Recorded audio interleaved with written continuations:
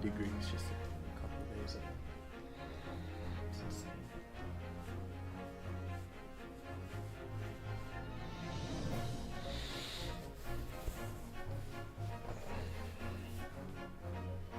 There you go.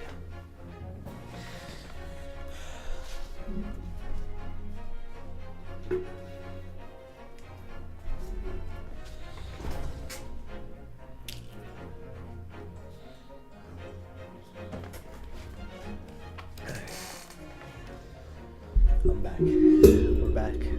We're here. We're ready. It sucks that I couldn't make a longer stream for the first one, but it's whatever. It doesn't matter. I'm back again, and we're gonna ball up top, you know. Yep. Same song and dance like my stream. All that jazz. Anyways, yeah. How's it going, everybody? I'm back. It's what, been like 6 hours, 5 hours, something to that effect, but yeah, honestly, genuinely, let's just get back into it. Let's just get right back into it. I have nothing else to say, really.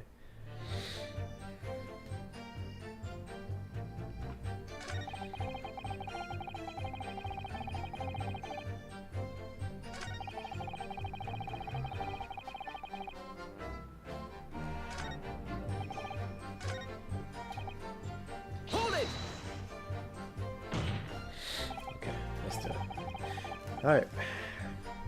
No warm up, no nothing, just back in it. So, you live in that room, presumably, do you? No, I don't live there. What do you think? There's no bed, is there? There's the desk. Then, why would you want to rent it? Well, I don't think I should have to say, really. And how about that notice board in there? Which was covered from top to bottom in confidential documents only the police should have access to. Ah, no, that board's not mine. The inspector must have brought it along. It's only the other bits and bobs that belong to me. The desk and the chair and that. People don't generally carry enormous notice boards around with them. The real question is, what was Inspector Gregson killed there? In your room? Well, obviously, I had not the faintest idea. I mean, it's causing me no end of bother, to be honest. It seems to me Mr. Gossip, excuse me. It seems to me Mr. Gossip, sorry, Mr. Boone, would rather as little is known about his room as possible for some reason.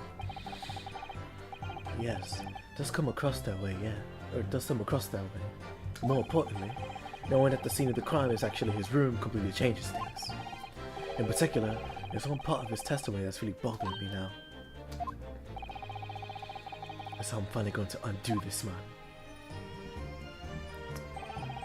I'm all alone in the world, me. I have no kinfolk or nothing. Why would I be involved in something like that? Hold it! You mean you have no family? No, none at all. So I spent my days on Fresno Street peddling tidbits to passerby, hoping that between us, that eventually someone else with lips like mine will come along. I just don't think so. You may be right.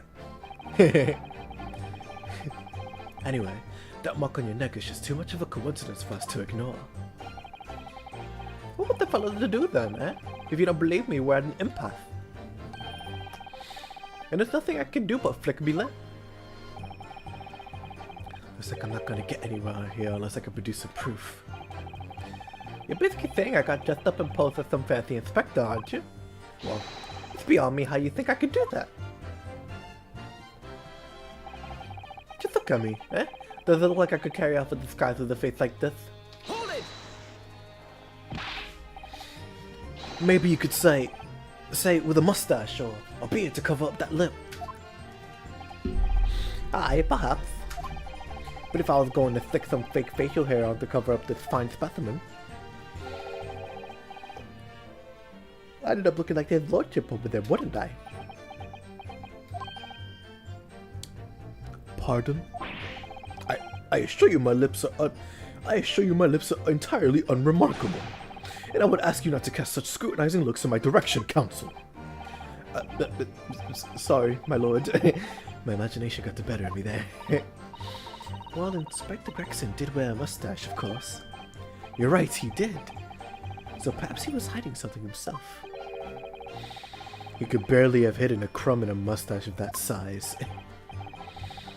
And anyways, the detective we spoke with had no facial hair at all. See, the capo is right. He was a clean shaven. It certainly seems beyond the realms of possibility that this witness could have disguised himself as the victim. It doesn't. It does. It is.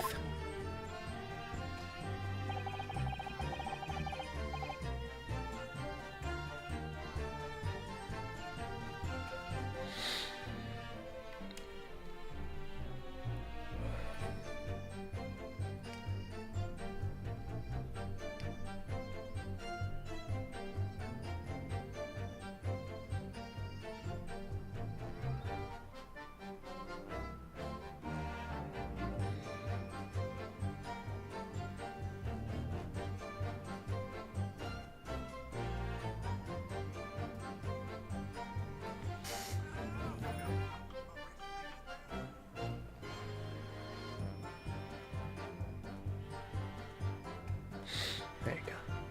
That's the extent of the testimony, is it? What's your feeling, Mr. Naruhodo?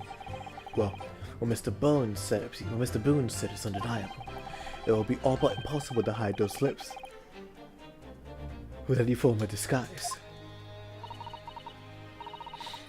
Perhaps, yes, but nevertheless, the mark around his neck is equally undeniable, and it's identical to the one that Mr. DeRossi suffered. Yes, that's right, or that's true. Why does this whole disguise today just keep playing on my mind?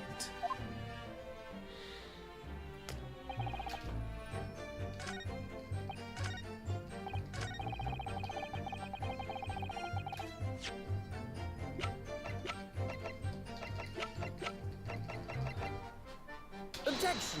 So, I'll be honest.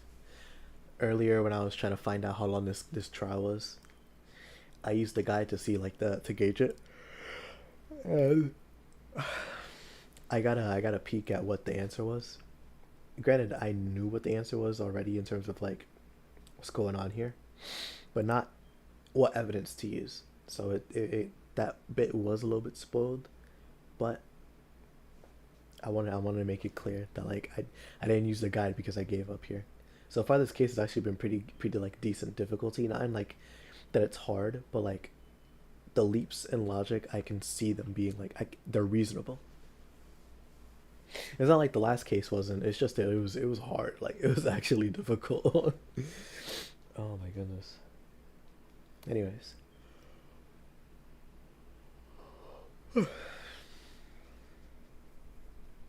If you have no kinfolk, as you put it, then explain what is that among the sparse furnishings we found this photograph in this room. I presume, as you've been renting the room, that this photograph belongs to you, does it not? Oh, well, Mr. Boone, drop the pretense and tell the court exactly who you really are. I don't know what you mean. I'm a peddler. I keep telling you so. You really don't need to bother with me. Please just leave it alone. As the man says, leave it alone. Whatever the truth is about this man's life, it has no bearing on this case. Because it's simply not possible that he impersonated Inspector Gregson. How can you be so sure? Just look at the man. No amount of disguise could ever hide those unmissable features. But what if we were to look at it the other way around? What do you mean? Yes, counsel. What do you mean? Well, There's no denying that Mr. Boone's lips is very prominent indeed. But consider the possibility that his prominent lip is itself part of an elaborate disguise. Then hiding that prominent feature, in other words, revealing his true face, would make an utterly impenetrable disguise. Wouldn't you agree, Mr. Hugh Boone?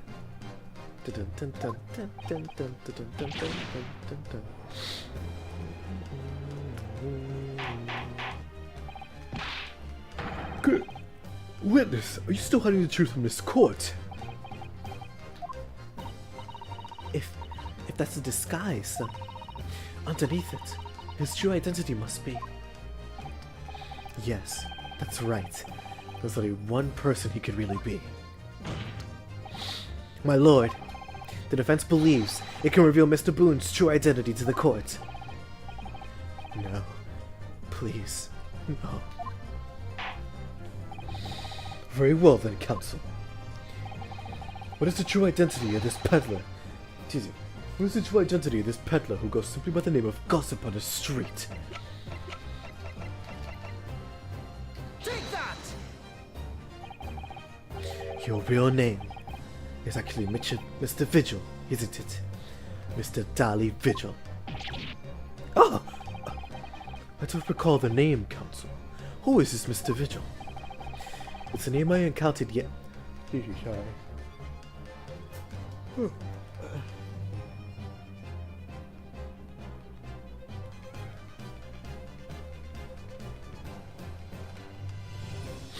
There you go. It's a name I encountered yesterday, my lord. It has to do with a certain client of Mr. Sherlock Holmes, Mr. Sherlock Holmes. A young gentlewoman came to the young is generous. Young is generous. She's 36, you know. At that point, I want to say she's young. Because, like, 40 and 36 are definitely not young. You're a full-grown adult at that point. Not like a gentlewoman, yeah. But young, I'd say that's a stretch. And that's not like, I don't say that to be rude. I'm just looking at it objectively here. Like, if I was 40, or if I was 36, I would have considered myself young, is all I'm trying to say. But age standards and all that, different eras. Anyways, yeah. A young gentlewoman came to the detective asking him to locate her missing husband. The woman in his photograph, in fact. This is Mrs. Vigil. What? From what I understand. Oh my goodness, excuse me. You haven't returned home since the night before the inspector was found dead. But of course, on that night, you were being held captive by the two red-headed League men. And last night, you were put up by the prosecution service in preparation for testifying in this trial, because we've been led to believe that you, Miss Venus, and Mr. Sandwich were all homeless. Being important witnesses in this case, we need to know where we could find you, of course. And that explains why you were not only unable to return home, but also unable to contact your wife, who's beside herself with worry, waiting for you at the Vigil residence. Now hold on. Hold on just a minute. I don't have the first thing. What I'm talking about, really. It's a simple enough matter to confirm my suspicions. All we have to do is pull out that disguise. No. Please. Bailiff, bring soap, a sponge, and a washbowl at once. Mr. DeRusso and Mr. DeRossi, you will restrain the witness. Whoa, wait a second, I don't think... Oui, my lord. Si, oui, my lord. Si, my lord.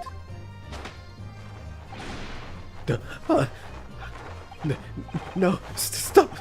Get off, please. Don't.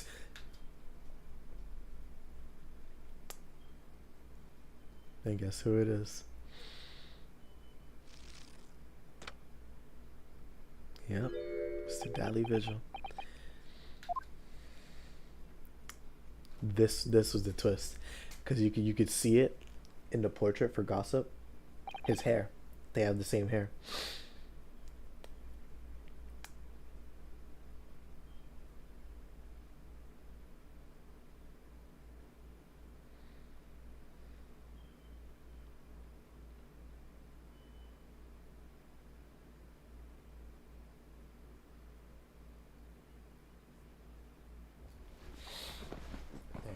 Well, we are now seeing your two features, I presume. Did they change his clothes? Well, surprised. Because look at him. Gossip. See though? His hair is a little like frizzed, but, or excuse me, razzled, or, well, what's the perfect word for it? Like unkept, disheveled, there you go. But for the most part, same color, same style. Just unkept.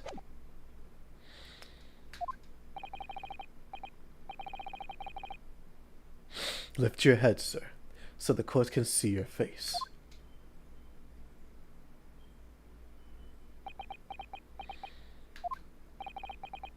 It would appear that the defense counsel's assertion was entirely correct. This has all been a very elaborate deception. Oh, you see. So witnesses. Witnesses? Oh, so witnesses. Tell the court. Have you seen this man before? I don't believe it, but...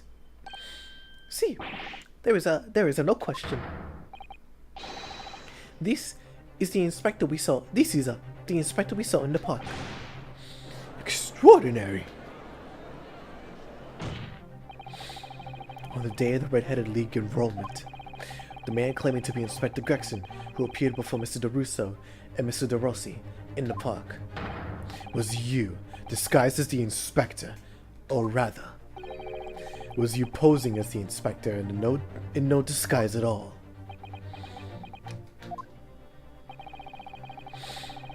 Mr. Vigil was formerly employed as the chief warder at Barclay Prison. The chief warder? The Yakubu had promised. Why? Why you would quit? Oh, excuse me. Why you would quite possibly have become the future governor of the prison? What on earth have you been doing, peddling tittle tattle on Fresno Street? On Fresno Street. Well, it's been 10 years since Mr. Vigil worked at the prison. 10 years?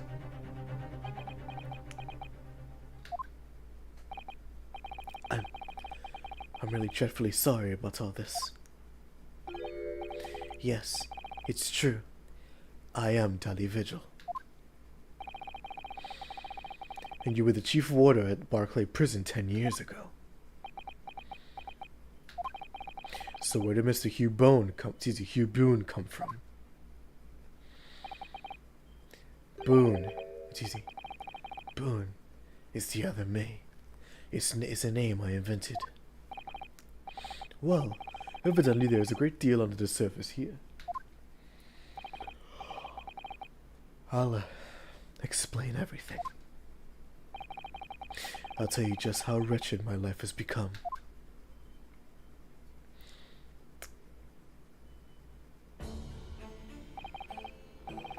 As you say, it was 10 years ago now that my employment at Barclay's chief warder came to an end. Having left the prison service, I searched for some new occupation by which to earn a wage. But times were hard in London, and I found no suitable engagements at all. In desperation one day, I turned my hand at selling wares on Fresno Street. But your wife appears to know nothing of this. She still maintains that you are the chief warder at Barclay Prison. I was utterly determined that my wife should not know of my failings, which is why I never told her. I opened my account at the bank under the name of Hugh Boone, and I went to the cheapest room I could find on Fresno Street. The scene of the very crime we're investigating. Yes, that's right.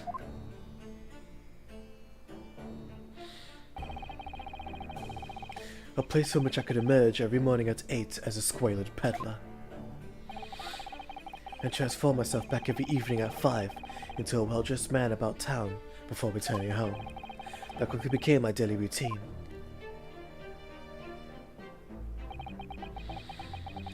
I was puzzled by the look of the lack of furniture in the room. You see, I was puzzled by the lack of furniture in the room, but that explains it.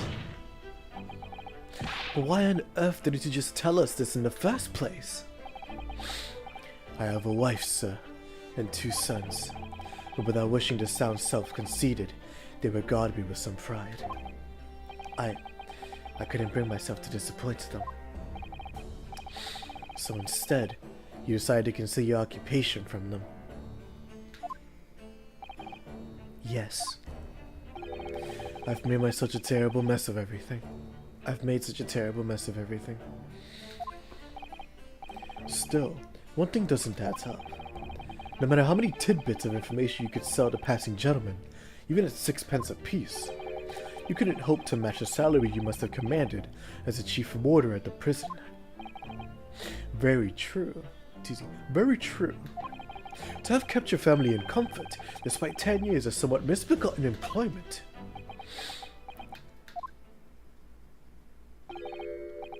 That was all thanks to Inspector Gregson. What? Inspector Gregson? What on earth? It was some years after I invented Hugh Boone, Boone, and begun my other life as a street seller.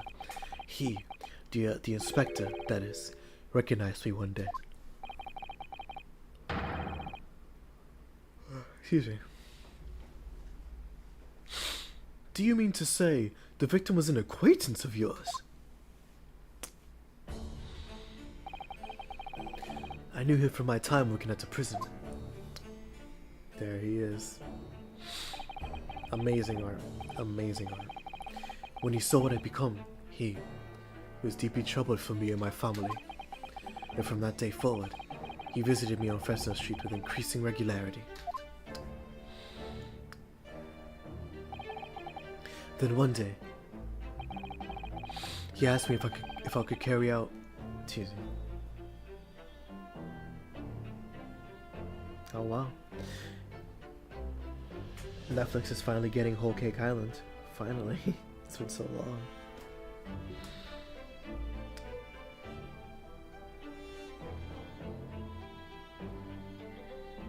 This music is amazing, by the way.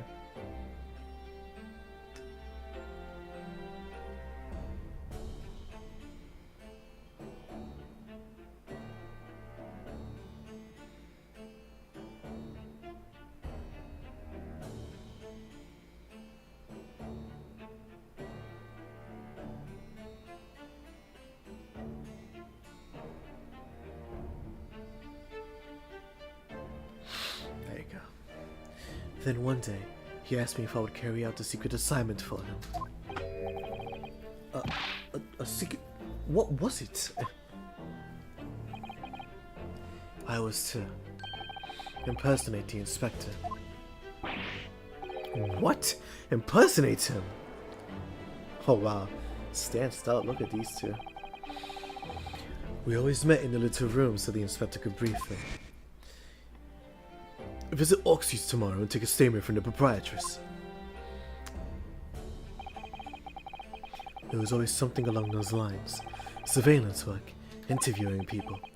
On those occasions, he would lend me his identification so people would believe who I was. My instructions were to make an impression, to let people know that Inspector Gregson had been at work. And for those services, he compensated me financially. A Scotland Yard inspector willingly relinquished his identification into your care with intent to deceive. That, as I am sure I need not point out, is a very serious criminal offense. But why? What was the point of you impersonating him? I truthfully do not know. All I can say is that the inspector warned me on numerous occasions. Right, now remember, Vigil, I need your solemn word. You don't blab about this to anyone, alright? Ever. Even if, well, even if I end up a croaker.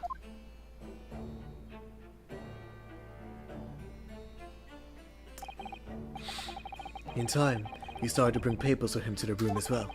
It became something of a second office for him.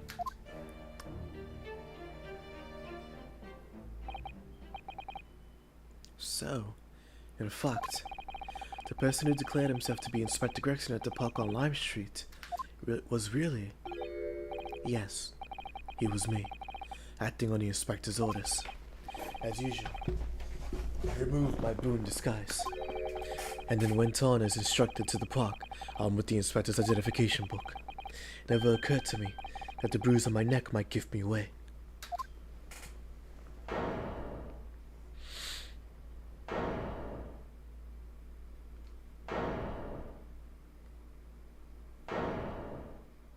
Still a major problem. Who killed Gregson?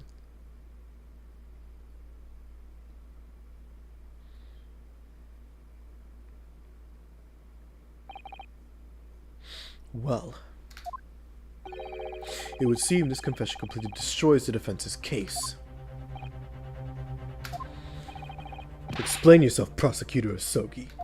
Easy. Explain yourself, Prosecutor Asogi. My learned friend's assertion was as follows. The victim was killed at another location on the day before his corpse was discovered, at the hands of those two red-headed league men when they imprisoned the inspector. Ow, oh that, wow. But no, that can't be. You gotta stop doing it, man. It only hurts you more. After all, it wasn't the inspector who went to the park that day. It was me. Oh, goodness. Finally, we have clarity. We had nothing to do with his murder of the inspector. Et merci, monsieur de la défense. Et merci, monsieur de la défense, for proving it. I will kill you.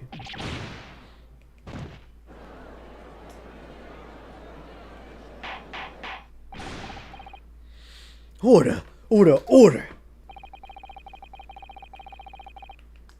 This is Arnold Shannon from my next setting here. Me to say just to speak on how I feel. There you go. Indeed, it would appear that we have reached a de facto conclusion of sorts. These witnesses had no involvement in the murder of the victim. As proven, somewhat ironically, by the defense.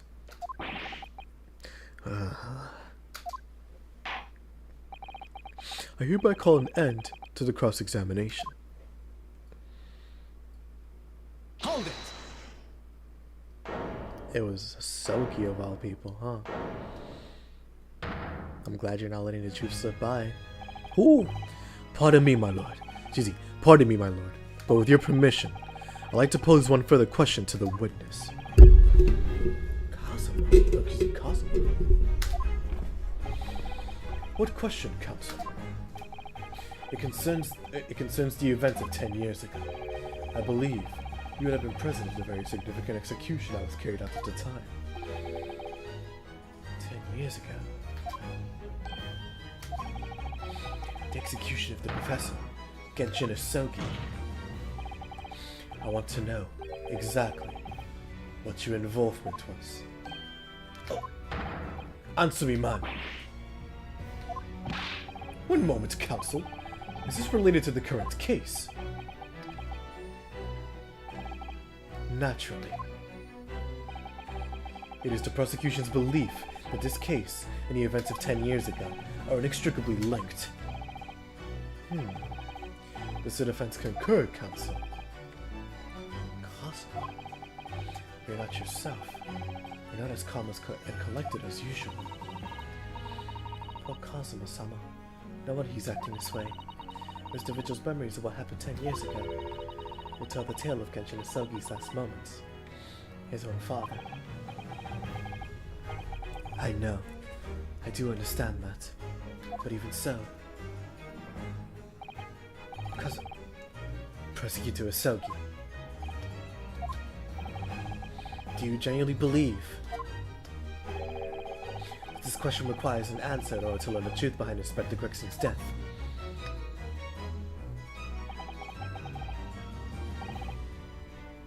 I need you to trust me. Please.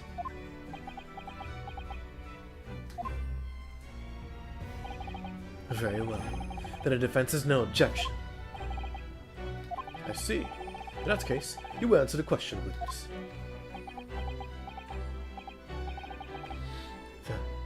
The truth is, I remember very little of that time.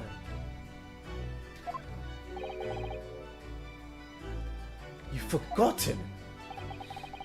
I'm sorry to say, yes. As I said, I resigned from my role at the prison 10 years ago. But for some peculiar reason, my memory of the events leading up to that moment is extremely hazy.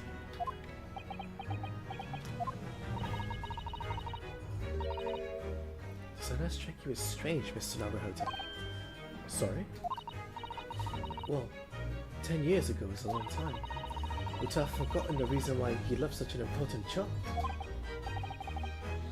Yes, you're right. Not only that, Mr. Vigil's claim contradicts what we already know. The human spirit is a fragile thing. It's broken all too easily, which is why we have a tendency to wrap it up for protection. Sorry, the human spirit. I'm afraid I don't understand what you mean. When we experience pain and suffering that we feel we are unable to bear, we block it out, obliterate it from our memories, seal it away. But it never truly leaves us.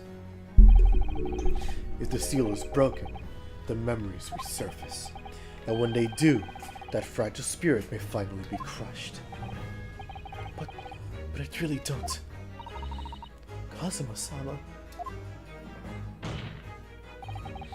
But if it must be crushed, then so be it, because the truth will not stay buried. It's coming out, one way or another. Right. Now I understand. It's clear what his intentions are. It means to expose the truth at any cost. Perhaps if I pointed out the contradiction of what Mr. Vigil claimed earlier, it might cause some crucial memories to return to him. But should I? Should I present the evidence or not? Do it, yeah. It's gonna be painful, but I have no idea how this is going to go. But this is a court of law, and I have a duty to pursue the truth. Mr. Vigil, I'd like you to look at this. Evidence that clearly contradicts your version of events.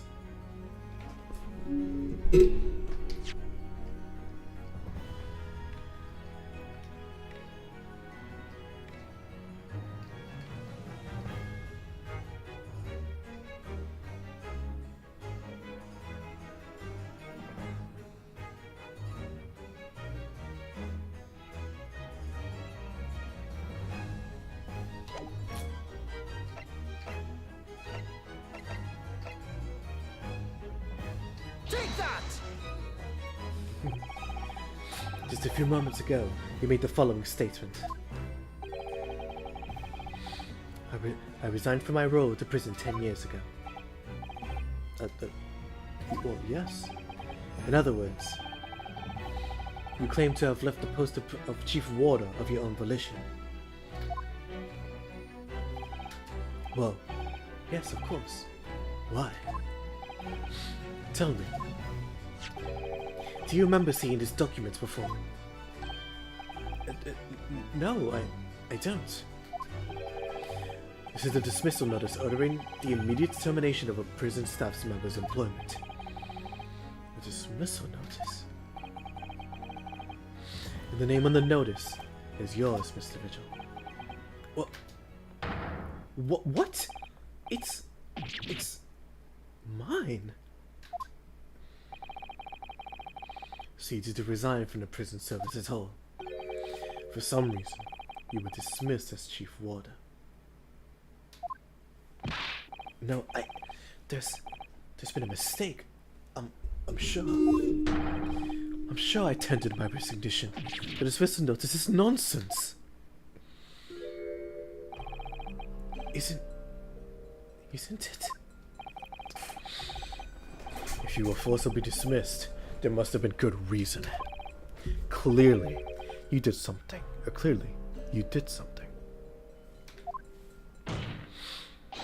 Mr. Vigil, it's time to break the seal and have you remember.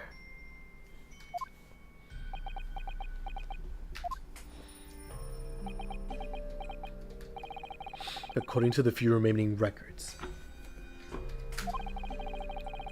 the final execution you supervised was on the 17th of June 10 years ago. And on that day, something very serious took place at Barclay Prison. The 17th of June.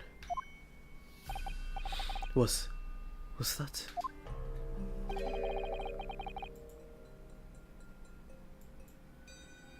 The professor's execution? Professor? As you were the chief warder at the time, it stands to reason that you would have been present throughout the proceedings. It does sound familiar. And yet, the execution never took place. The convict, ostensibly executed earlier that day, later re-emerged from his grave. The convict came back to life? In a cemetery in the middle of the night, there was a witness. There you go. However, the witness claims that a moment after he saw the convict clambering out of the grave, a gunshot rang out from over his shoulder, and the bullet pierced the professor's chest, killing him instantly.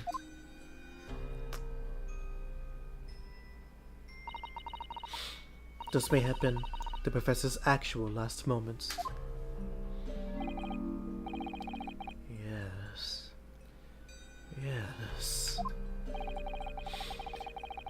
Seeing as you were in charge of overseeing executions at the time, you must know the truth about what really happened. It's in your head, somewhere deep down. Well, Chief Warder Dally Vigil, I know there are memories in your head that can explain what happened on the 17th of June 10 years ago. And now it's time for you to drag them up.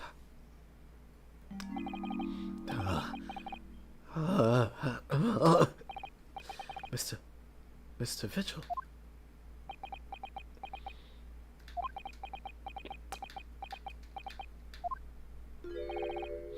Yes, the whole prison. It was complete chaos. The prisoner escaped. He was killed in the cemetery. The shocking news ripped through Barclay like a hurricane. What? Order! Order!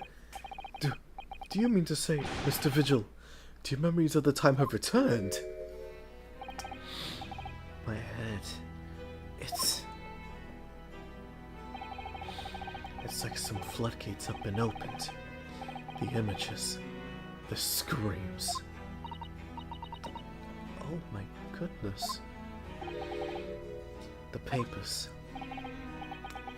There were reports, articles about a man who'd seen a ghost. Yes, Enoch Drebber. But surely those reports were exaggerated.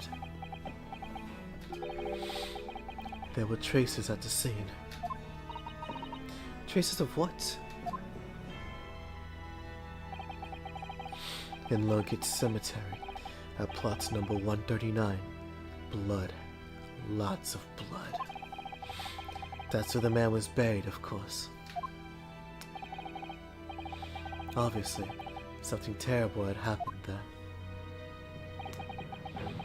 The depths of conspiracy and depravity from which this tale is emerging are quite staggering.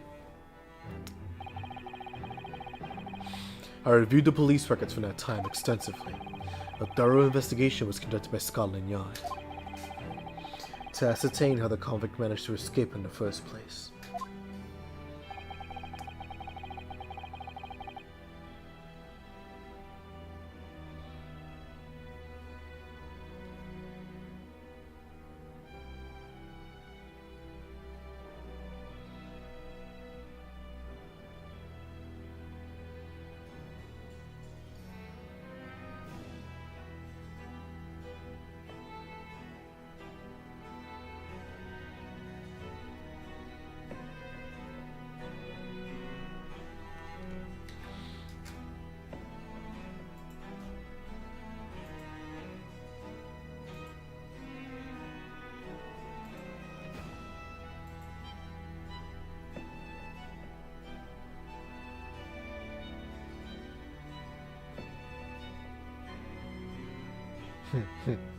Oh, it's so funny, man. So funny. Hi, Icarus. There you go. Gotta make sure that you know. I did see it. I did see it. Trust and believe I do not read them comments, as you know. Oh, look at this. Anyways, yeah. Alrighty. The conclusion reached by the investigating team was that a member of the prison staff must have been involved. Are you suggesting that a prison warder abetted the man's bid for freedom? Yes. Yes. And I was suspected of doing it. Of using that mass murderer's execution as a way to help him escape. You did what? You did what? I remember now. The horde of it all is coming back to me. One evening, a few days after the execution, some detectives came to the prison. I was called to the governor's office at the top of the watchtower. He's huge, wow. Absolutely massive man. I'm sorry, Dolly. This is a serious business, but I can't help you now. As a chief warder, you were responsible for overseeing the execution of 4, eh? Well, it seems the fellows at Scotland Yard want you to have a few words with you about it. You better pack your things, laddie. You're to attend in person.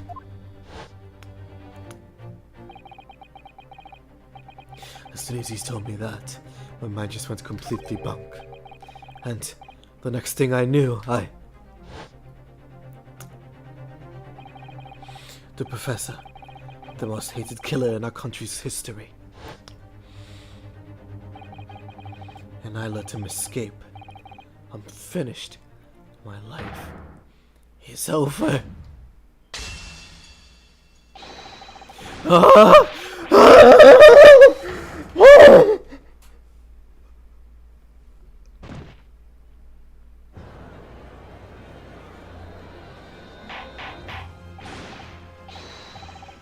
Sorry, excuse me, give me a second. Order! Order! Bailiff, fetch a doctor at once! Court is adjourned for today with immediate effect. So, with Mr. Vigil's collapse, proceedings came to an abrupt end for the day. Once again overshadowed by the legacy of that notorious killer, appearing like a cursed ghost ship on a foggy ocean. Lord Van Zeeks, Mr. Vigil, Kazuma, and Gregson.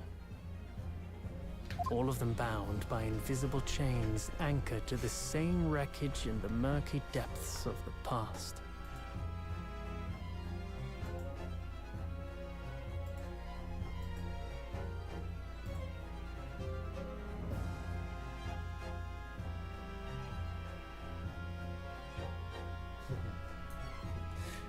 Thank you, Morgana. I appreciate that. I try my best to do a good voice acting, but I'm only one man. I'm only one man. Anyways. But the miraculous light that had been trying to cut through the gloom and shine on those tragic events was playing on the edges of the truth at last.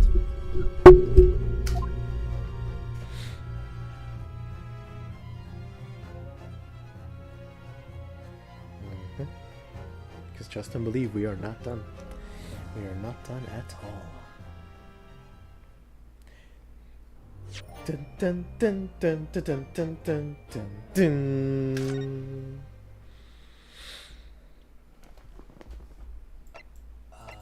Let's see. Save here. Let's see. Yeah, honestly, if I kept going, if I had the time to keep going, last stream would have been a perfect size stream. Actually, perfect. Yeah, because it would have ended like at 2:20. Yeah, that would have been fire. Anyways, Salavi. Let's keep going. 2nd of November, 3:38 p.m. Sholmes' suite. I still can't quite believe what just happened. I know. I inquired with the bailiff after the court session was adjourned, and it seems Mr. Vigil was taken to hospital to recover. Right. 10 years ago now, Mr. Vigil attempted to commit suicide by jumping out the window of the prison governor's office, but ever since then, he's completely blocked the memory of those events from his mind. Nobody knew his secret, not his family, not even the man himself, but I forced it out into the open. Was it wrong of me to do that? Did I overstep the mark, I wonder? Rudo! Oh, Rudo!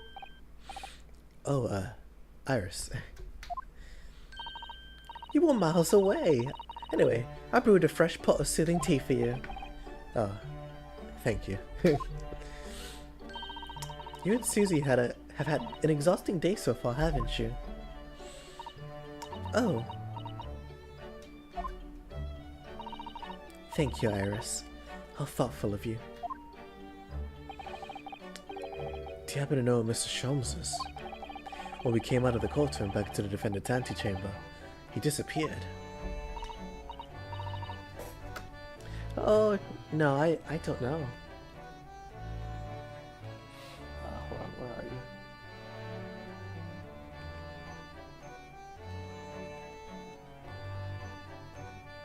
There we go, that's all set. So that means you go back to the playlist. You go back to the playlist.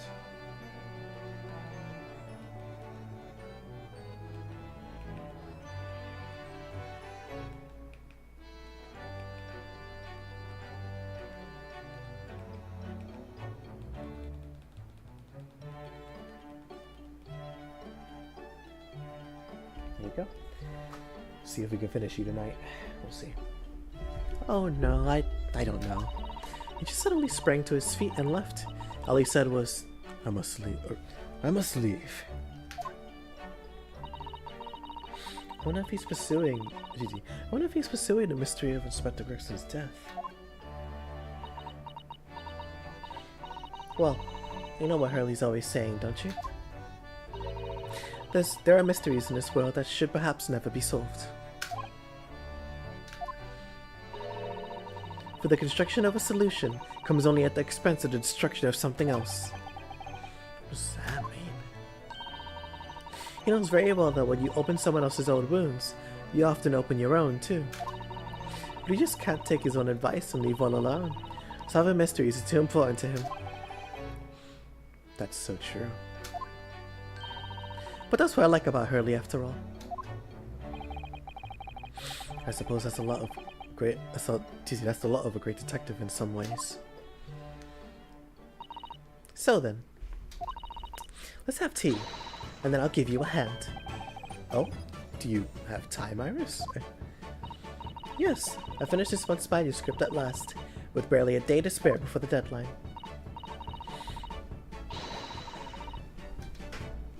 Oh, I'm so looking forward to it. A brand new story to read in the Adventures of the Herlock Sholmes. Adventures of Herlock Sholmes. You know, I always hide Hurley's violin in days before I have a deadline. You do? Poor Mr. Sholmes. I'm sure that's very wise, Iris. How sensible of you. Now then, my dear fellows, let's make a plan of action before we continue our investigation. No, I don't feel like it.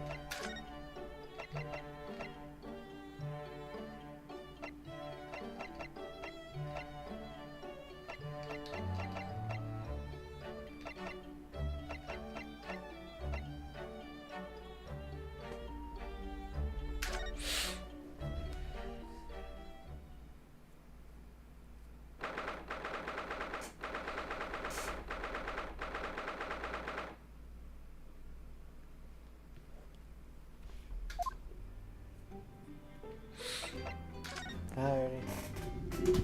As per usual, you know what we gotta do.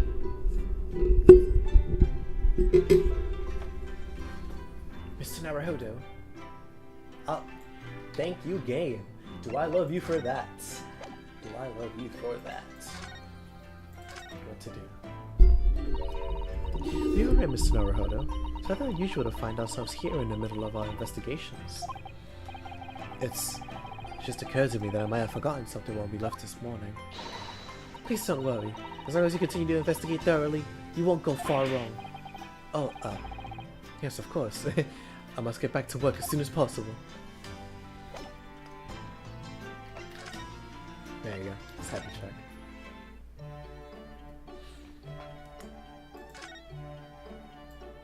Ah, thank God.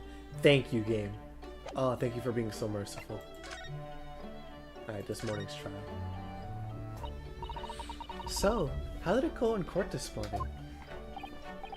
Well, we still don't know the truth about what really happened, but one thing's increasingly clear. Lord Van Zieks definitely didn't do it. Oh, goody. Yes, that's right.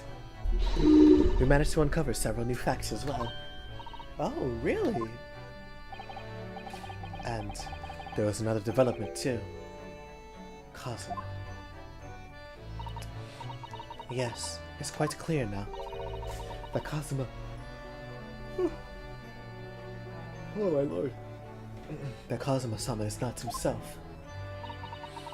The way he's acting, it's almost as if he's possessed. I know. I mean, at the end of the proceedings earlier, he was like a bloodhound the way he was chasing down Mr. Vigil's forgotten past.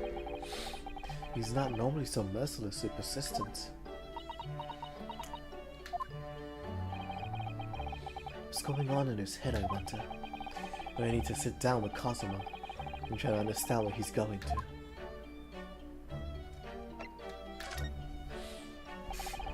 If Bjergsen was really murdered the day before his body was discovered, then Lord Van Zieks has to be innocent, as you see. What? The day before? Well, that should be easy enough to work out just by examining the corpse, surely. Yes, you would expect so, but curiously, no time of death was included in the autopsy report. That is curious.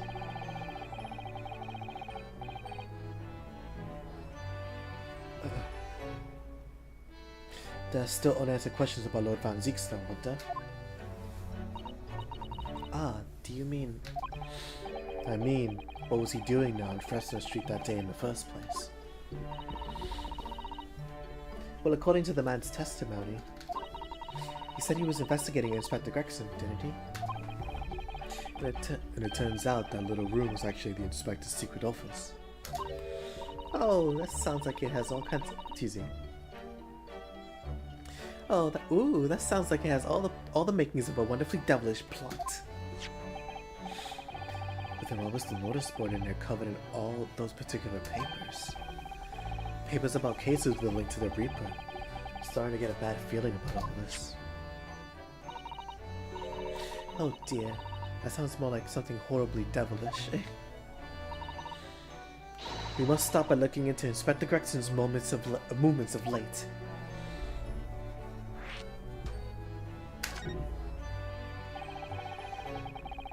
I never imagined I might have to be investigating an inspector's movements. Well, according to the entry in his diary,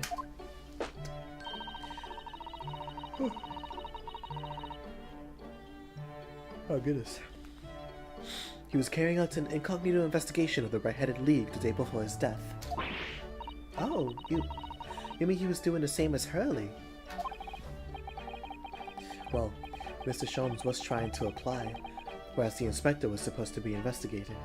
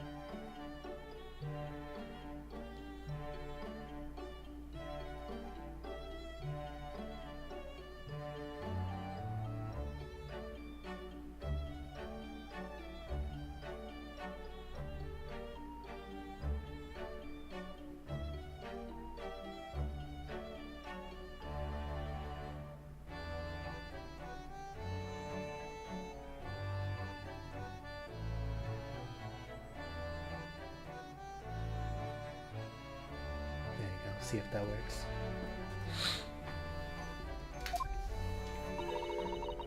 I do wish it had been the other way around. Anyway, as it turns out, the inspector who went to investigate the Red-Headed League that day wasn't actually Gregson at all. It was Mr. Vigil, in possession of Gregson's identification. You know what that sounds like to me? Establishing an alibi. Oh my. Yes, you're absolutely right, Iris. But why would Gregson need an alibi?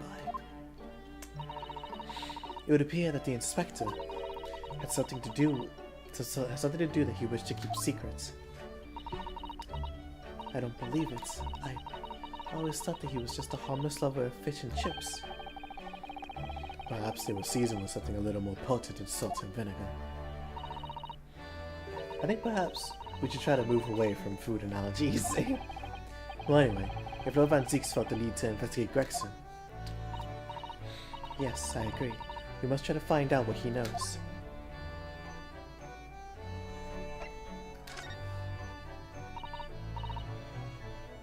Vigil, you say? Isn't it the name of the lady who came to visit Hurley yesterday? That's right. To ask Mr. Sholmes if he would help her to find her missing husband. Only Mr. Sholmes could believe passed the buck to us. Actually, he said that Mr. Vigil had been taken to the hospital. Do you know which one? Ah, it's St. Sinners. St. Sinners. I'm starting to wonder if all the other hospitals in London have closed down. It's pretty meta, I love that. But that's amazing, Bruno. You found the lady's husband already. Well, I suppose I have, by accident. And 10 years ago, when Mr. Vigil was the chief warder at the prison, he was responsible for overseeing the professor's incarceration. No! So when the convict escaped, he was held responsible and immediately dismissed. Sometimes I really don't want to grow up. There's more. For 10 years after that, while he was ostensibly working as a peddler, he also had another secret job. He was paid by Gregson to be his stand-in, to impersonate the inspector. To impersonate Gregsy? But why? I have absolutely no idea. Oh, Jeannie was right.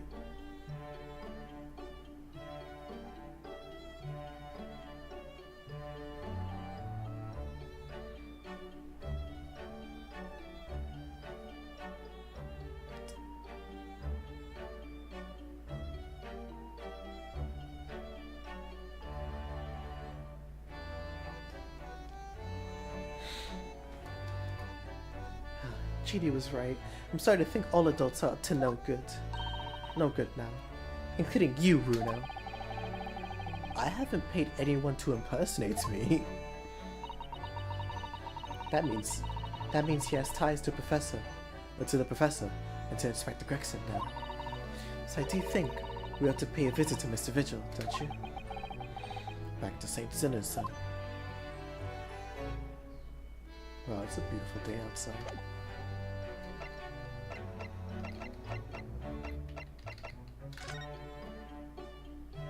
Oh, whenever we go, the Great Detective's living room is always full of enigmatic marvels.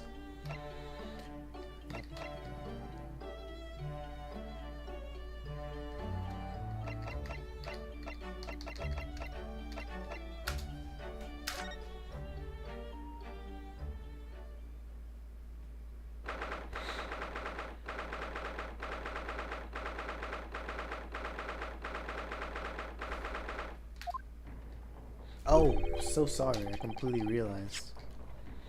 2nd of November.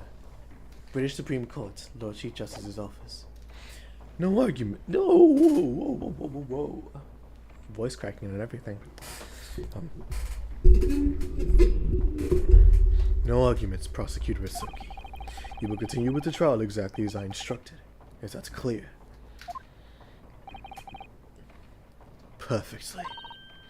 Is Kazuma-sama defying Lord Strongheart by the sound of it? He never did know when to back down.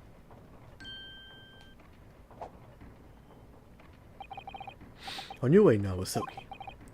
My lord. It's my lord.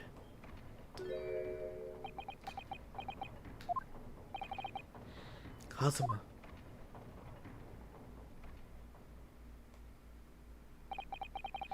He left without saying a word. Yes, what are you doing here? Well, I was just hoping to ask you a few questions if you wouldn't mind. I wonder if Van Zeke's trial concluded today.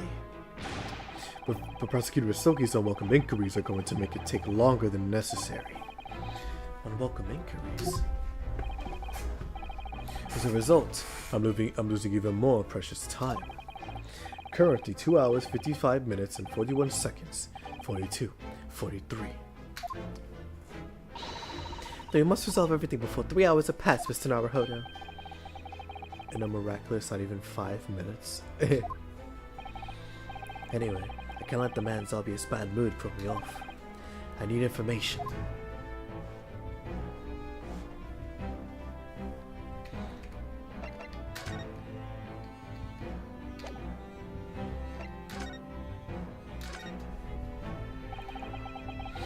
Does Prosecutor Isoki believe that Lord Van Zeeks is the Reaper?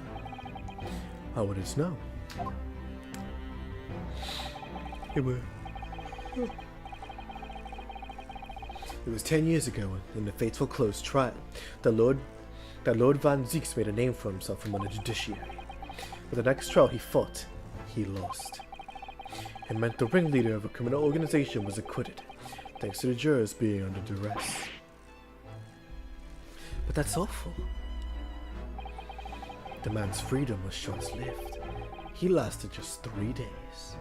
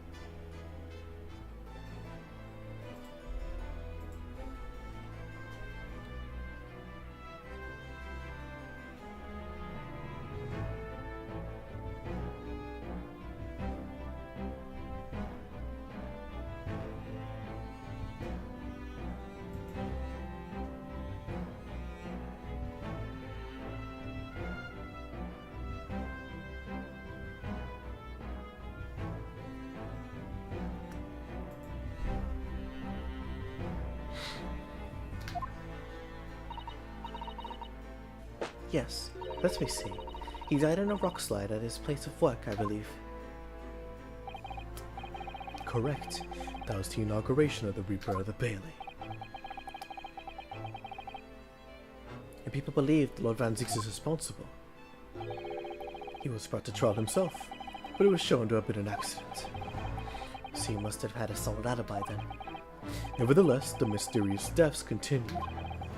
In total, 16 persons perished in unusual circumstances, ostensibly at the hands of the Reaper.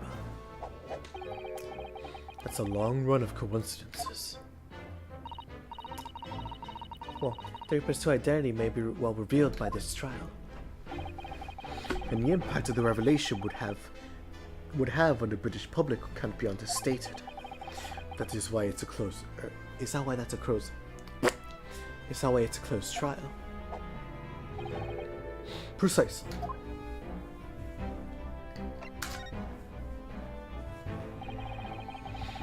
His country hasn't seen a closed trial for 10 years.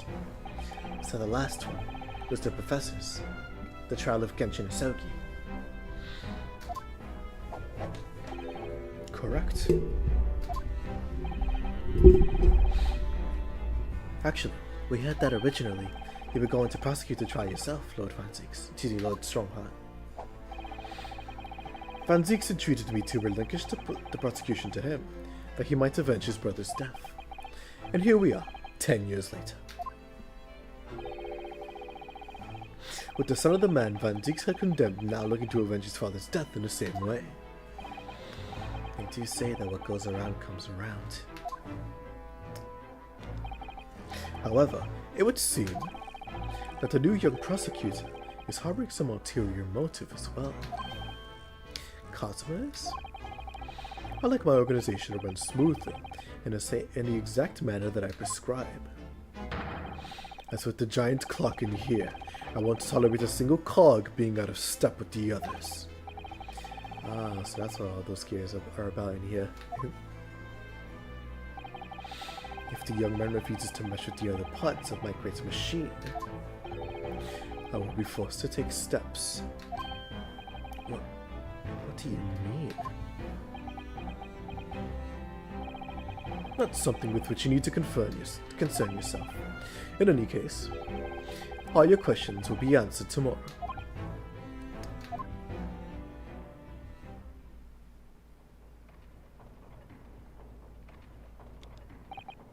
Now, I shall have to ask you to excuse me.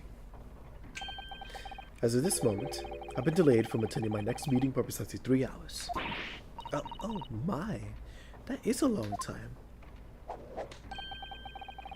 And I hold you entirely responsible. Oh wow, thank you.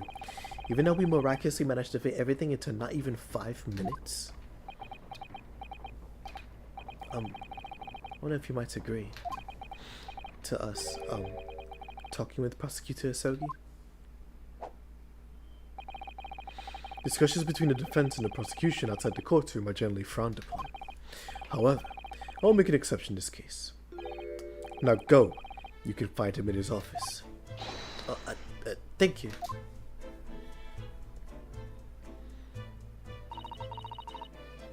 It's good to see him at once, Mr. Naruhodo. Kazuma's my best friend in the world, but I'm really not at all sure I know how to talk to him at the moment.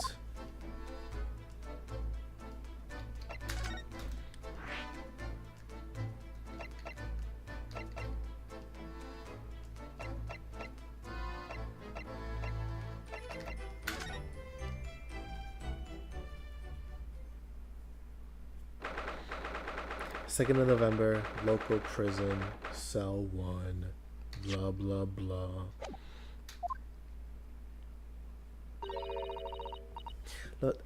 Look at Iris, that's so cute. Lord Van Zieks is reading, look. He doesn't seem like he wants visitors, does he? But he must have noticed that we're here, surely.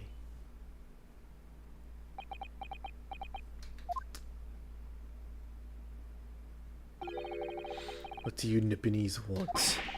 There's no way to greet the lawyer who's trying his hardest to prove your innocence, is it? Perhaps not.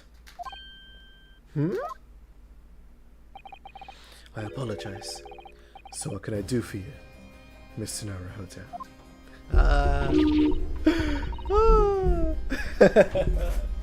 It's about damn time. Finally commanded some respect around here.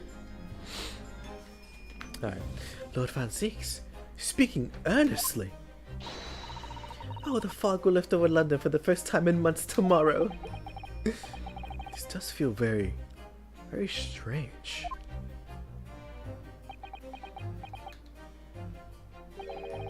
I must say, I was impressed. Or Susie, I must say I was impressed. Oh, well, thank you. Not by you, but your fellow Nipponese, your prosecutor friend. Oh, I see, yes. It's sardonic, don't you think? For a man such as me, so loving of the Nipponese, to be entirely at the mercy of the two of you. I suppose. It's retribution for having played the part of the Reaper all these years. Played the part?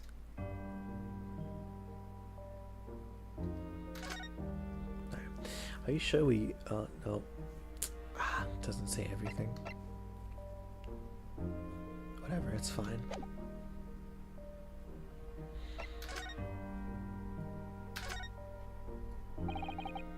You once told me that you gladly allowed people to believe you were the Reaper, because it helped reduce the amount of serious crimes that took place in London. If keeping quiet and playing the part benefits the cause, a cause I myself am committed to pursuing, then why would I choose to say anything? But the henchman of a criminal killed by the Reaper attacked you only the other day. Now it's just the most recent of many attempts on your life, wasn't it? Someone is clearly profiting from your silence about all this. Someone is using you. Believe me, ever since the Reaper first appeared, I've been doing my utmost to expose him. Or rather, expose the organization. It's a whole organization. It's inconceivable that all those accidents, were orchestrated by one man. No, the Reaper has always appears to have very accurate information about the accused in each case, which can only mean that somebody at Scotland Yard is involved. Someone at... You can't mean... It's taken me many years, but I finally identified the central figure in this Reaper organization. Tobias Gregson.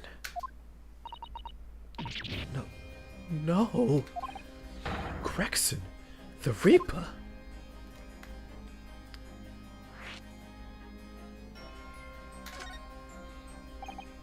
So, the reason you were investigating Inspector Gregson is because you intended to expose him as the Reaper?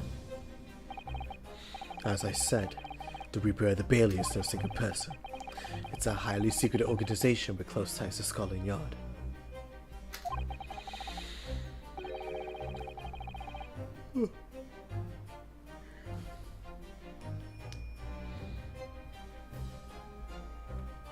But there's no doubt that Gregson was a key member of that organization. I don't believe it. Are you saying that Gregson, that he was behind all those awful criminals meeting there? Gregson didn't do the dirty work himself. Oh. He was the tactician. His job was to covertly investigate the marks and plot their assassinations. In order to do that without arousing suspicion, he regularly needed a firm alibi. Which is when Mr. Vigil came in, posing as the inspector.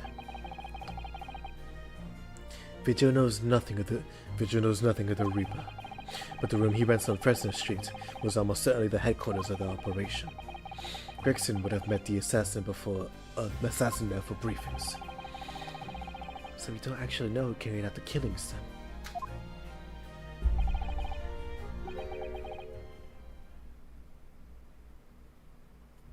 Actually, I do have a name. What? Well, if you can name the man, you could... You have the true identity of the Reaper already then. Or, if I can name the woman. Oh. She's a young woman. I wonder.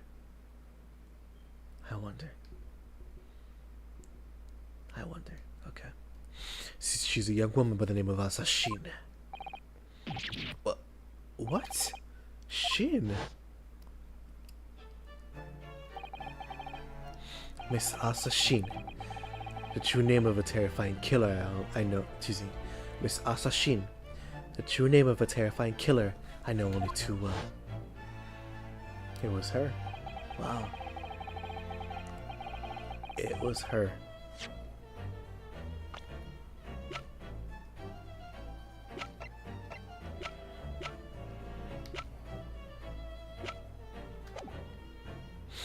She came to Japan posing as a visiting student and murdered Dr. John H. Wilson. Then, just when it seemed that diplomatic protection would help her escape Japan and conviction, the mysterious woman was herself murdered in a small summer beach hut. And that woman was actually the Reaper of the Bailey.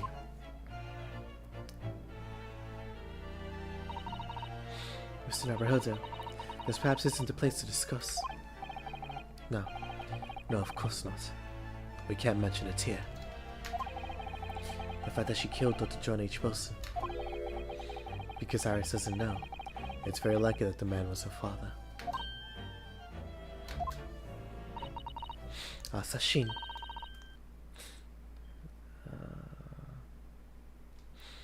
I shall let father know at once.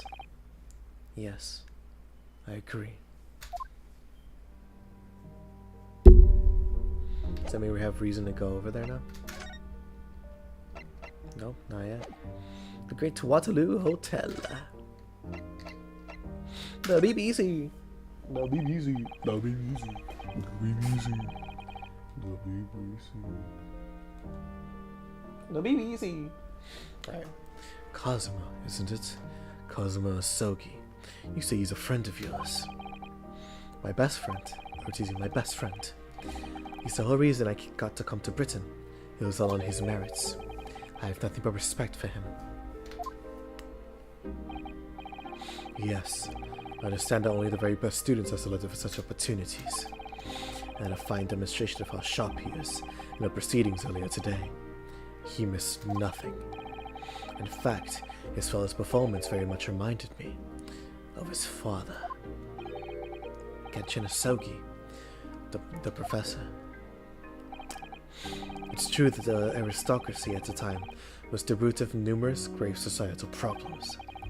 They were abusing their power, playing with the common man as pawns in politics, in economics, and war. In many ways, Asogi was carving out a Kenka from society that we... Excuse me, sorry, wow. My voice is going. The Kanker sisters. Hello, Juliet.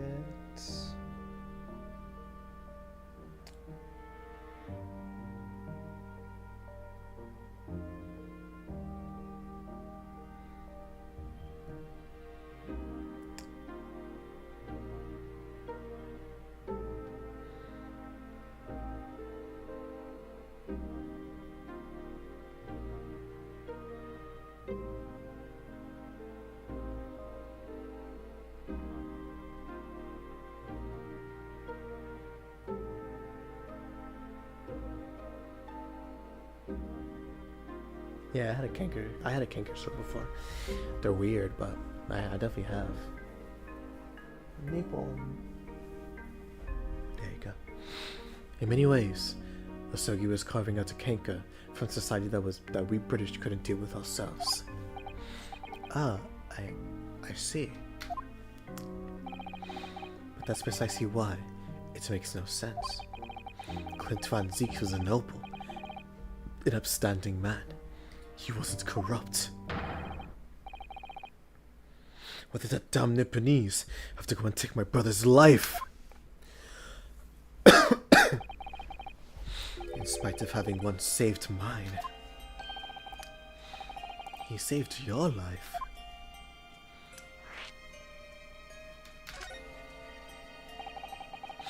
It was 10 years ago, on a foggy night. That was to be the professor's final strike. What was to be the professor's final strike had sent a wave of panic through the capital. So Clint Van Zieks had already been killed at this point then. Kenshi and I were walking down some back streets at a late hour. Of course, at that point, I had no idea the true nature of the man at my side. All of a sudden, don't make a peep, you're coming with us. Man, look at Genshin. He looks... Look at his aura. Oh my lord. We were surrounded. All of our assailants were armed with pistols, their faces obscured by scarves. Clint was not only from noble heritage, he was a brilliant prosecutor as well. The scum of London hated the sight of him, and had no sympathy for his younger brother either. I've been targeted several times before already. Yeah, that's Van Zieks, alright. We've got him. I could hear them murmuring amongst themselves. I knew they were after me. But just when I thought my time had come. Genshin Asogi. What voice do I give you?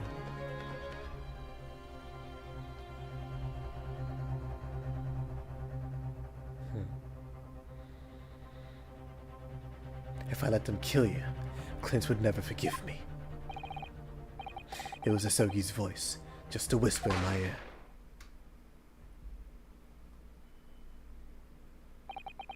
After that, I don't remember exactly what happened.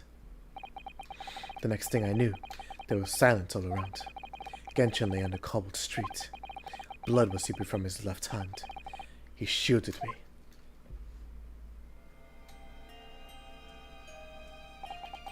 Two days later, they arrested him. On suspicion of being London's most notorious mass murderer ever, the Professor. How awful for you. All at once, I lost a brother I revered, and a foreign friend I held in such high regard.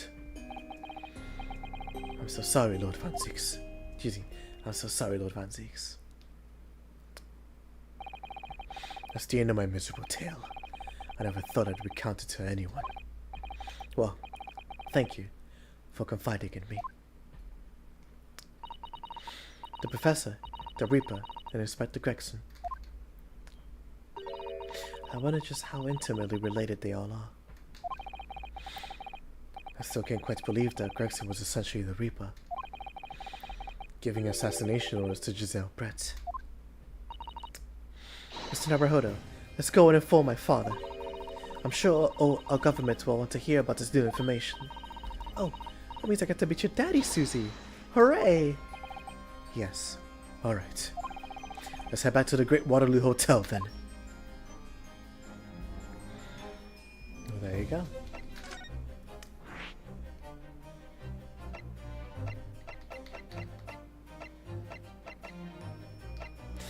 In some ways, this place seems to rather suit...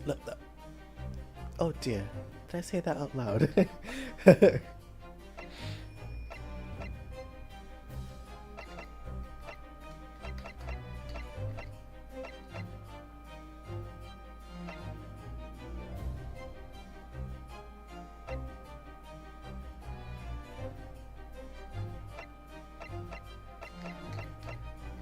Let's go here first.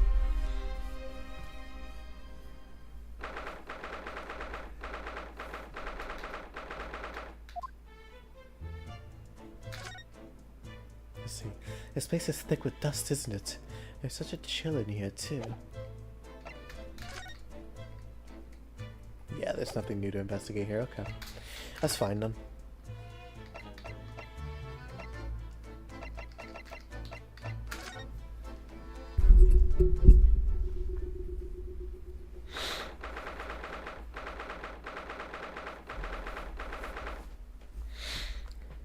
2nd of November, Great Waterloo Hotel foyer. I thought it yesterday, and I think it again today. This place is... Wow. This place... Sorry.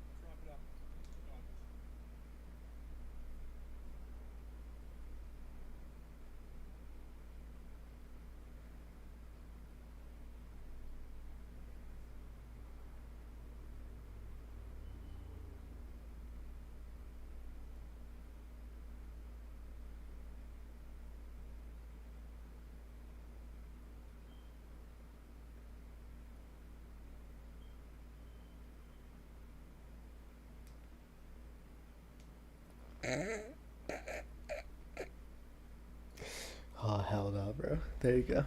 Right. I thought it yesterday. No, nope. It's a wild guess, but I have a feeling you'll think the same tomorrow, too.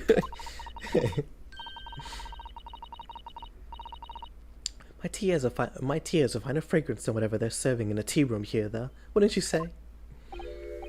Ah, look what we have here. It's an unexpected pleasure. No, that wasn't right. Ah, father. Oh, is this your daddy, Susie? How lovely. What a charming young lady. And you are?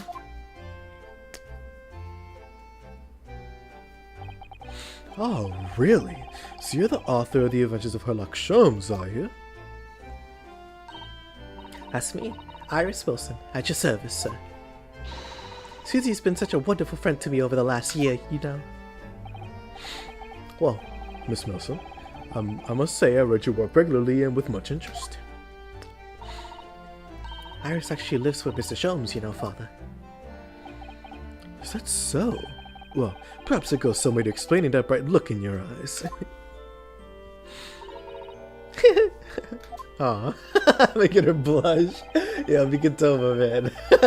You wouldn't be smiling so airily if you knew just how bright she is, believe me. It's easy. You wouldn't be smiling so airily if you just knew how bright she is, believe me. Now then, young Naruhodo. Ooh, young Nara. Ooh, that's tough. Oh, shoot. Yo, I don't know why, but that just hit different. Having Mikitoba call him young Naruhodo is so raw. I wish that was consistent with I wish that was consistent throughout both games. Because if he was calling him young Naruhodo through the first game, I would have been geeked. I would have been so geeked. I would have been tough, bro. Oh my lord. Now then, young Naruhodo, it was a pleasure seeing you in action earlier. As an invitee of the symposium, I was allowed to observe from the gallery, after I took some arms. And I must say, it was truly exemplary performance. Oh, well, thank you very much. Although I'm fairly sure you omitted by Kazuma on the end there. No, no, no, no, no, please don't misunderstand. It was you who impressed me. Really? You didn't miss a step against Asogi, but we all know how capable he is. Really? To have matured into such a fine defense lawyer in less than a year is quite extraordinary. It's very kind of you to say so. And really nice to hear. Oh, I love Mikitoma, man. He's always so raw. What I saw in court today confirmed what I've been hoping for. The favor I mentioned yesterday, Naruto. I trust you haven't forgotten. Oh, no, you did mention something, didn't you? But first, you have something to report, Father. Of course, of course. Shall we take tea while we discuss matters further? I wonder where Judge Jigoku has got to.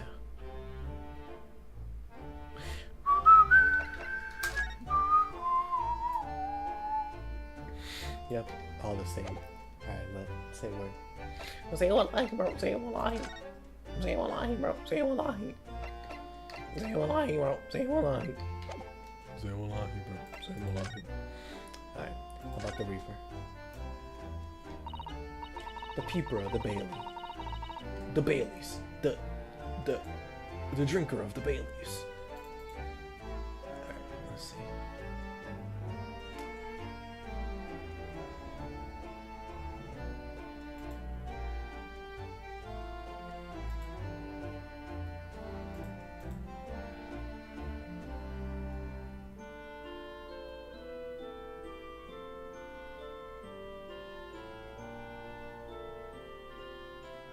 If you're watching this VOD when it drops later, oh, I didn't realize that was that's so funny, oh my lord.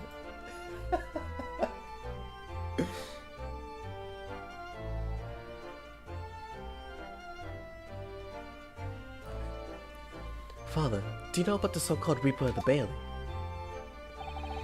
I've heard rumors. Some members of the judiciary explained it all to me yesterday. Of course, when I was visiting a student here in London, the Reaper was yet to emerge. Right. He didn't appear until after the case when the visiting students had already returned home. Lord Van Zieks, who was in the dock today. That was Baroque, the younger brother of Clint Van Zieks, I believe. That's right.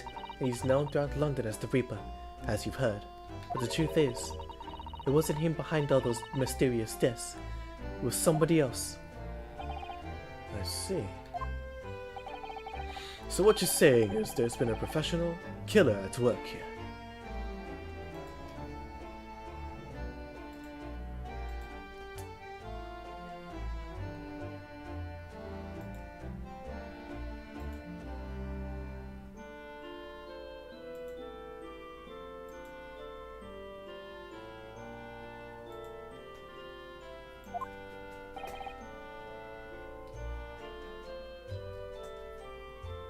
Exactly.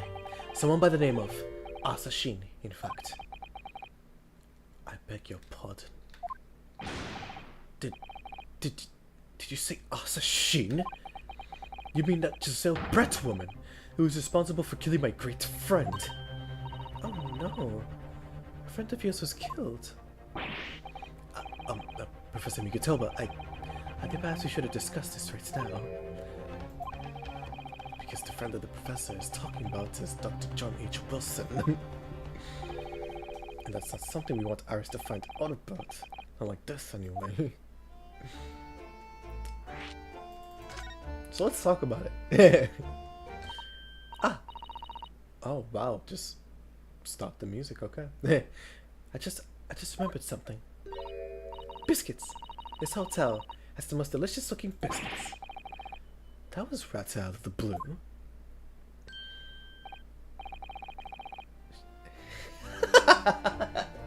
That cute little nod. Oh, she's so adorable. Oh man, her and Naruto are just so in sync. They're literally like they're partners in crime.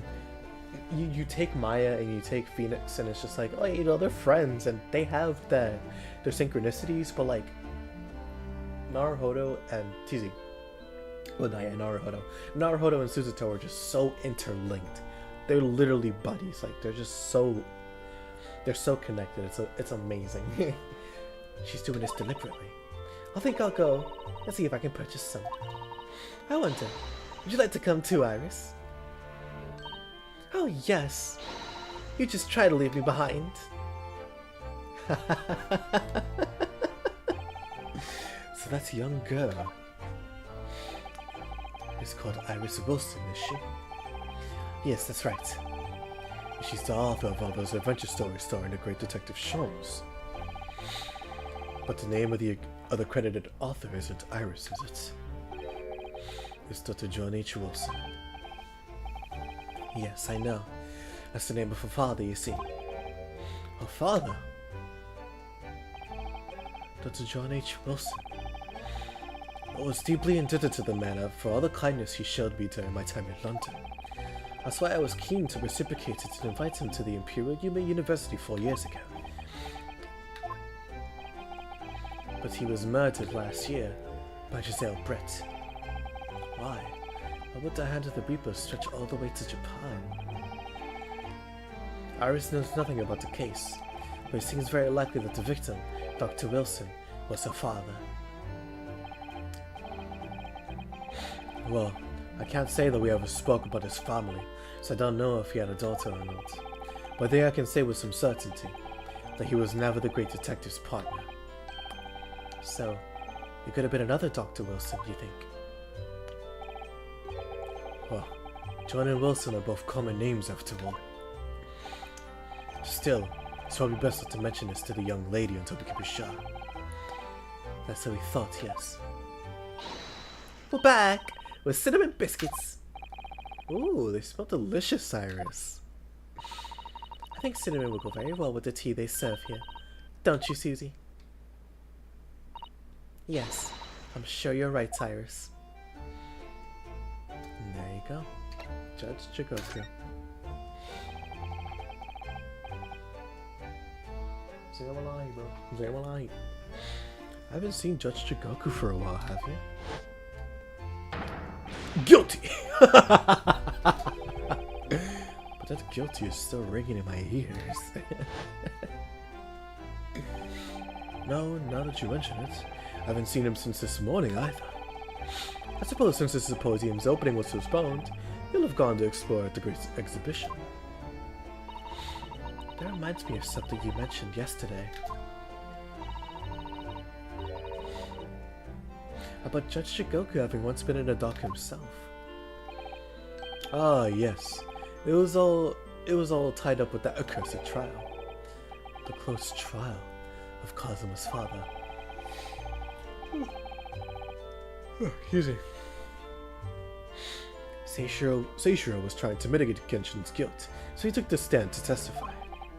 But he got a little carried away and actually managed to break the witness stand. Oh my. He also said some contemptuous words about the British Empire, for which he was charged. Oh dear. Although it's worryingly easy to imagine him doing that. Well, it was alright in the end. He was acquitted and we returned home. Teasing. And we returned home to Japan together. Thank goodness. Ah yes. Talking of Seishiro. Teasing Seishiro. I have a copy of the photograph we all took together here yesterday. Please. Oh, look at how cute it is, man. Even though I seen it yesterday. Not yesterday, excuse me, wow. Like 3 weeks ago, actually. Where is it? Because originally I was going to use that as the thumbnail for, excuse me, for that stream back in, well, 7 days ago now, actually. But I couldn't do it because I couldn't get it ready in time. It was just too much work to get done before I started the stream, so I just wanted to get that sorted.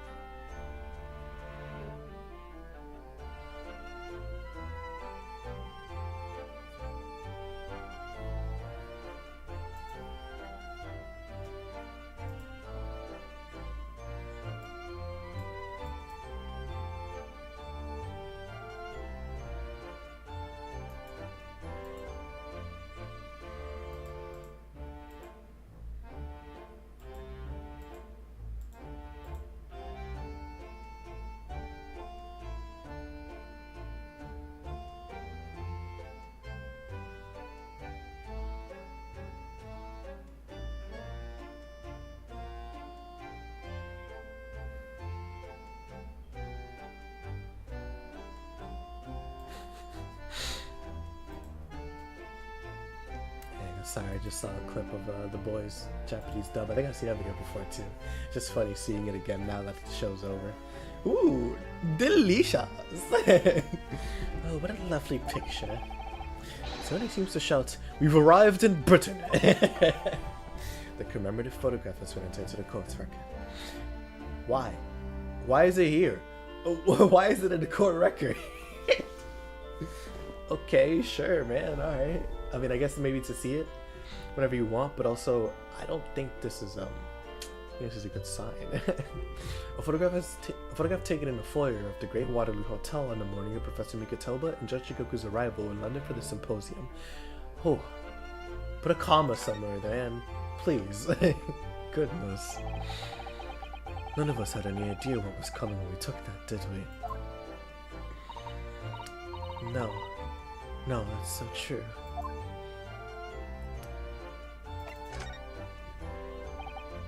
So, you mentioned a favor that you'd like to ask me. Well, this fateful trial that you're fighting, one way or another, it will be over before long. And when it is, I'd like you to accompany me back to Japan. You want me to do... What? Father, what is the meaning of this? Now, Suzuto, you should understand. You've seen how our courts work firsthand.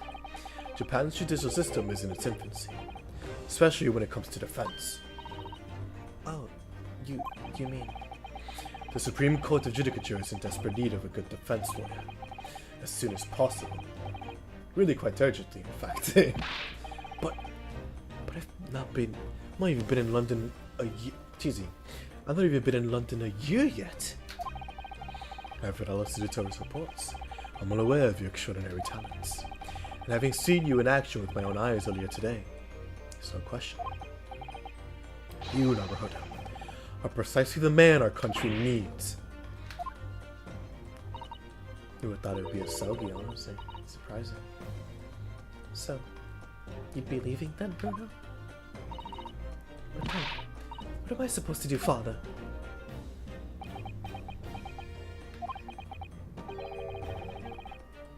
Oof. That's rough. You came here to serve as Asogi's judicial assistant. Oh yes. She's supposed to be Kazuma's assistant. Our government is still in the process of deciding how best to deal with this situation now.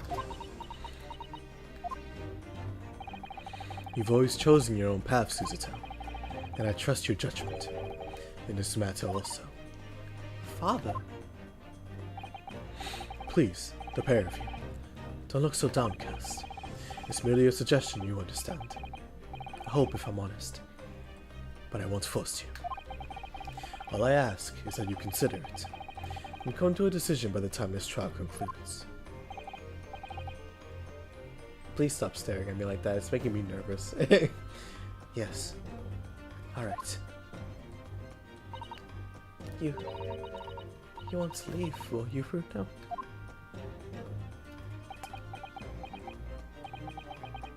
The thought hadn't even crossed my mind. Up until now, I've just been trying to do what I believed to be Kazuma's will. But it turns out, he's still alive, so... Where does that leave me?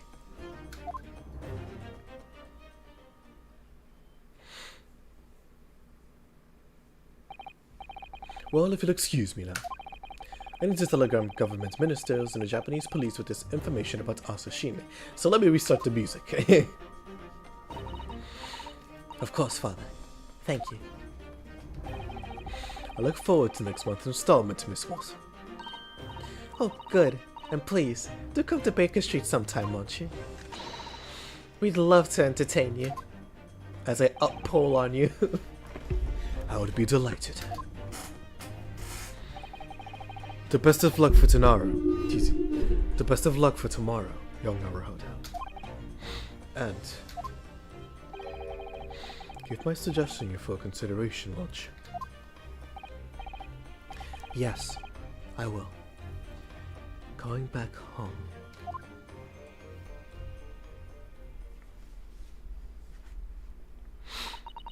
You know, Kazuma-sama has always meant a great deal to my father. I'm sure he loved the chance to meet with him and talk to him about all this. Yes, no doubt.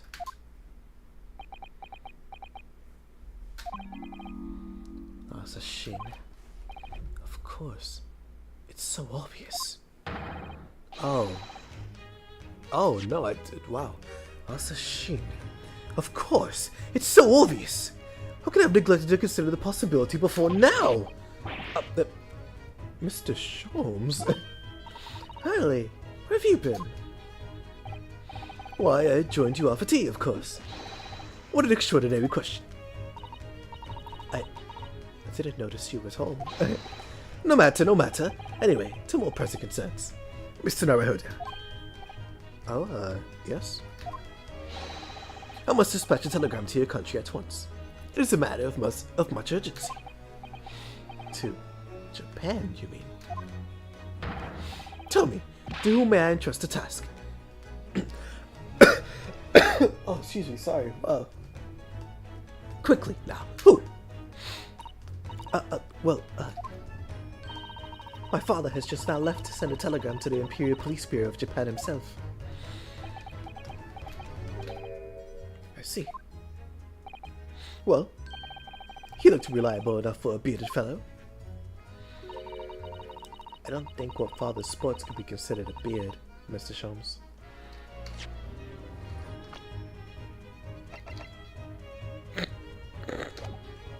I don't know what Buddy's talking about.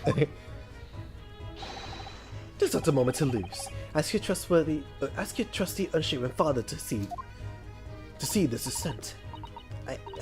I will, but what is it? No questions at this time, if you please, Mr. Zito. All we can do is pray that for once, my deduction is awry. Doesn't that imply that your deductions are normally correct, Mr. Sholmes? Which isn't it? Now then. You may be surprised to learn that I am a very busy man. I certainly have no time to hide behind these CTs and eavesdrop and other people's conversations. So that's what joining us for tea meant. I leave the sending of this in your hands, my dear fellows.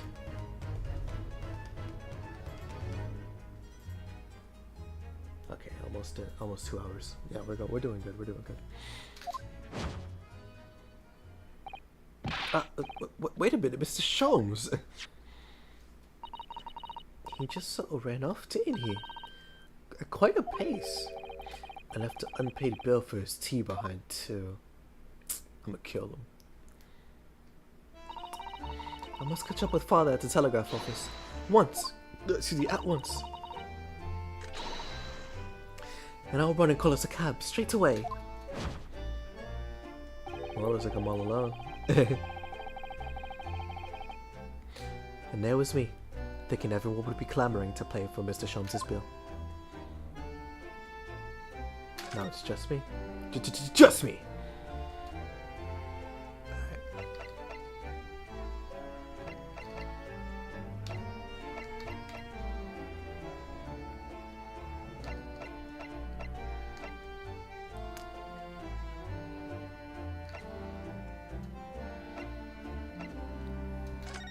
Oh, I haven't even read it yet. Hold on. I'll do that. What?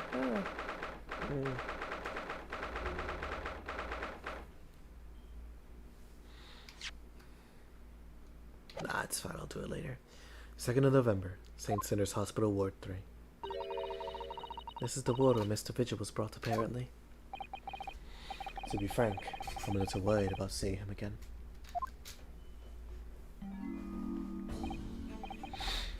Ah, the lawyer. Hello again. Are you feeling better now, Mr. Vigil? Yes, thank you. So much better. I'm so sorry to have caused you to... I mean, it's because of me.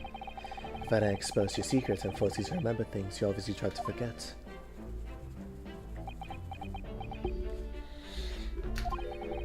The prosecutor was here until a few moments ago too. You just missed him. Oh, Plasmobeatus to it.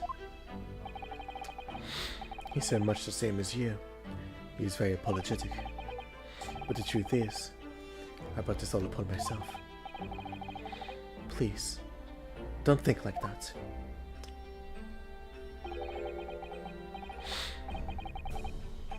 Keeping it from Evie, my wife, all these years, I carry such a sense of guilt. But that's not the worst of it.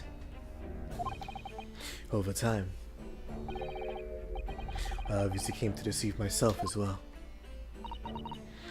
You mean, how about you dismiss him? Looking back now, I'm beginning to think that perhaps Inspector Gregson didn't stumble across me by accident at all. I mean, he compensated me so generously for acting as his stand-in. He was clearly concerned for my well-being and doing what he could to help. Do what he could do to help. So perhaps Gregson knew exactly what had become of Vigil all along then. I'm sure this is just deserves for 10 years of lies and deception, but it wasn't me that helped the Professor escape 10 years ago. It wasn't me. I swear it. I swear it's true. Oh, Mr. Vigil. I'm sure you'd rather not dredge up. Excuse me. I'm sure you'd rather not dredge up even more from your past at this time, but if possible, could you tell us exactly what really happened? I want to. I need to get all this off my chest.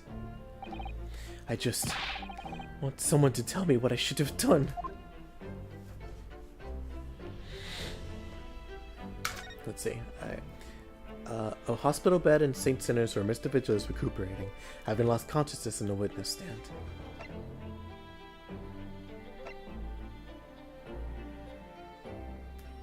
Easy. Alright, the prison cell where the defendant, Lord Van Zieks, is being held is quiet and the lights from the candle is dim, but there's little chance of sleeping.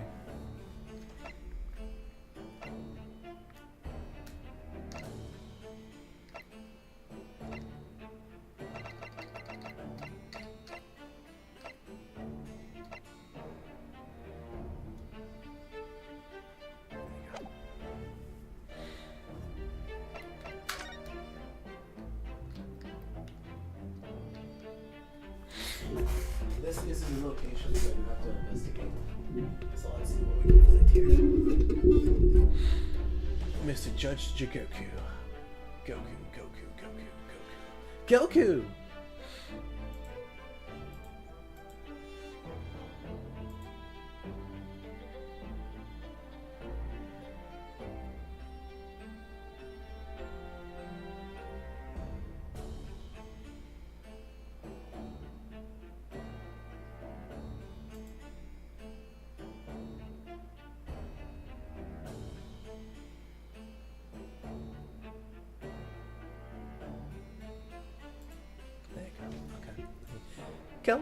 Defeat me with heat beams and crazy. There you go. I saw this caught my eye before, actually. I suppose it's some sort of slogan for the ward. A cheerful welcome message, perhaps. Let's see. Pay with good cheer. Leave with good cheer. Well, look at that. You were spot on, Mrs. Ito. It is full of cheer. I wonder how many discharged patients paid their medical bills with good cheer there. Once I had to have a very painful injection when I felt ill with a cold. I felt very awful already, so I didn't have to suffer the sting of the injection as well as the bill. I ordered the doctor. Oh dear, what terrible treatment. Oh, man, their banter is so awesome. I love Ace Attorney, it's so good. So good.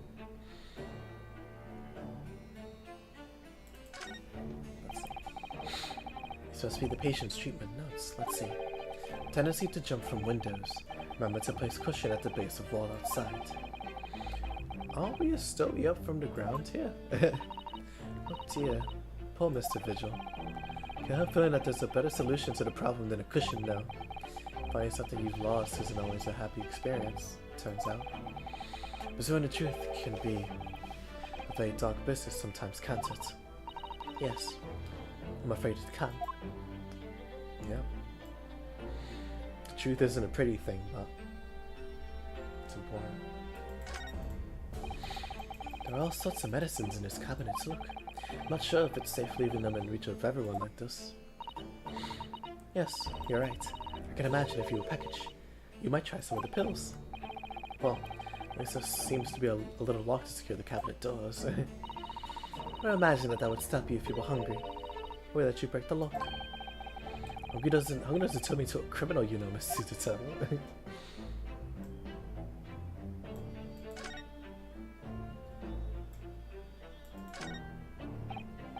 Ah, patient treatment notes. What do they say, I wonder? Endlessly obliging. Suppose that refers to the patient in this bed. I don't think so, until Mr. Vigil is a little more stable.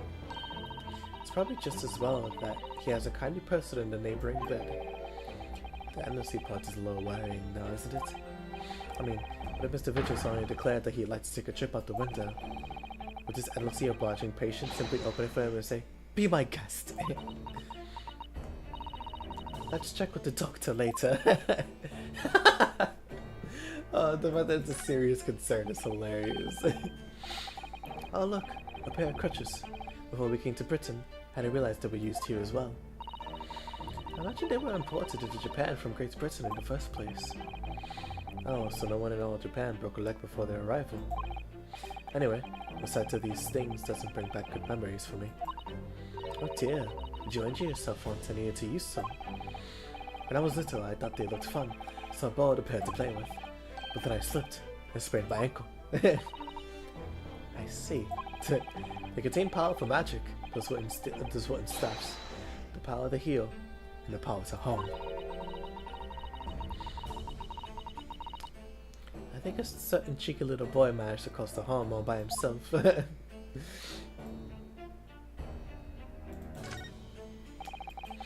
are lots of bottles in the cabinet there, aren't there? Do you think it's safe to keep them there? If you were a patient here, I feel sure you take some medicine by mistake when you were half asleep. That is a worry, but at least the cabinet has a lock, even if it's only a flimsy looking one. Oh, I have no doubt he managed to unlock that somehow while you were half asleep as well. There are limits to even what I can do when I'm half asleep, you know, Miss Suzuto. Yeah, it's the same thing there. No rat this time, unfortunately. Or fortunately, I guess, depending on who you ask.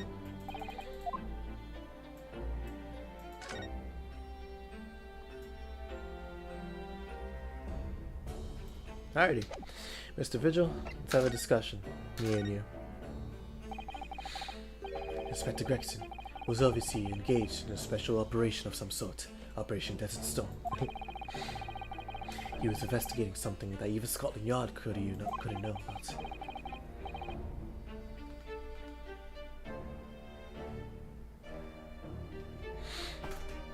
Details of the Reaper's marks, yes.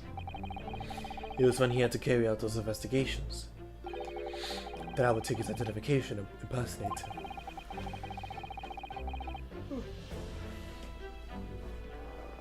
You pretend to be the inspector and carry out investigations on his behalf.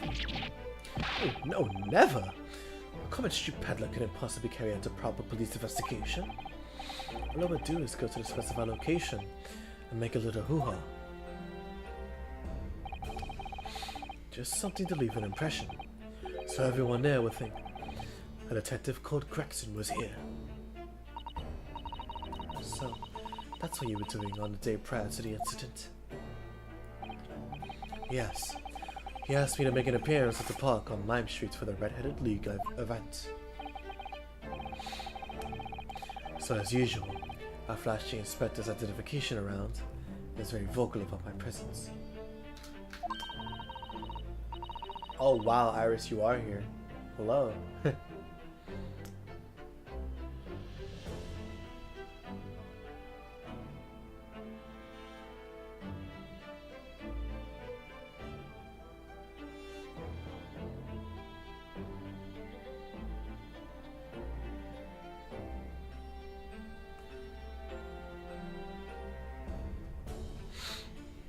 But then you were taken prisoner by those red-headed fraudsters.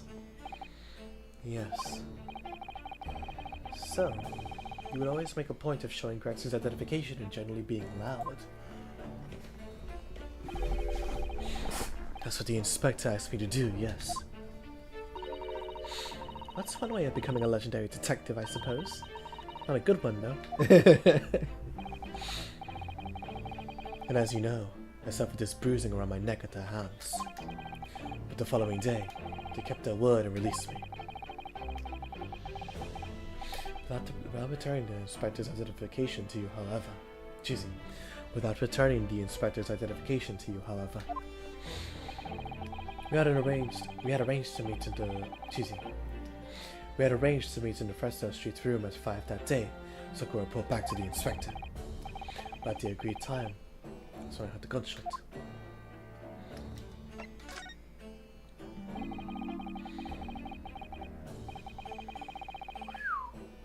Okay.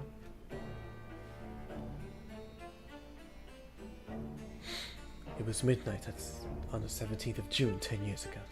That was the time scheduled for the execution. But the professor's execution never actually took place, did it? Or rather, the execution itself must have been used to affect the plan of escape.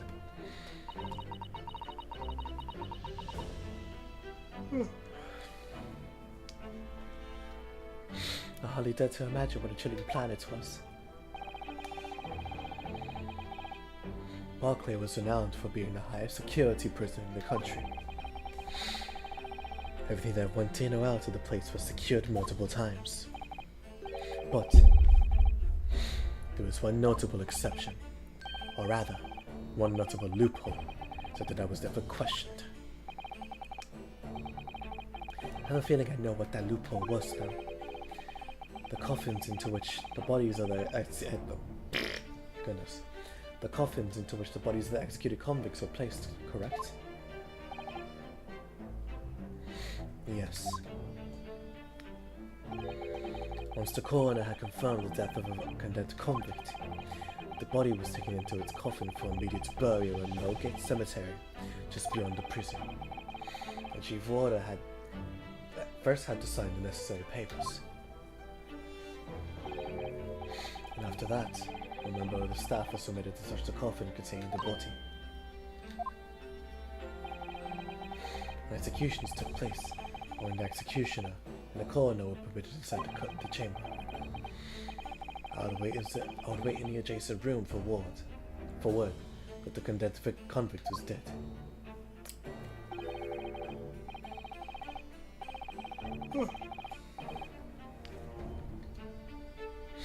On that occasion, once I had confirmation, I went into the mortuary to find a lonely coffin, as usual.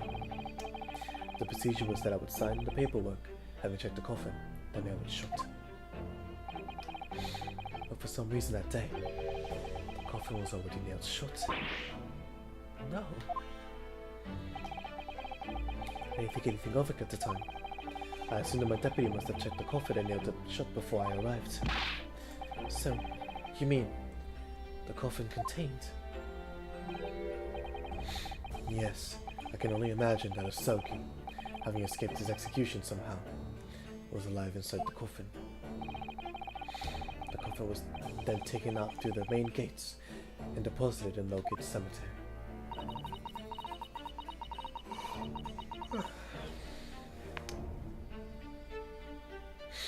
Presumably there wouldn't have been enough air inside to breathe for long.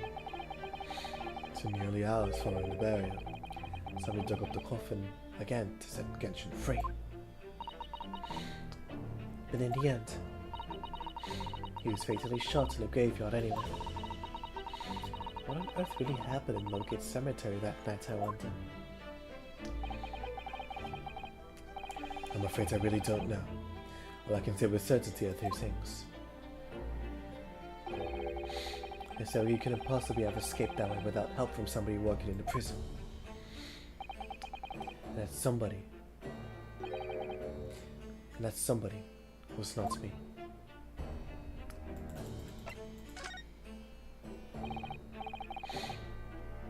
Obviously, you knew the man then. The professor, I mean. Genshin Asogi. Yes, I remember him well, in fact. Would you mind telling us what you knew. Well, having been condemned to death as he was, any contact I had with the man was short, obviously. After that trial, which was carried out behind closed doors, attended only by elite members of the judiciary, they called... Oh. Goodness, excuse me.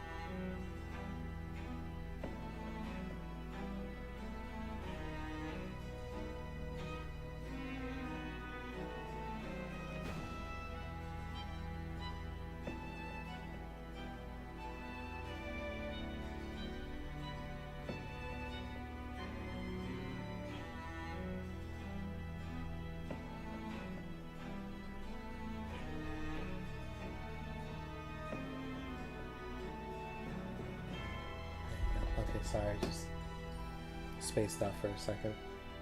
Anyways, yeah. They call for his execution to be carried out the earliest possible opportunity. The outcome of the trial was set from the beginning, wasn't it? It was a time of delicate diplomacy, when Britain and Japan were in the process of signing an important treaty.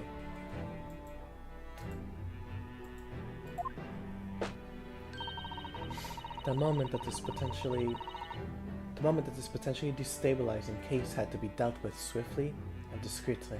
Gee, that meant. The man had less than a week in total. As I was the chief warder, I oversaw his short stay in the cells until his final hour, and were being struck deeply by his noble character and incredible resilience. What do you mean exactly? He was a killer of many men. He was always quiet and polite.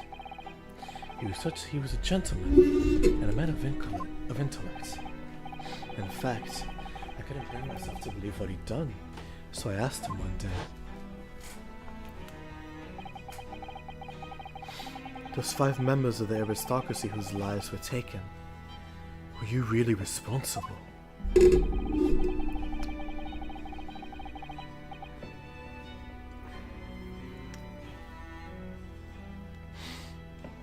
"I'm guilty of the unforgivable crime of ending another human's life, yes." The following day, the closed trial took place, and the verdict was no surprise. Guilty. That night, when he was brought back to his cell, I saw something. Something unusual. Something unusual? What? The last will and testament of Genshin Asogi.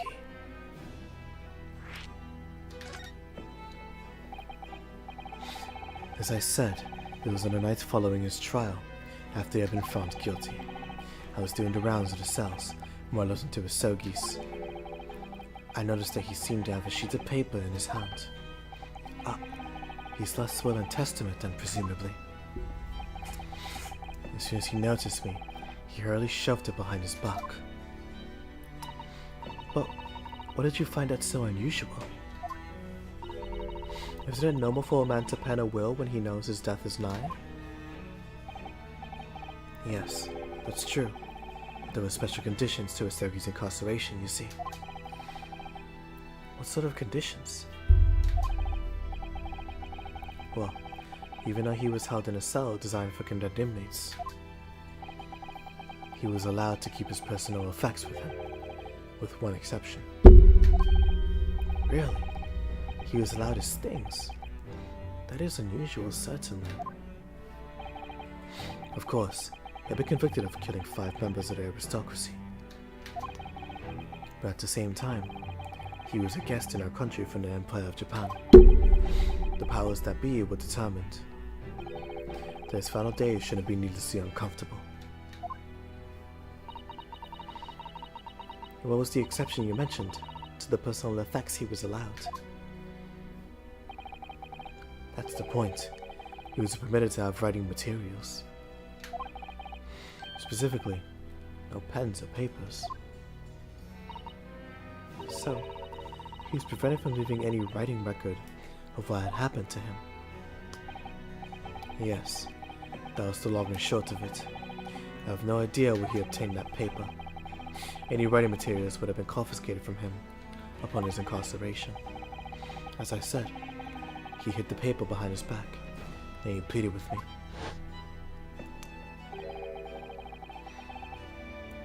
What did you just hide behind your back? Please turn a blind eye. This is my lifeline. But, you know it's against the rules. If the one person is seen, you would just agree to keep quiet. Alright, son. But what's on the paper?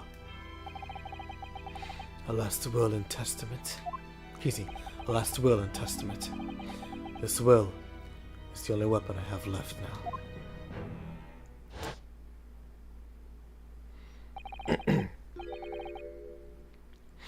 How can a will be a weapon? So I decided to pretend I'd seen nothing, and I let him keep his will. But then later, it just seemed to vanish without trace. What do you mean it vanished? It would seem that isn't the end of the story of this mysterious will.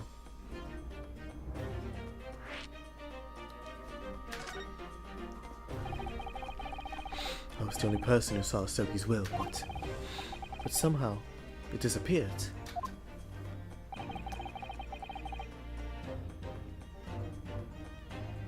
was after Asogi's execution, which was actually an elaborate jailbreak. The warders gathered up Asogi's possessions that were in his cell. They were all to be sent back to his family home in Japan. You see, to poor Kazuma-sama. And you're saying that it wasn't anywhere to be found among his personal effects. The will, I mean. That's right, though I didn't search through them myself. But Governor Caton was livid. He was screaming. Couldn't he have disappeared completely? That doesn't quite make sense though, does it? In what way? Well, we understood that only Mr. Vigil was aware of the will's existence. In which case, how'd the prison governor know to look for it? Oh yes, you're right. I really don't know how he knew. But it certainly seemed as though he knew of the will's existence from the outset. Only he didn't refer to it as a will. What he said was the Asogi papers. What the heck? Man. The Asogi papers. I really can't tell you anything of the subsequent events. Because, well, of what happened. Your dismissal, in a way you blocked it all out from your memory. I've forgotten all of this until today. I don't suppose it's relevant to the case, though. Well, anyway, thank you very much for sharing it with us, Mr. Vigil. We're very grateful. Hope his wife shows up at some point, like...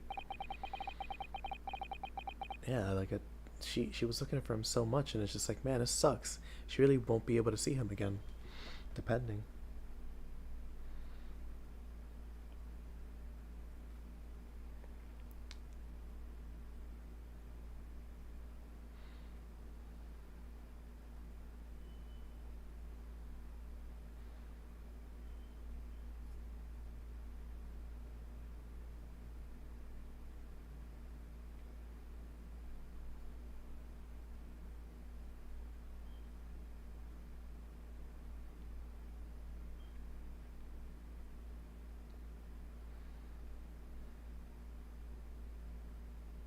There you go, okay. I'm afraid there's really little more I can tell you. My wife Evie will be here shortly. I do hope I don't appear rude, but... Oh, no, not at all. Thank you again. But what will become of you now? Well, impersonating a police officer is a criminal offense, of course. I imagine that once I'm fully recovered, I shall be arrested. I'm so sorry. Don't be, please. This is all my own doing. I always knew that this day would come. Well, I wish you well. Goodbye, Mr. Vigil.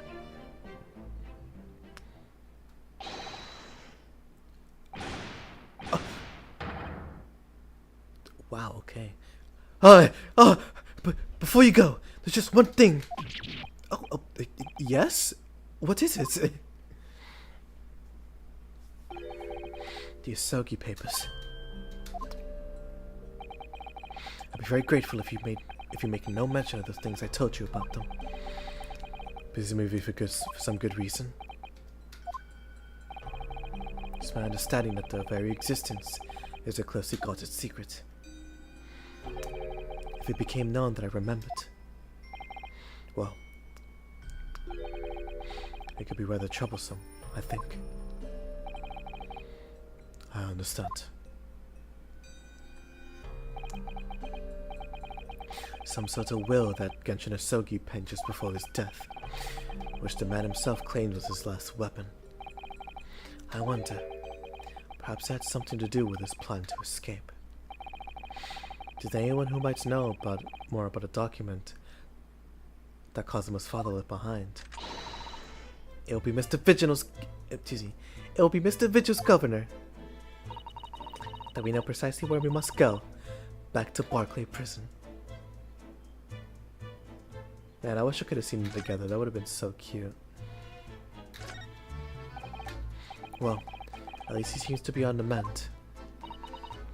You know, this disguise of Mr. Gossip was really quite masterful, wasn't it? I can't remember anything about it except for the floppy lip. I imagine not even his wife would have recognized him. Perhaps, but did he really have to take it quite so far? Alrighty. Barclay Prison. I feel a strange connection with this place, knowing it was where Father studied all those years ago. Yep, Barclay Prison. Okay. The private office of Lord Barak Van Zeeks, within the prosecutor's office building. For the time being, however, it has become the workplace of Kazuma Asogi. We have permission now. Let's pay Kazuma-sama a visit.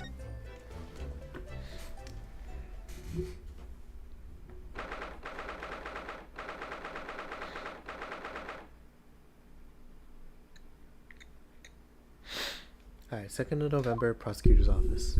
Very busy day today. I think this is just as busy as the investigation section from case 3. So this is the office of Prosecutor Asogi now, is it? Kazuma-sama's doing so well for himself. This is not his office. Yo. Even though he's always forced to kneel on the floor, Japanese style in the corner. It's his habit to say this style whenever he's working.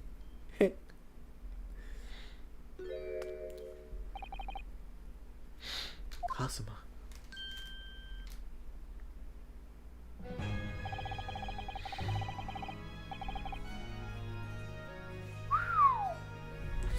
Oh man, I thought it wouldn't be long before you paid me a visit, Ryunosuke.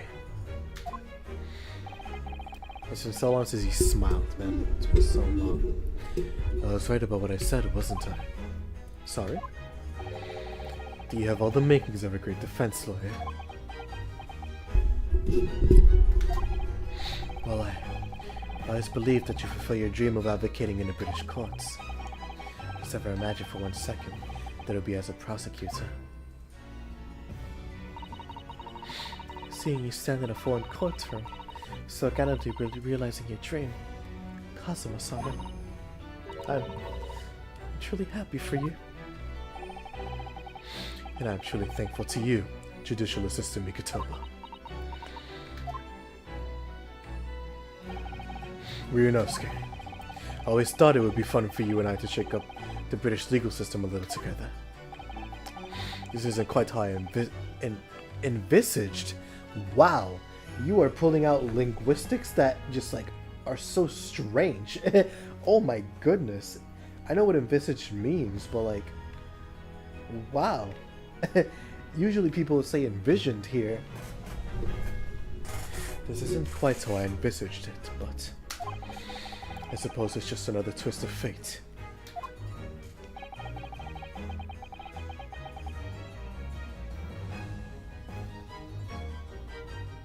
There you go.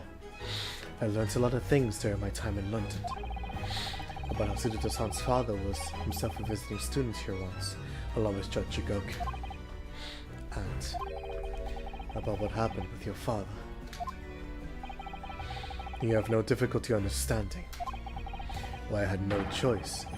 Why I had to find a way to get to Britain as a visiting student myself. I want to hear from you, Kazuma. As you wish, Ryunosuke. Naruhodo.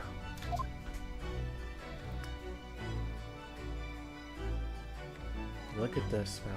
Look at this.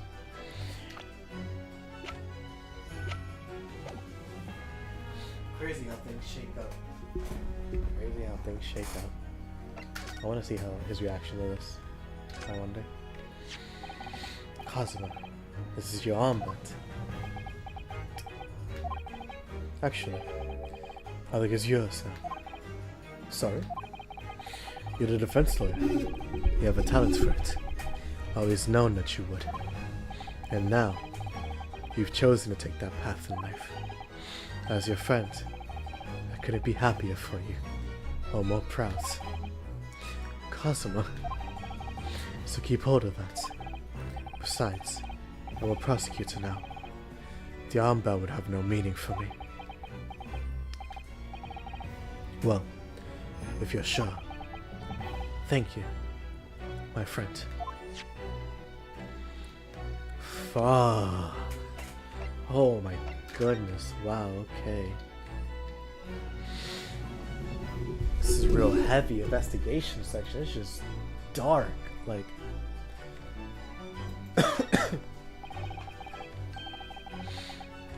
That's Lord Van Dyke's incredibly stylish desk.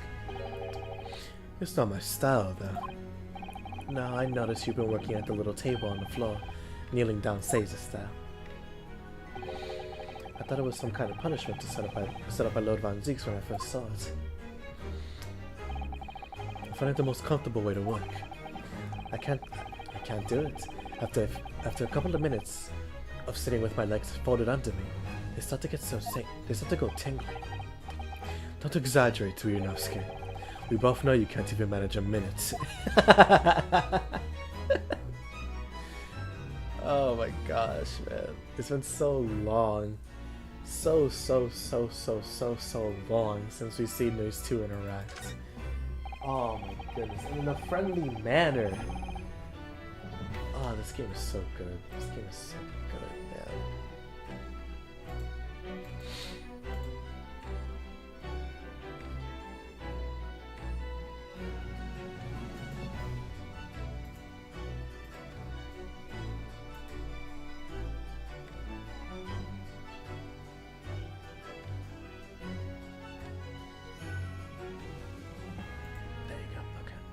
We're at 2 hours and 30 minutes now. I think the stream might end like around like 3 hours the way it's looking, because this is gonna be a long section. Like not this one, but like the rest of it. Because we already we already went through Sholmes' suite. We went through Lord Chief Justice Strongheart's office. We went through the prison. We went through Waterloo Hotel. We went through Barclays Prison. I did the other two as well, but those two don't really matter. And now we're doing this one. So I think 8 sections in total. Lord Van Dyke's fine collection of hollowed chalices and bottles, all neatly lined up. Yes, he's extremely particular about all that. He has a strict regimen for everything, from the storage of the casks to the bottling of their contents. Gosh, you must be having a real tough time of it being his apprentice. Actually, no. Oh? He's so particular about it all, he refuses to let anybody else touch any of it. So it's been quite easy for me, in fact. Talk about weird.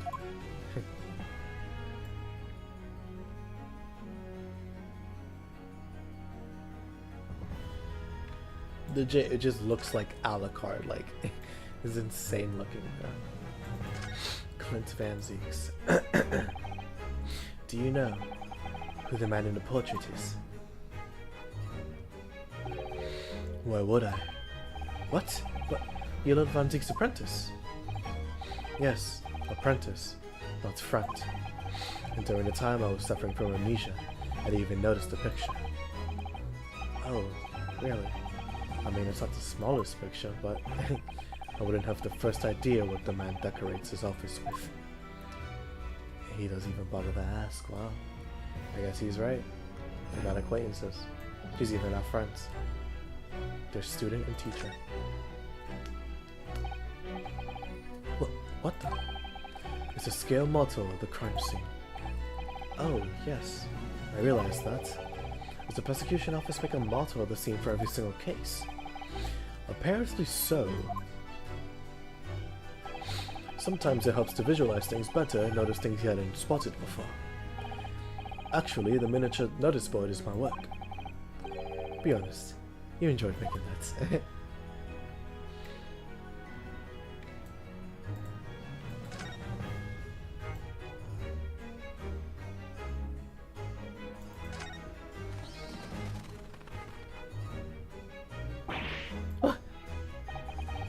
You disturbed the bats, did you? Fitting companions of Lord Van Dyke's, wouldn't you say? Actually, I've seen things flying in Lord Strongheart's office too. doves, I think.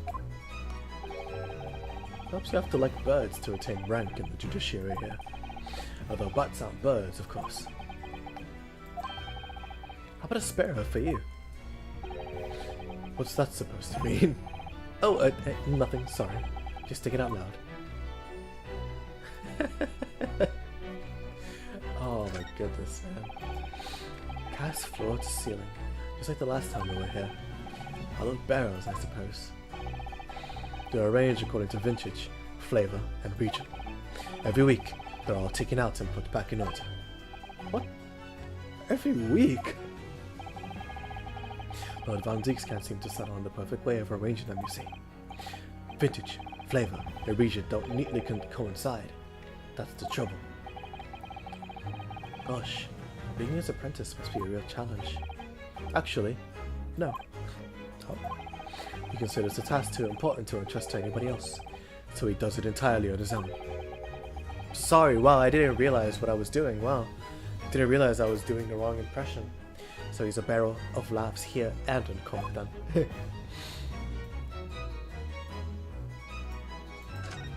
Yeah, I didn't realize what I was doing.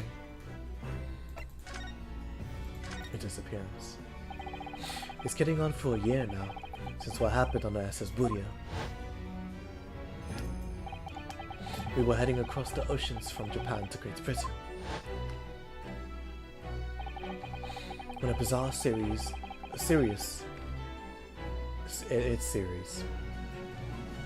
Yeah, when a bizarre series of coincidences led to those tragic events. I thought I lost my best friend forever.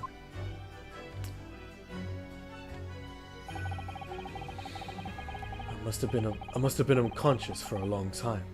When I awoke, I was lying on a bed. It was a narrow little room. There was a posy of flowers by the pillow. Excuse me, I thought I was going to sneeze. It took me a little while to realize I was in the cabin of a ship. I stepped out of the room, headed up onto the deck. We were already suffering from amnesia at that point. Yes, I didn't know what happened or where I was. There was just this voice in my head. You have something to do. You have something you have to do. Something no one else can know about.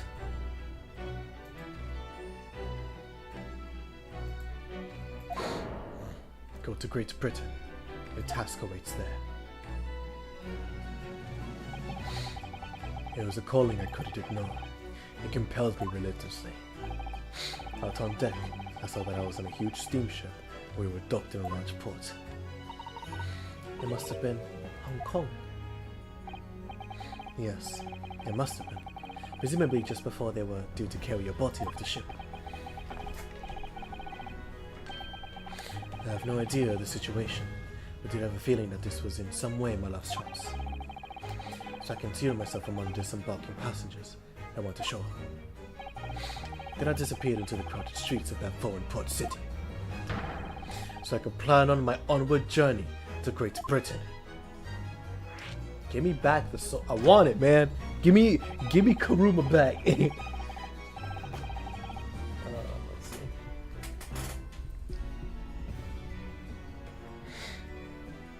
Tell her to bring out the whole noise.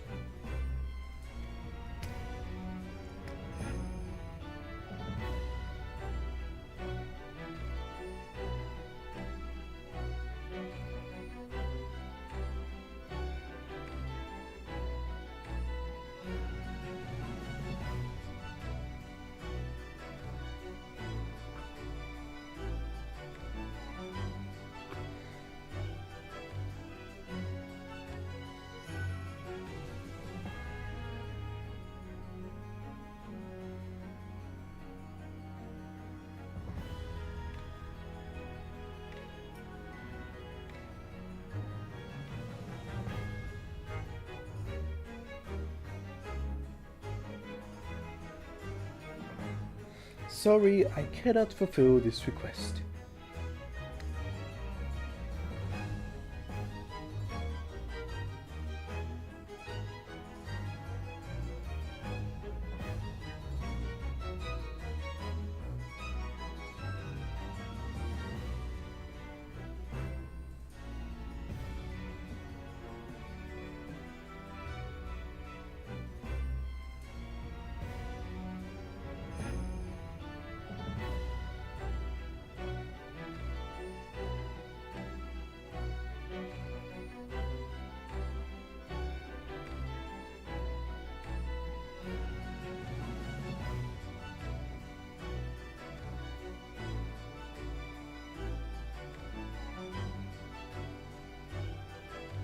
sorry, I cannot fulfill this request.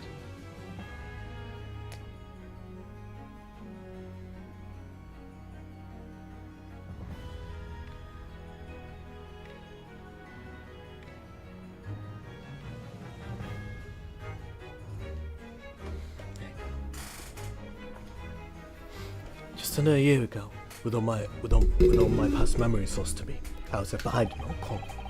Everything was foreign to me. The sights, the sounds, the smells. My head reeled. I was truly at a loss. I realize now that I escaped as a dead man, with nothing but the clothes on my back. No money, of course. Oh, how terrifying for you. Luckily though, I had two feathers in my cap. One being in knowledge of English, I suppose. That's right. And on the back of that, I was able to pick up some work as a deckhand on a cargo ship. Eventually, after calling at countless ports, I finally arrived at Dover. That must have been some 3 months ago now. Your formidable tenacity of purpose showing itself once again. I mean, the man had lost his memories and had literally nothing to his name, right? But he still managed to make his way to London on the opposite side of the world. Of course, I had no idea why I had moved heaven and earth to get here at that point. So, how did you end up becoming Lord Van Zieks' apprentice then? That can only be called an extraordinary stroke of luck, really. You see, I was stopped at the border because I had no papers. They took me straight to Scotland Yard, and by sheer coincidence, Lord Stronghold was there to attend the meeting. That's when the second feather in my cap came into play. Would that have been your knowledge of the law? Yes, exactly. Lord Stronghold was curious about an Easterner with an intimate knowledge of British law. He took me back with him to the Supreme Court and assigned me to the prosecutor's office. And then, 9 days ago,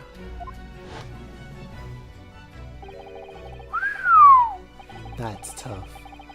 That's tough. Oh my goodness. Is there any way for me to take a picture of this? Because I would if I could. That looks so tough. Yeah. Show me Cosimo's gallery. In game, please. Yes! Hell yeah, bro. That's so tough. You know how tough that is?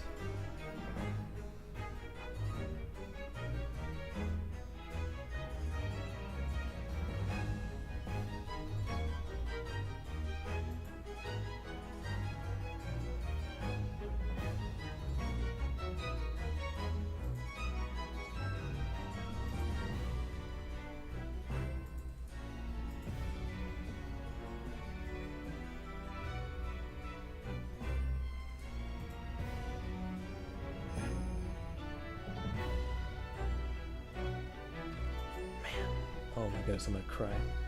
Wow, okay. You finally got your memory back after the trial involving Drebber. Yes, I did. Your father, Genshin. Ever since I first met you at Yume, you talked about your dream. Mark my words, Ryunosuke. I'll be chosen as a visiting student and make my way to Great Britain someday. Did you know the entire time about what happened to your father here? 16 years ago.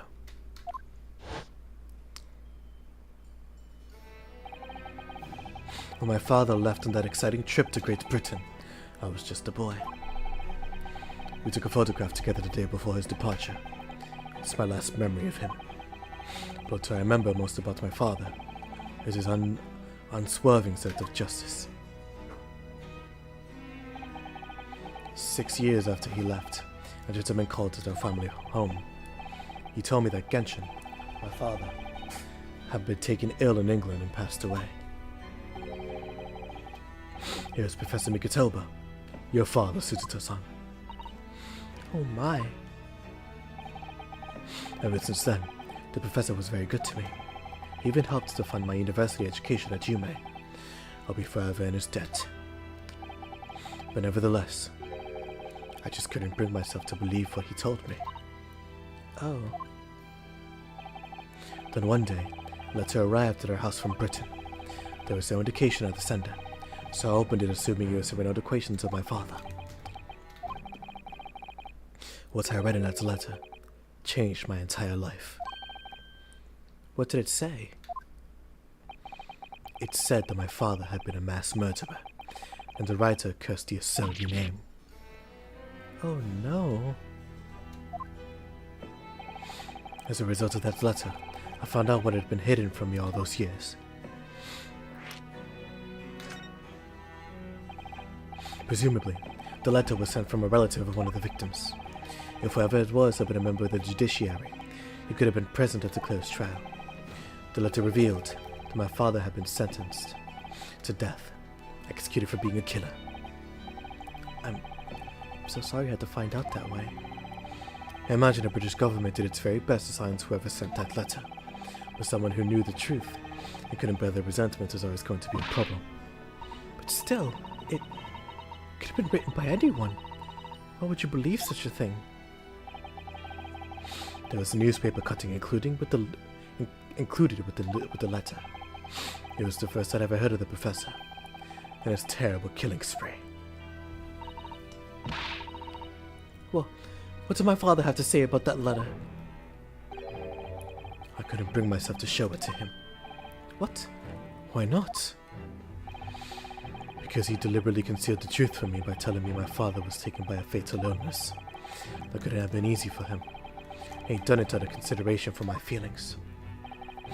So instead, I showed the letter to Judge Jigoku. To the other visiting student. He faltered for the briefest of moments, but he just laughed the letter off. But in that moment, I saw it on his face. He was undeniably shocked, shaken momentarily, before recovering his poise. A year later, my bereaved mother succumbed to the strain of grief, and she too passed away. That's when I made up my mind that one day, without fail, I would cross the seas to Britain and seek the truth for myself. The truth about my father, Genshin Iseaki. And I wouldn't let anyone stand in my way.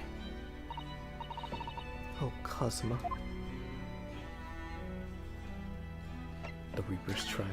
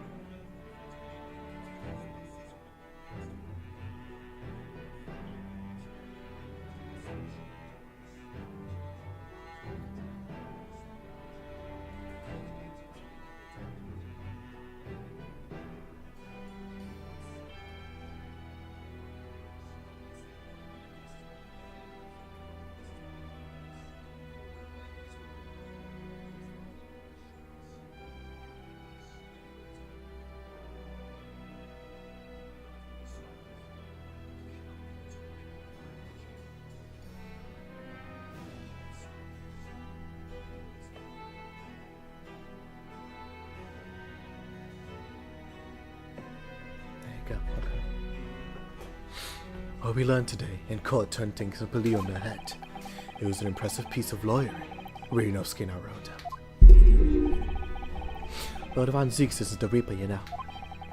I almost don't want to believe it myself, but it turns out the Inspector Gregson himself, the victim, was. It's clear that the Inspector was behind the Reaper's activity all along. What? You mean, you knew? The real question is, who's been giving the orders to the Inspector? Yes, Barack Van Ziegs is the real Reaper. And I know that 10 years ago, it was him who decided my father must be a mass murderer and sent to his grave. No, he was merely seeing that justice was done as the law dictates. He's not to blame. Ultimately, it's people who condemn people. The law is just a tool that they use to do it. And when a man condemns another, he must take responsibility for his actions. Of course he must. But I know for certain that my father would never have taken another man's life. Kazuma. On the contrary, my father's life was taken by the Reaper.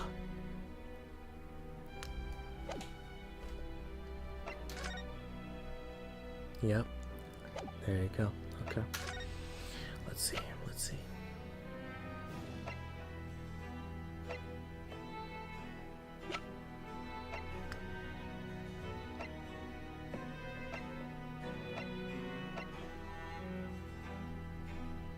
Maybe it was this.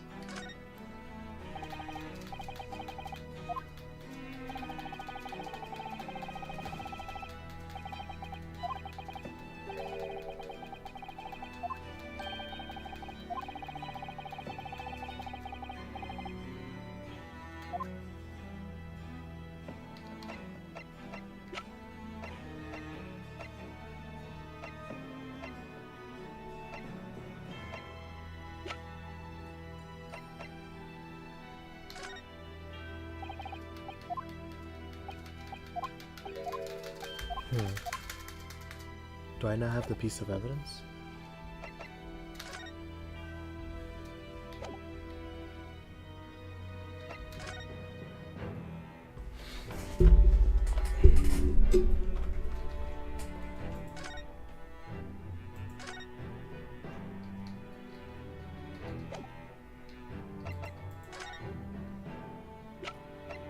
Seems like I don't.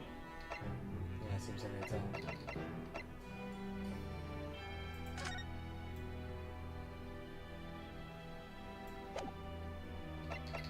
Yeah, I think I have to go to Barclays.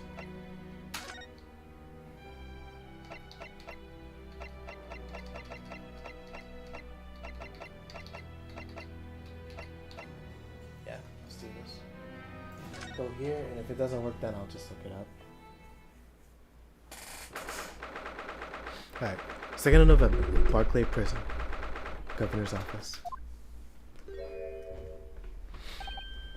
Ouch. Back again, are you? Yes. Hello. Whole lot of butcher investigations. I went to report just now. You phoned him, eh? Vigil? Yes, luckily. Luckily. Well, anywho, the laddie don't work here no more. So your case has not to do with has not to do with Barclay. I wouldn't like you to get the wrong idea about that. Of course, yes. Mr. Vigil stopped working here 10 years ago now, so. Yes, we've seen his dismissal notice, haven't we? He was given a chop. Hi, Kimmer. You can very well. So how about a wee handcuff biscuit? Oh, there we are, like little handcuffs, and as hard as iron too. So what brought you down here today? Well, there's something we'd like to ask you about, actually. Is that so? We believe there might have been a document that disappeared from Genshin Isogi's cell. I think it's been called the Isogi Papers or something.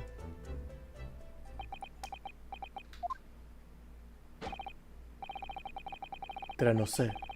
Or did I not say? Quicksand's death is not to do with things that might have happened at Barclay. Leave the past in the past, laddie.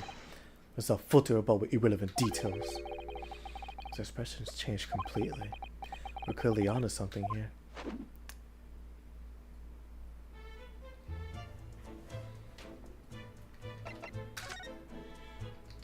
Alright, good. Thank goodness. Alright. There's only so many sections I want to explore. 10-year-old legacy.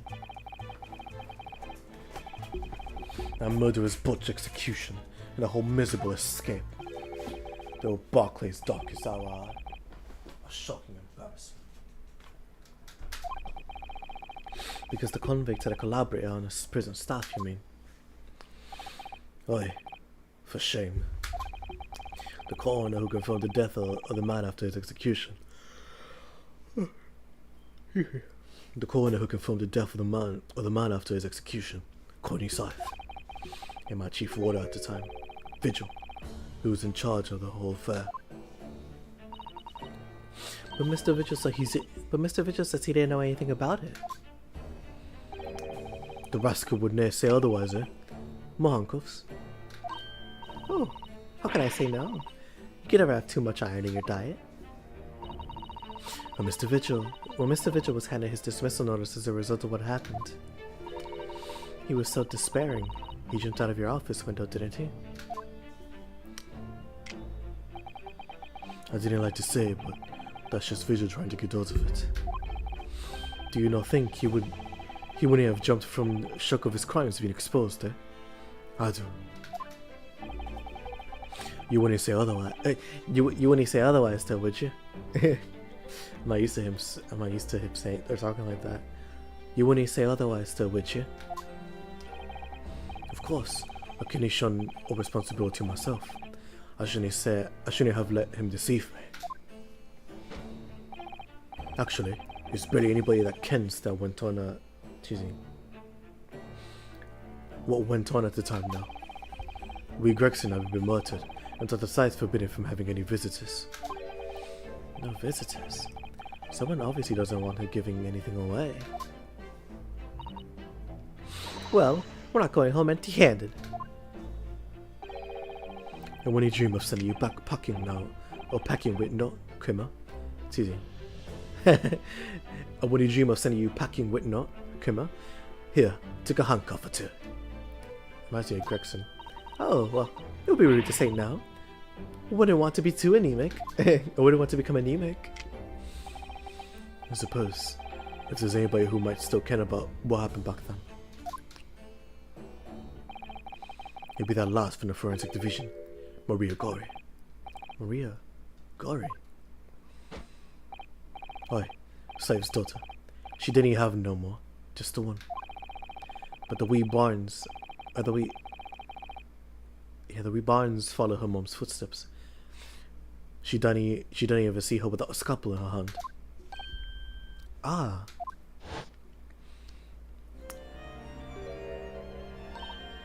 Mama, what is this? Where did she spring from? And did you just call the doctor Mama? Dr. Scythe's daughter, Maria Gorey. I could do with talking to her. Gorey. So, she's Dr. Scythe's daughter, but her surname is Gorey. Aye, there's some family history, I'm sure, but I don't need care in out of it. She grew up watching her mum walk with bodies of folk who died in strange circumstances, and decided to do the same with her own life. Can you understand it myself? Perhaps she was driven by a deep respect for her mother. Perhaps. Anywho, she was in charge of Gregson's autopsy, I believe. Right. Right. And the coroner responsible for this incomplete report. Someone told me once that the wee lassie always loved her mum's stories about cutting up bodies. There's even a rumour that she used to listen to the funeral march as a lullaby.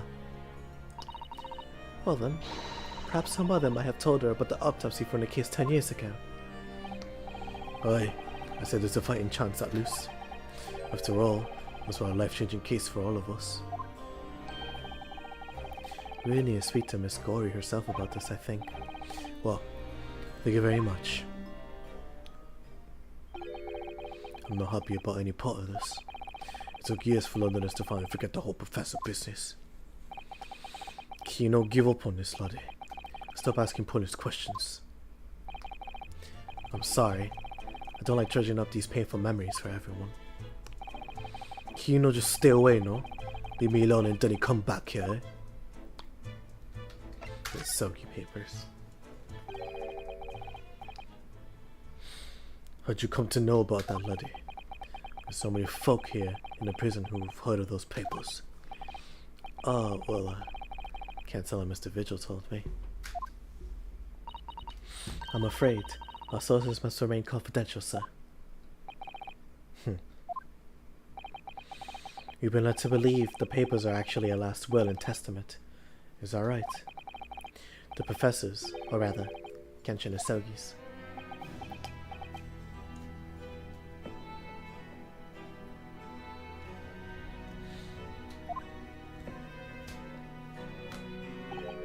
Oh, that's right. You well informed, Jimmy. That's my boy, that's Jimmy. Oh, is that the end of the silent treatment? Or is that the end of the silent treatment? But then after the convict's execution, it mysteriously vanished from his cell, didn't it? Havers no. You're off at half cock there. I think you didn't quite get your facts straight. It was there in the cell, exactly where it should have been. Oh, now we heard elsewhere. Let me just have a wee look around here. I'm sure I can find it. Alright, here you are. See? The last will and testament of Kenshin Asogi, written with a calligraphy brush. Of course, I couldn't read a word of these Japanese scribbles, but I mind who says he leaves all his worldly possessions to his son back in his homeland. Yes, that's correct. That's the gist of it. So these are the Asogi papers. Oi, of course they are. Papers written by Asogi, no doubt about it. There's no mystery here, laddie. That's your lot. After all the stramash and all that sliced of an execution, we sent the man's possessions back to his clan in Japan. And that was the end of it. I think we have to make a record of this, Mr. Naruhodo, just in case. The last will and testament of Kenshin Asogi that Mr. Vigil claims disappeared after the convict's execution. Apparently, Mr. Asogi described it as his only weapon I have left. The Asogi papers have been entered into the court record.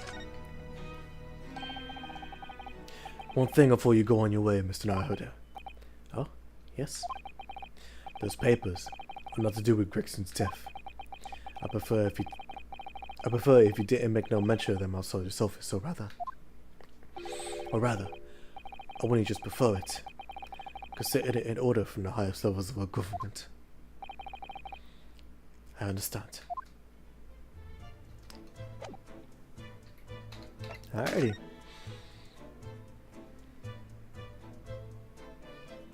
The decorations in here and the governor's face, they're as terrifying as each other.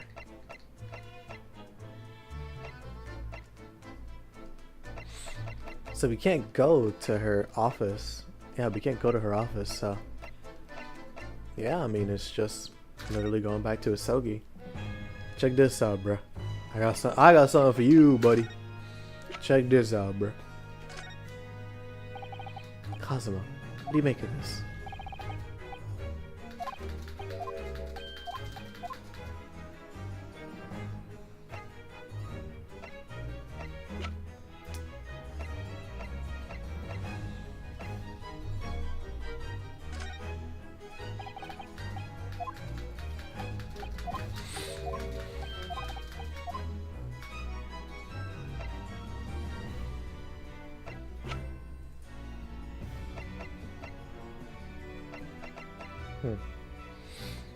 Wonder what's missing.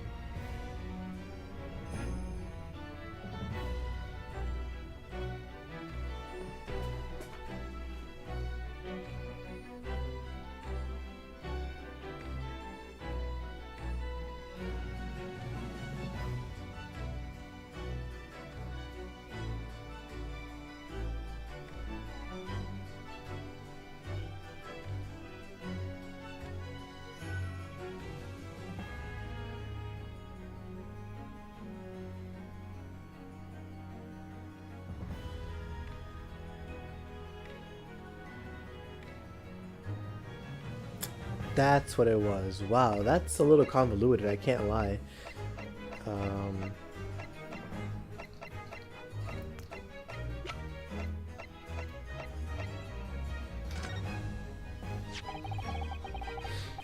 This came up in a trial, did it? That's something a little dubious, I mean.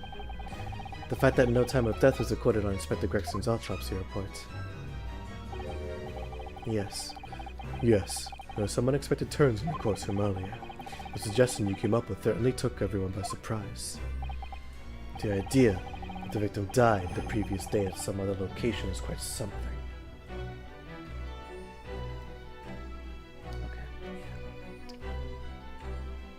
Okay, I'll make it work. The idea,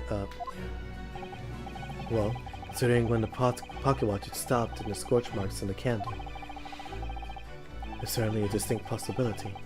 The evidence in the scene both point to it. To be honest, it bothered me too. So I paid a visit to the autopsy room earlier. The coroner responsible wasn't there, but I got a name. It's Dr. Gory. If it wouldn't trouble you, Kazuma-sama, we'd very much like to speak with the coroner too. Of course.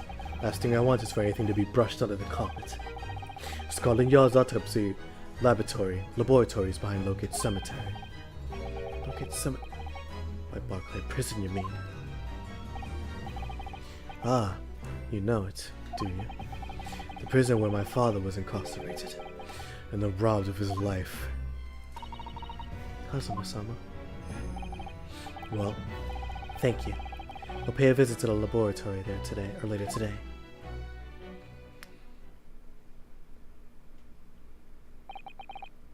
Ryunosuke, I want to thank you. What for? For this. You safeguarded the soul of the Asogi clan. Well, it is a famous sword that's been in your family for generations. My only slight regret is that I never got the chance to draw it before I returned it to you.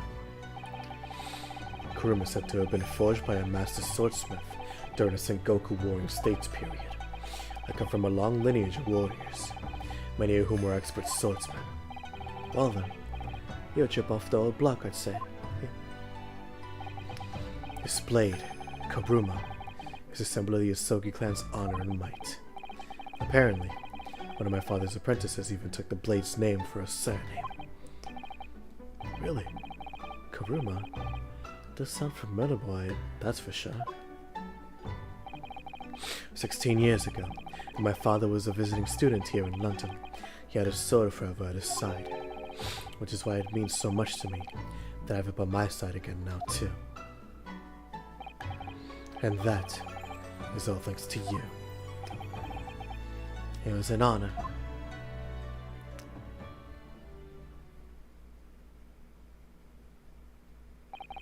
Now, I have preparations to make for tomorrow. Perhaps I said a little too much. Kazuma, you've changed. No, Ryunosuke. I haven't changed at all. It's you who's changed. I can completely understand your resentment of Lord Van Zieks given what's happened. But the fact is, those events in this case, well, unrelated. Is that what you want to say? How can you be so sure? What do you mean? Never mind. That man is the Reaper, and it's for that reason that the inspector was killed. I'm going to prove as much in court tomorrow. By whatever means necessary. I can't let you do that, Kazuma. I know you do what you have to do as a lawyer, but I'm sure I don't need to tell you that I won't be taking any prisoners in the courtroom. I'll expect nothing less.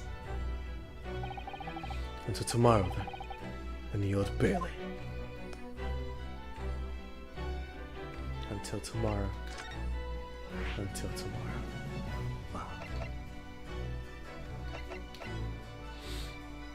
Alright, a forensic science laboratory in the basement of St. Sarah's Hospital. Dr. Gory has taken Dr. Sai's place as the chief scalpel wielder. Wow, what a description. What a description.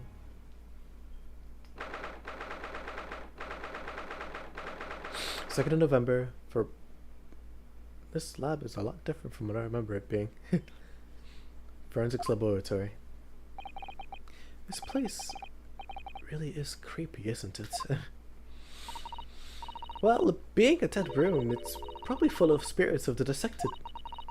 But actually, there's a rather pleasing scent of roses in the air. Well, being a dead room, the corner probably needs a bold scent like that to mask the odor of death.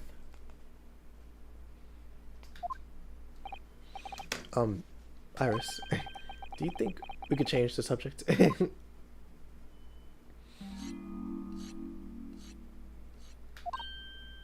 What? What was that?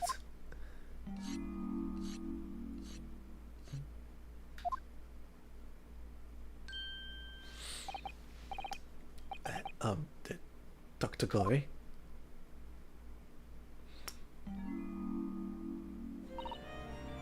What? Oh, that noise before. I was sharpening my tools. I'd be dead meat if I didn't keep a perfectly clean edge on them. Right. When following the collagen fibers in a dermis, an expertly sharpened scalpel cuts like cheese. Would you like a demonstration? Oh, yes, please. I'd love to see. Then, I think you'll do nicely. Huh? What? No, I wouldn't do nicely at all. I mean, maybe some other time. Was that a tut? Well, we came here to ask questions, so... Alrighty, Maria Gory. Let's see, what's your status? You're 19. The daughter of Dr. Scythe, who's also a coroner like her mother. She carries out all the autopsy work on corpses. Wow. Goodness. She looks like... Well, I guess in the most blatant sense, she looks like her mother. Anyways, please tell me I don't... Fuck. Okay, let's do it.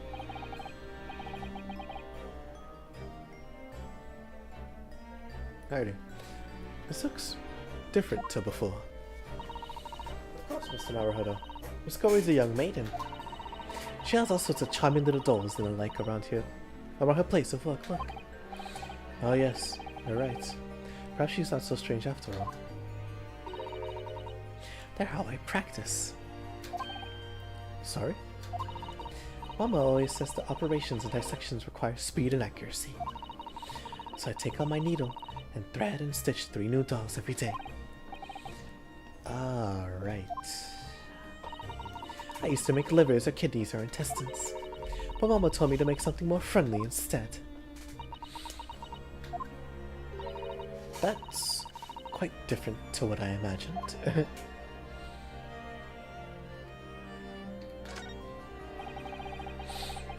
The bottles on the shelves in these cabinets. What a assortment of chemicals. These ones are labeled highly toxic.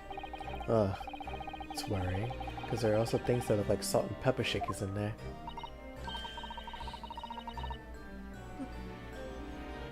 Oh my goodness, excuse me. Oh yes, it actually says salt and pepper on them. The doctor probably spends a lot of time in this room, I suppose. Perhaps she has meals here sometimes. Life goes on, even when you're surrounded by death.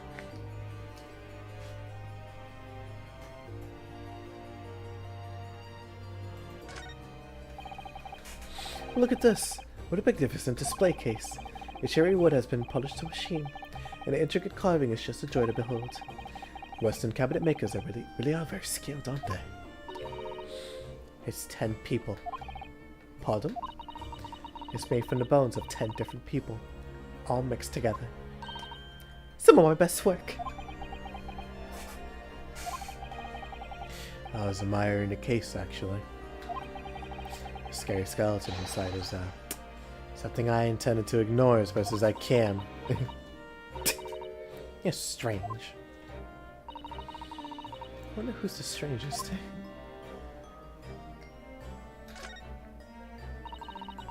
Looks like an owl and a crow up there. I know, and they haven't even twitched since we came in here. Well, no, they wouldn't have. Taxidermy mounts Mr. Naruhodo.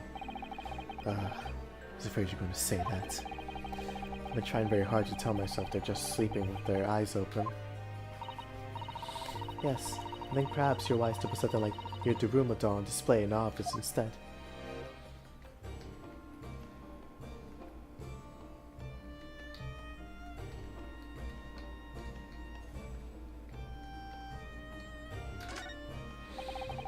A table and a set of sharp tools. When you consider each in isolation, it looks quite innocent.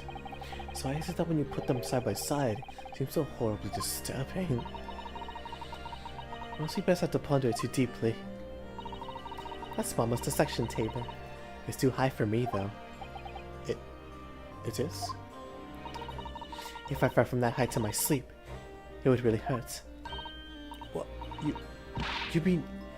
you sleep in here? Autopsy work is very involved. Usually too late to think about going home when I'm finished. But I have bad dreams when I sleep here. I always end up falling on the floor. So I'd like to exchange that table for a lower one. Maybe you should just go home.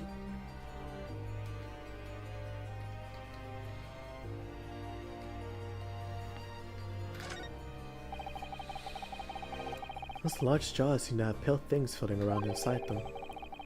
Suppose they're fruit liquors or something, or like the pickled umabushi plums we make by home. Yes, let's assume there's something completely innocent like that. Ah, that jar you're looking up there contains monkey brains.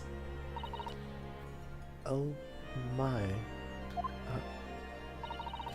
The composition is similar to the human brain, so they make for interesting study material. And in the next jar along, we have a monkey. No monkey anythings, please. If you say so. Oh dear.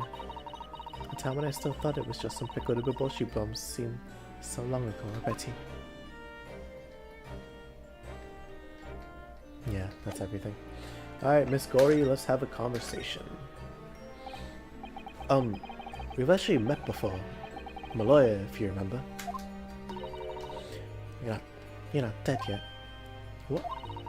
So Mama said I wasn't to cut you open. She's so strict about things like that. Well, good. The fight has some scruples at least. Oh dear. Looks like she's not interested in talking to us. For the time being anyway. For the time being? You mean, until we die? Well, that's way off.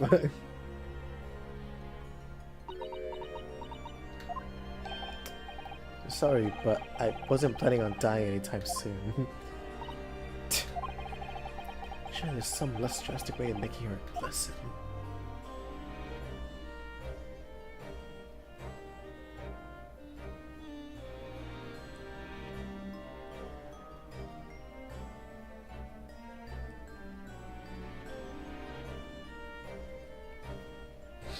I wonder. Try the autopsy report first.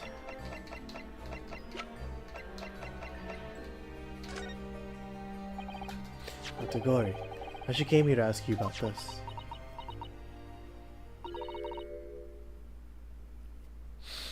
He was very good. Good. Sorry. His skin didn't snag my blade once, and very little mess.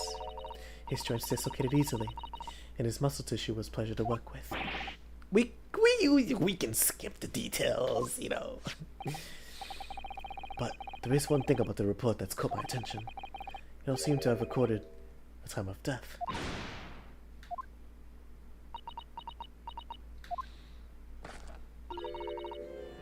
It's not my fault. Oh, that could be Chump. And please, tell us what happened.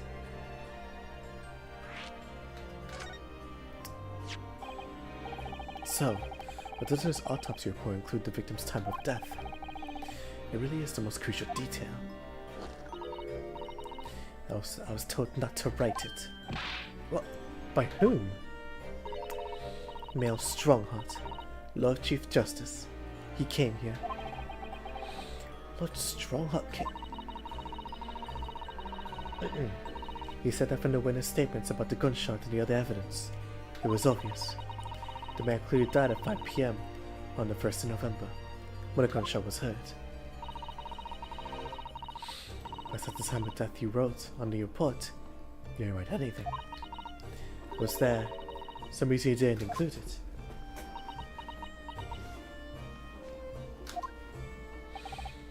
Dr. Gory, if you're hiding something under Lord Strongheart's instructions, then sooner or later, you're going to go the same way as your mother. Wow.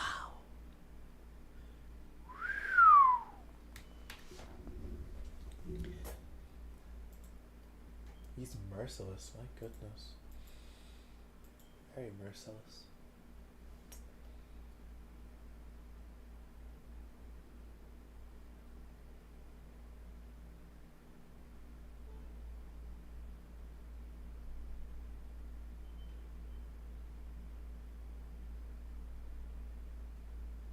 How have I been going for now? Is it almost 3 hours? It is 3 hours. It's been 3 hours actually. Oh wow, this stream. Honestly, I'm kind of glad I didn't join the 2 streams then, because this section is a lot longer than I thought it would be. It might even go to 4 hours the way it's looking. But then again, who knows? It really does.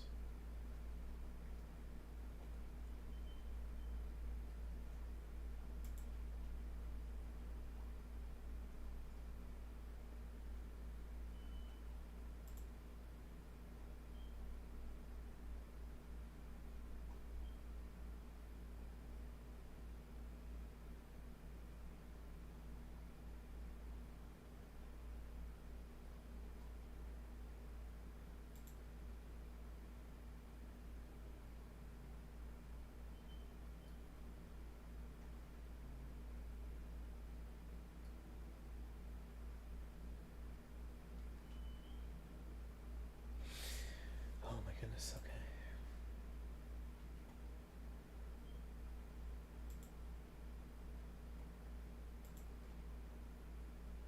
Let's keep going now. I just had to take a break for a second because that was a lot. Give it here then. She's scribbling so furiously. There. You've written it. What's she written? Tell us!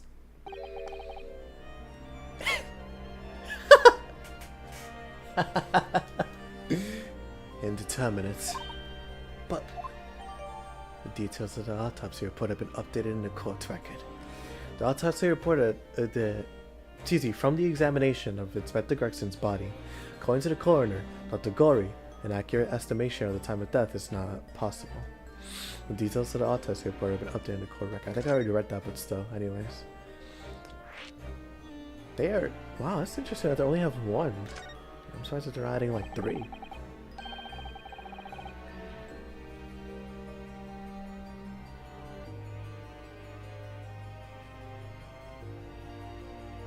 go. What do you mean by that? What was the time of death indeterminate? When a specimen was brought in, it was still fresh, so the time of death could easily have coincided with the gunshot was heard. But there was one small discrepancy. We'll see. What discrepancy? There was some fried fish in the pocket of the specimen's overcoat. And that fish has started to rot. What? If the victim liked fried fish, he presumably liked to eat it before it went off. Well, yes. What are you really trying to say? It's possible that someone tried to manipulate the apparent time of death. Manipulate the... Is that even possible to do? Theoretically. If you were to chill the body in ice, you could delay the onset of putrefaction. Goodness. And if the overcoat wasn't on the body at the time, then only the fish would have started to rot. With today's science, it's not yet possible to determine if the body was chilled or not. But today's science is vast enough to let you freeze a corpse, it seems. No, it's just a simple... It's literally just you put it in ice. It's not that science is advanced, it's that we understand science better now. Or at this point.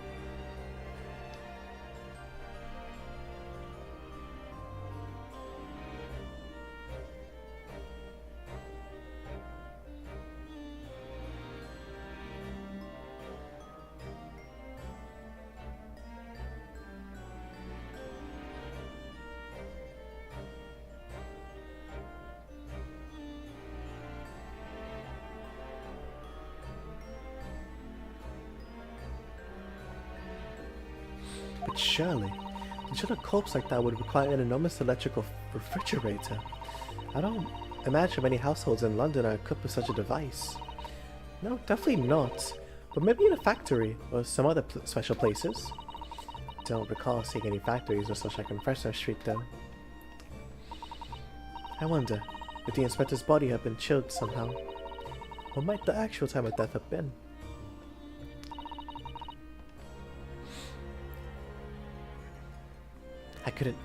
I couldn't say for sure. But at the most, it must have been a day earlier. No. In other words, it would corroborate your previous deduction, Mr. Naruhodo. That Inspector Gregson was killed a day before his body was discovered at a different location. Did you inform Lord Stronghold of this possibility? He simply said there were no electrical refrigerators of that size in the vicinity.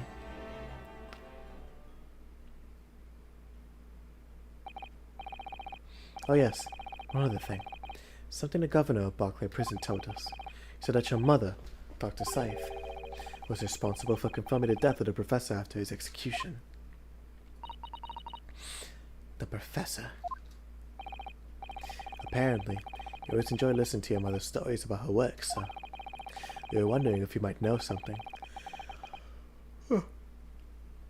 about what happened 10 years ago. That's not all Mama did. Sorry? My mama carried out the autopsy of Clint Van Zieks as well. What is going on with her eyes?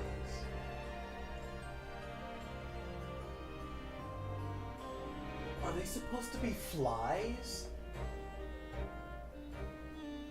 That would be insane. Wait a second.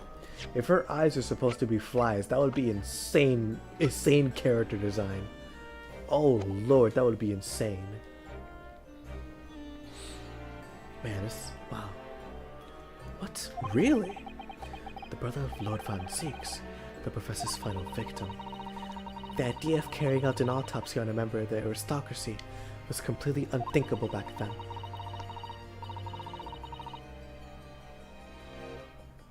But a detective in charge of the investigation insisted it was miraculously authorized.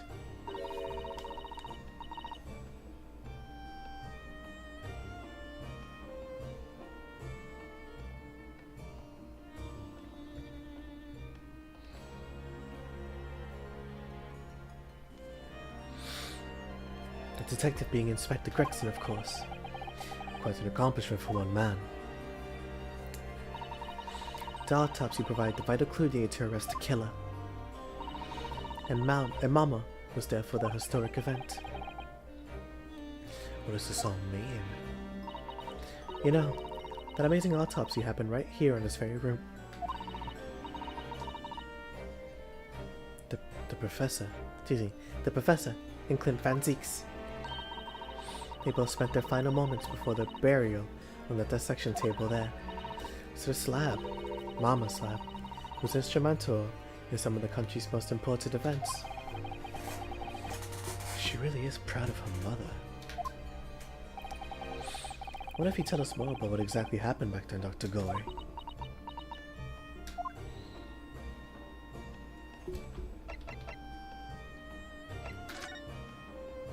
There you go. Confirmation of death. The professor's execution was Mama's first big case. She had to be in attendance at Barclay Prison's execution chamber. And sign us. Yeah, they have to be flash. There's no way. That's, man. This game's design is insane.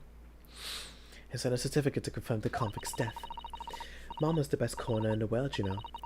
I was so proud of her.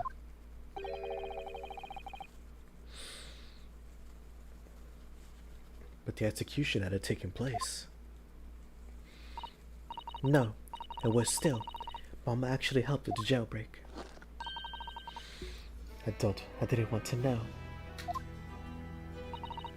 Oh dear, you found out recently, you mean? I believed in her, in Mama, but now I wonder if I'm starting down the same path as her. You mean, because you admitted the time of death on this autopsy report? That's because Lord Strongheart forbade you from including it. Just like Mama, I'm sure she was coerced by somebody too. Yes, it's my feeling as well. There's no doubt there were powerful forces at play 10 years ago. The execution couldn't have been staged with a lot of people at the prison knowing about it. Obviously, the prison governor must have been in on it as well. The big man with the little handcuffs. According to what he told us, he was tricked by the chief warder. He says he knew nothing about it.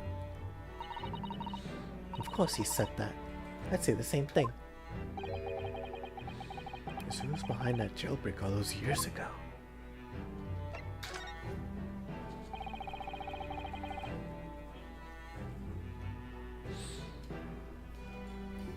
Sepia tone. Sepia tone. So you really love my brother's ghost? Yeah, sepia tone, yeah. Okay, I see.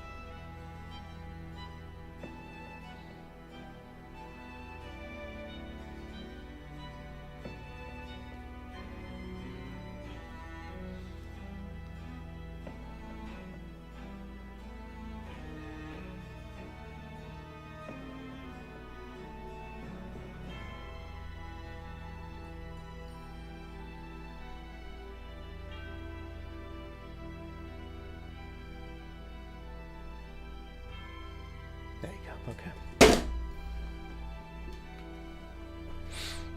You mentioned the autopsy of Clint Van Zieks. It was at a time when carrying out autopsies of murder victims was very unusual. It's still not a practice that's observed in our country even now. It turned out that he was the professor's final victim, and when the autopsy was performed, Mama was present, although only as a secondary assistant. The person leading the procedure was called Dr. John H. Wilson. That's right, my daddy. And there was one other person present, the primary assistant. He was a visiting student from the Far East. Wait, a visiting student? It must have been my father, Yujin Mikotoba. Yujin Mikotoba. I had no idea Professor Mikotoba had been involved in something so present. I had no idea Professor Mikotoba had been involved in something so important. But the outcome of the historic autopsy was the discovery of a vital piece of evidence that led to the capture of the professor. So that's how they came to identify Genshin Asogi as the infamous mass murderer. Do you happen to know anything about the piece of evidence? Can you tell us any more?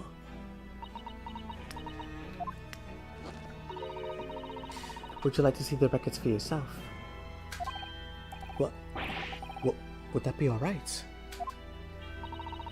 What's the point of keeping records if people can't look at them? They're filed under V, at the back of those cupboards, with those other records from the last decade. Thank you! Let's see. Von Zieks. Von Zieks. That's strange. What, Mr. Naruto? They are here. Something on the Von Zieks. There must be.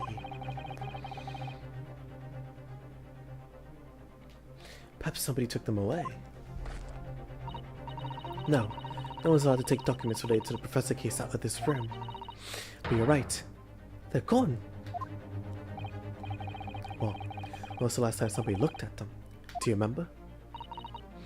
It was... Oh yes, I remember now. It was 2 years ago. A consulting detective came one day, saying that he'd like to see the records. No. You don't mean... Herlock Sholmes was his name. Deep down, I knew that was coming. Do you think he stole the records? Oh no, surely not. Iris, that can't be right, can't it?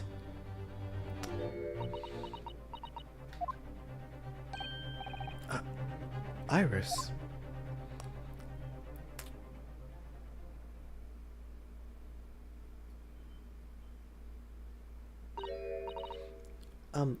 Bruno? Hope you don't mind, but... Whoa, was this Iris? I just remembered something very important I have to do. I'm going to leave you now. This is very sudden, Iris. Or Iris? Well, we'll come with you then. Oh, no, there's no need. You and Bruno can take your time here. Bye for now then. Bye for now. Bye for now then. Good luck. Wait a minute, little girl. Oh, me? I remember now. You've been here before, haven't you? Have you, Iris? Yes. 2 years ago, when a detective came. You were with him, weren't you? You were a living specimen then, too. That's the way it usually works, yes. Was I? I really don't remember. I was 8 years old. Granted, I believe it, but so. Anyway, sorry, but I must dash. Toodles. Wait, Iris. I'll brew up a pot for you when you get home. What's the matter with her? She's behaving really strangely all of a sudden. Well, in that case, we won't keep you any longer either. It's been quite a while since I had any visitors. This is really fun. But next time you come, prefer it if you are ready for dissection. I can't make any promises, sorry. I like Maria Gory. I've been excited for her to show up. Well, honestly, ever since the start of this game. I wish that her and Dr. Scythe showed up more, but no real opportunity to have a corridor show up, so...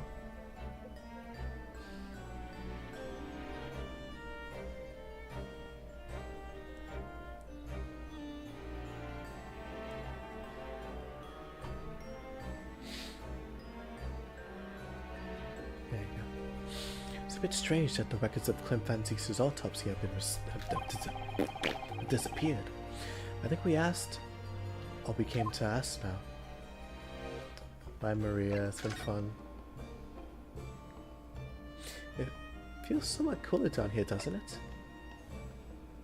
Kazuma-sama, a prosecutor. I never imagined it possible. Back to Fresno Street. Now this is the last spot we gotta go to, and then that's the end of the stream. To the end of this part.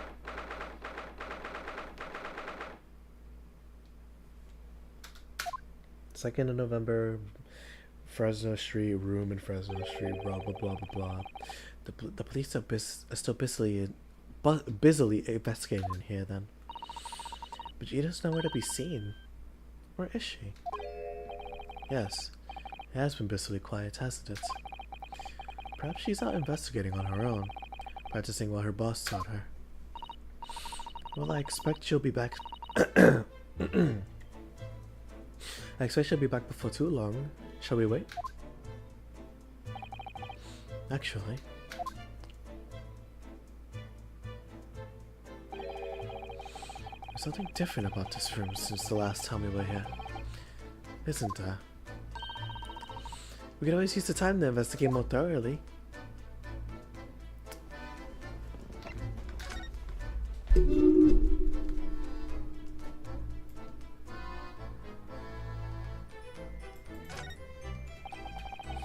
A photograph of Miss Vigil. Realizing the identity of this lady was a very great clue to exposing Mr. Gossip's true identity. He obviously loves his wife very dearly, which is why he felt he couldn't tell her the truth. The transformation was incredible, wasn't it? Just from that big twisted lip. Yes, went to extraordinary efforts to play the part of Hugh Boone convincingly. Although, it didn't really seem like it was much of an effort to me. Now you say it, I have to agree. It's almost as if that was Mr. Vigil's true character.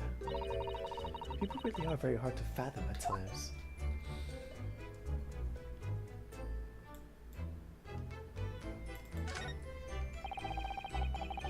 There are details of the cases stretching back over 10 years on this notice board. Yes, history of Lord Van Ziek's defeats in court. I don't think that's an appropriate description. Although, if you consider everything on the board, it certainly is true that all these people have had a background of dubious dealings. And in the end, of course... Oh my god, excuse me, I'm so tired.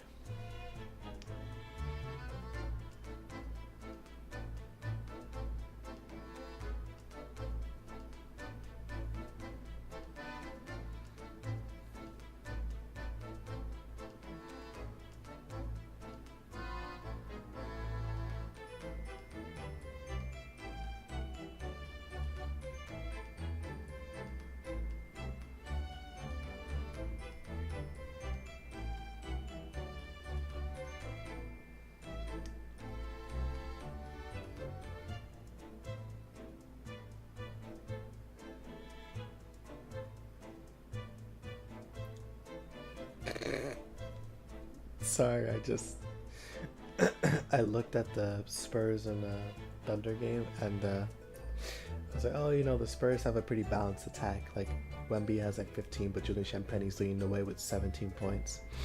You look over at the Thunder, and Shea has 26. It's only the third quarter. Yo, he's balling out right now. Oh my lord, that's so funny. And they're talking about Shea's legacy is tainted by the foul baiting. Nah, man. Blame the game and blame the team, but don't blame him, bro. Not in a sense of like he's blameless, but like don't let that take away from the fact that he's a dog and one of the best players in the league, like top 5, if not top 3.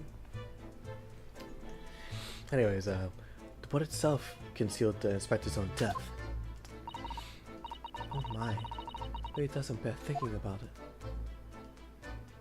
Wait, hold on. It really doesn't bear thinking about. Yeah, that sounds sad. This is new though. So the trunk wasn't here before, was it? Oh, it appears to be made of metal. It must be very heavy. I wonder to whom it belongs. There's some initials on the outside. TG. Let's one of the policemen if they know how it came to be here. Oi! What you think you're doing? That's my trunk, that is. Hands off! Oh, hands off! Gina, what? Where were you hiding? I don't know. He leaves something unattended for a few seconds, and every Tom, Dick, and Harry's got his greedy eyes on it. It's the wrong guess, Gina, but what? Spit out, Odo. Is it fair to say that you only own that trunk since this morning's trial? What are you trying to say? Come on, this trunk goes with me everywhere. Always ours. Always ours. Where have you been the last year? Try not to call your wrath mainly.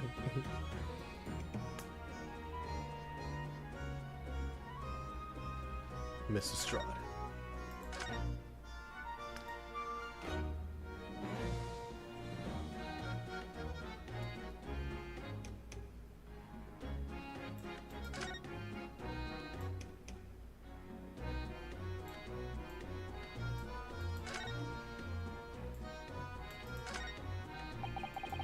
Never imagined that this little figurine would turn out to be a watch-winding key. I suppose it's a policeman, because the pocket watch was a gift from Scotland Yard. Seems there was much more to Inspector Gregson than we ever realized. He was clearly a brilliant man. His division chips that threw us off. I feel as though it ruined his image. I really don't think we should blame one of Britain's staple cuisines. But think about it. Imagine if it was Mr. Sholmes. How would you feel if instead of that old briar pipe that's always in his hand, Mr. Sholmes had a bag of chips? Rather disappointed, if I'm honest. Exactly. See, he's not wrong. It really was the chips. This revolver. Who does it belong to? Well, we know it's a type issued to members of the police force and judiciary.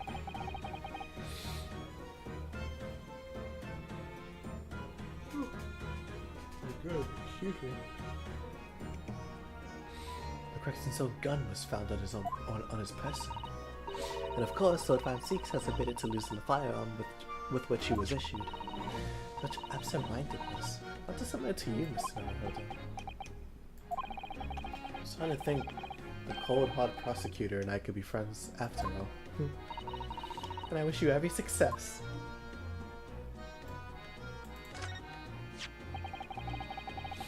Catches your eye as soon as you enter the room, doesn't it? Such a bright color. Certainly makes an impression, yes. They can't possibly commit any crimes, can they? I mean, redheads stand out like a sore thumb. I'm afraid with that jet black Japanese hair, we stand out almost as much here in London. Ah, I suppose that's true. You mustn't think of committing any crimes, Mr. Naruto.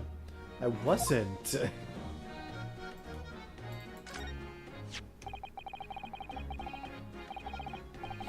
Using a candle as a timer device. Very ingenious, I must say. Yes, the culprit arranged it so that the firecracker would be set off at 5 o'clock and then left. So that a loud bang was heard at precisely the moment Lord Van Seeks arrived, yes. If only he hadn't picked up the gun from the floor.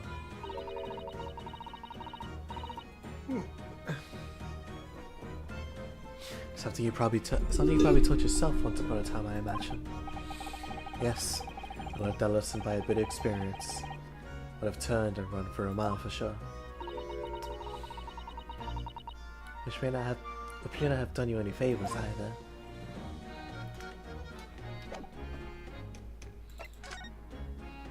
Your boss. You should hear them talking at the yard now. They should be ashamed of themselves. They're saying, there was the boss. We killed all them bludgers. Ah, you mean the whole Reaper thing? Yeah. Apparently the boss was investigating stuff that no one else at the yard knew nothing about. Stuff to do with all them criminals who got off scot-free. Yes. It's the one prosecuted by Lord Van Seeks who used bribery and corruption to evade conviction.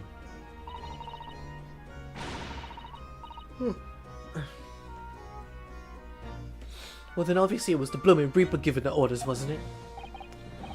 But how would people be suspecting Inspector Gregson of being involved in the killings? There was a notebook in his office. Oh no, this doesn't sound good. It had details of all the crimes that had been pegged as the Reaper's work. What? Oh, did you see it, Gina? Did you see that notebook? They would have flaming let me, because I'm just an apprentice apparently. But it was me who found it, and he was my boss. That's right. I was being miffed about his son. I seemed to peek at what it said anyway. Oh, that's our Gina.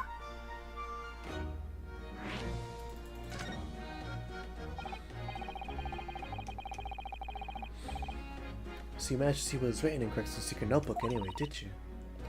Well, I see it. It's my right to read what he wrote. And what had he written, Gina? Dates, times, places, names, an old long list of them. All details about the bludgeons supposed to have been done in by the Reaper. But there could be an explanation for that. Perhaps it was a record of the Inspector's investigations into the Reaper's activities. Exactly. That's what I said. That's the first thing you think, right? As it happens, it was full of names I recognized anyway. Well, the Reaper's targets were almost exclusively known leaders of London's criminal underground. Well, yeah, but there was one name right at the end that was a bit odd. At the end of the list, you mean? I'm pretty sure the date against it was the 31st of October. Oh, the day before the inspector was found dead. So, what was the other name?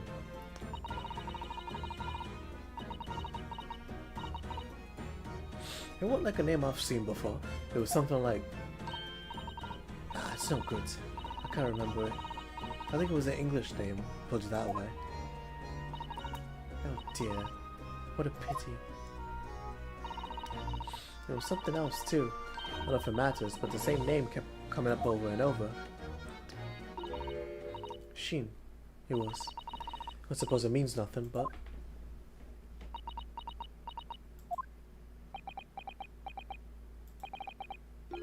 Did you say Shin?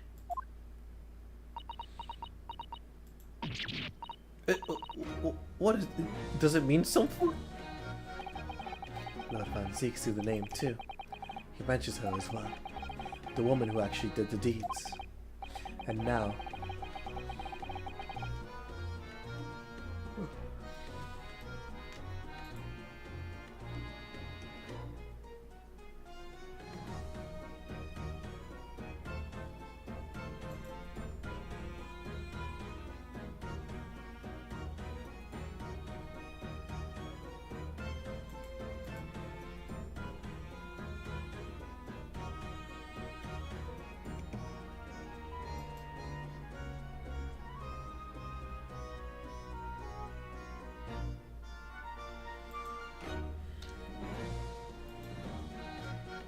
Almost at 4 hours.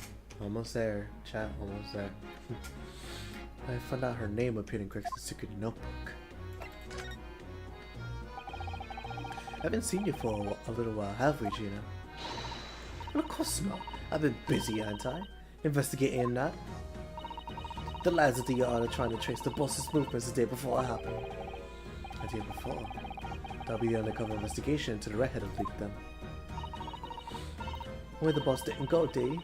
You found some code for what was pretending to be him, didn't you, Odo? Yes, it was Mr. Vigil who actually went to the park on Lime Street that day, posing as Gregson. Well, anyway, you ain't the only one turning stuff up. I got my own ways of getting results. When me and my partner here get together, there's nothing we can't tuck down. Oh, little Toby. He's such a faithful friend. So, have you tracked on anything then? What do you think, eh? Of course we have. Can't you tell though, police business in it? You see, can't tell you though. Police business in it.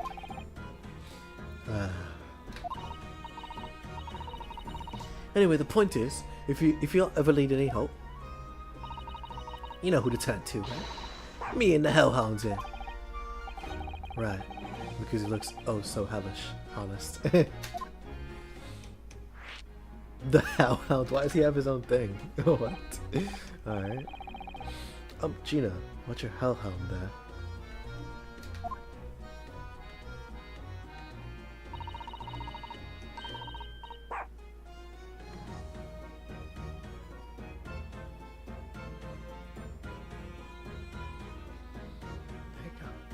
Chief Inspector Toby, you mean? He's the part of the force, is he? He is. Japanese. Police talk means something quite different, and not altogether nice to those involved in crime.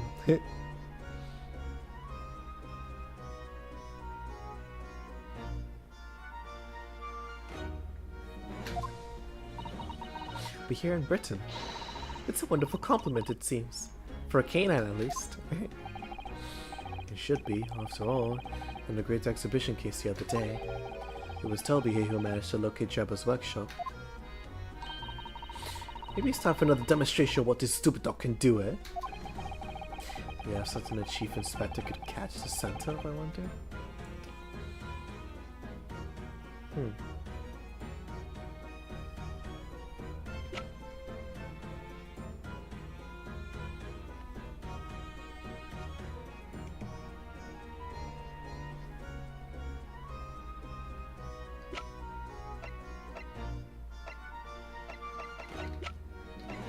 Oh, the gun, right? Take that! I imagine, right? Well, Chief Inspector Toby, if you wouldn't mind having a seat for this.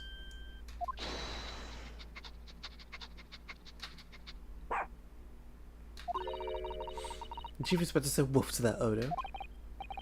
Yes, I heard that. I think perhaps that particular item didn't excite him very much. Did you got nothing else? I would think. What's the gun then? I literally have investigated everything in this entire section, so it has to be something here.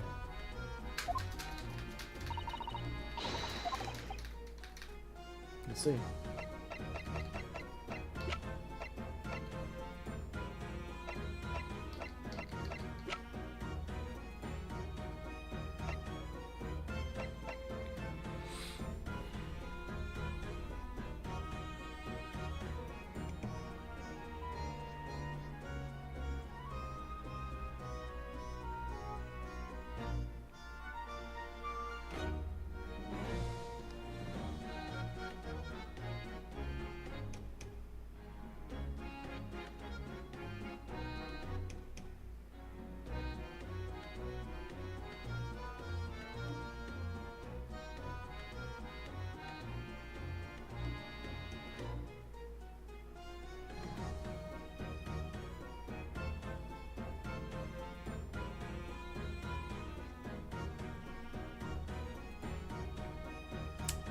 Yep. No, that makes sense. Okay. Yep. Of course, it would be the hairpiece. That makes sense.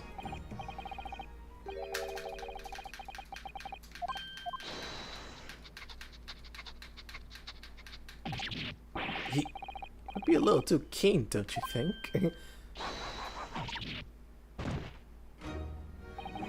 The Chief Inspector made short work of Gina there. What? Oh, look what he's gone to. Oh my. That trunk clearly still has a very strong scent of Inspector Gregson. In other words, it must have belonged to him.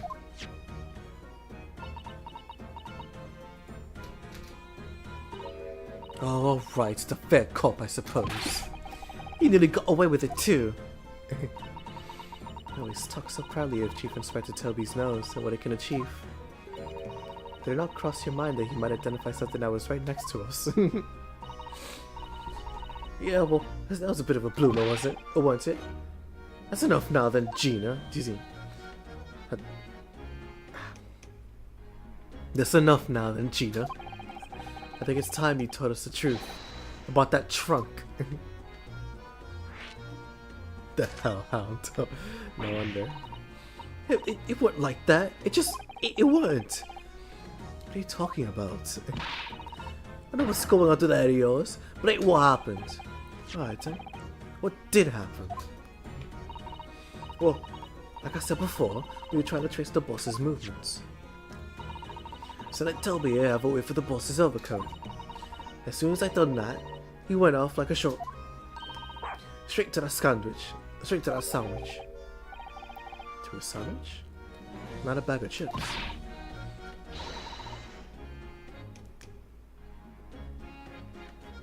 Mr. Naruhodo. I believe, Mr. Naruhodo, I believe Gina means the witness. Oh, forgot about that sandwich. Yeah, he had it in between the wooden boards of his, that bossy's trunk. You mean, when I heard the sound of like a gunshot and I popped in here? Exactly. He nabbed it from the scene. Goodness. Me and the chief inspector gave that sandwich a good grilling. You know what he said? I thought you might fetch a good price. The chap wouldn't be needing it anymore anyway, so... But that's all I did. Nothing more, nothing... Would you Adam any of the cheek of it, eh? Still in the dead boss's stuff to flog. So Miss Venus was the only one that met her with the scene of the crime then, huh? How could they? So anyway, that's how it happened. It's a pretty decent trunk, so I figured I might as well make use of it. Is there something wrong with that, eh? Well, maybe you and Mr. Sandwich should try to find the answer to that question together. I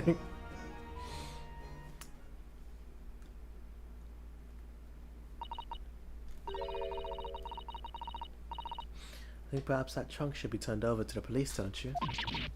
What are you on about? I am the police! Gina, if you wouldn't mind, can we maybe examine it? Yeah, alright then. Do what you want with it. Thank you. We shall make a detailed record of our examination of the evidence. This trunk has been entered to the court record. Inspector Gregson's metal traveling trunk that was removed from the scene was subsequently recovered by Gina.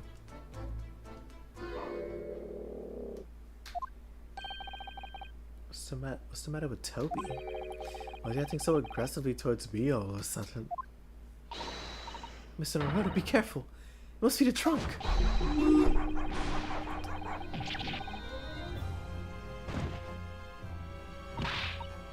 Toby, oh, what are you doing?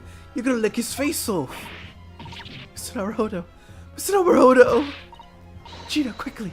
Hail a carriage!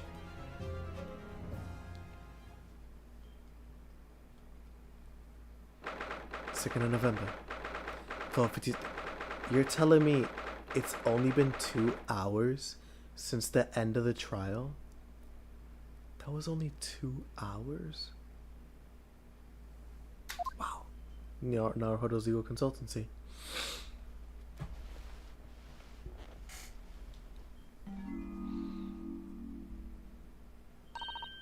Oh, Mr. Naruhodo, are you alright? Suzuto. Oh, conscious again at last. A blessed relief, my dear fellow. After all, to drop dead after a moderate licking by a small terrier, most unseemly. What isn't seemly is irrelevant here, Mr. Sholmes.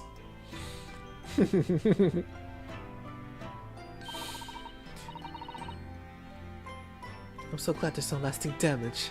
How are you feeling? I'm fine, thank you.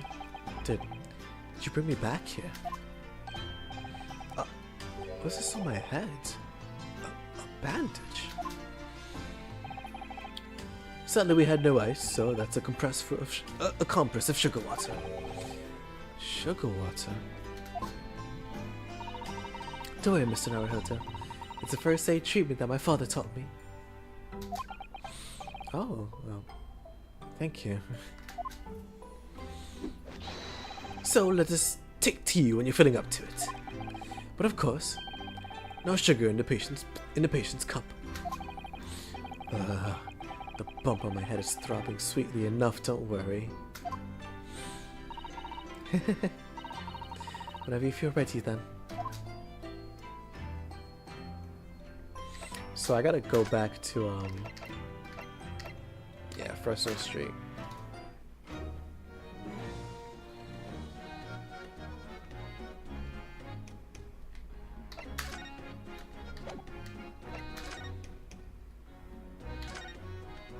Yep, here she is. So apparently this is for a trophy. Gina, I'm really sorry. It's tough, didn't it?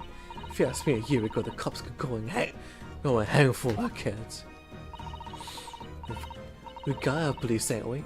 To catch the bludgers. So divers could go about our business in peace. Wait, sorry? I don't think I could have heard that properly. He said he was gonna teach me everything I need to know to be a detective. All he got around to show me is where the best flaming fish and chip shops are. Actually, that reminds me. Preston said he was supposed to be going to Paris in the near future today. Is something wrong? Oh, no, I'm sure I'm reading too much into things. It's just that the timing seems very coincidental. You know, the boss was acting a bit strange recently. Like he was always in a rush. Yep.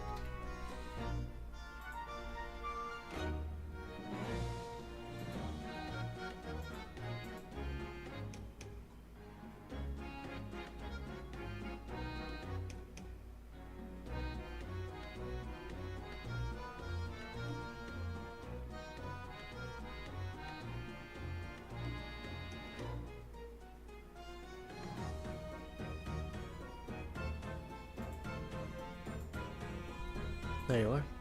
By the way, I want to make it known that I have 114 hours on this game right now. It's getting crazy. It's getting crazy. But still missing the trophies. Still missing the trophies. A lot of them actually. I'm still missing 11. Which a lot of these are pretty easy to get. Some of these not really, but.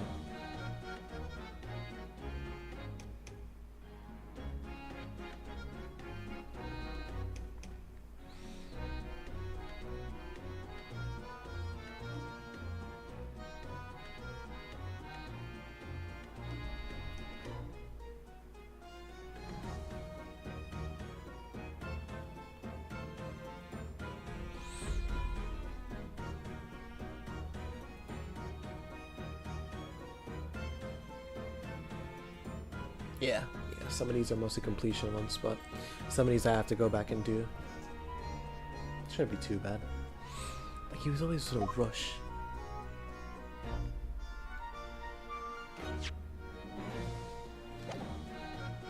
Alrighty.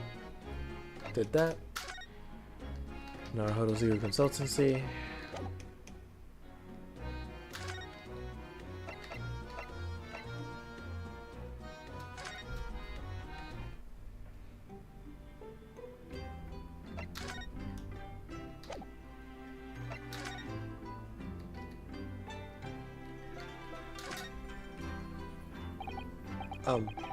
Thank you for your concern, Mr. Shams. My dear fellow, think nothing of it. I must say I was quite startled when I heard that you'd been attacked by a dog. For a moment I feared that infamous murderer of so many had come back from the dead. You mean, the professor? Fortunately, I see you, Price's throat is unscathed. That stiff, turned-up collar of yours obviously afforded some welcome protection. Is that close to death? Is that close to death? All I really remember is the dog licking my face over and over and over again. Licking. Oh, licking. Yeah. Everybody's saying licking, but like they're making it sound like he bit his face off. Like.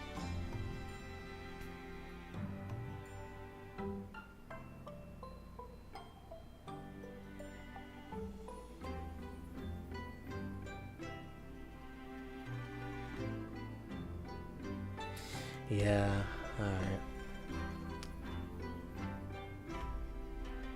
Well, if you wish to avoid such troubles in the future, a little mustard spread on the cheeks should do the trick. I should think that the balance of the sweetness of your bandage rather splendidly.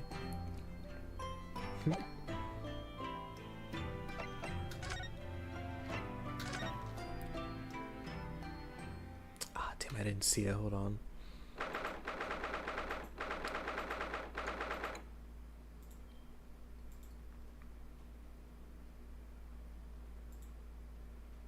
Trying to bring out the whole lobster. I'm bring out the whole ocean.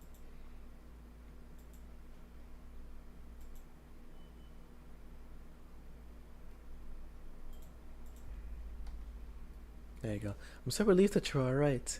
Have some tea and relax for a little while. Is what she said. Alrighty. 2nd of November, Shams this week. Yeah. Mit dem Schwarzbiergebot bodelt Wien Feuerberg, den Schlund es mir verbrannt. Ach, What is happening here? Herr mit dem Knacker ich befahl. What on earth is going on here? Am I having a bad dream? No, it's an old German folk song. Rather a fine rendition, I think. That's the least of my concerns, sir. Iris? Iris? What's the matter?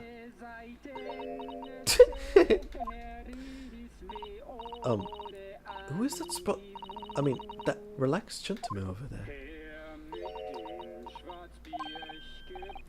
Iris? Is she even listening?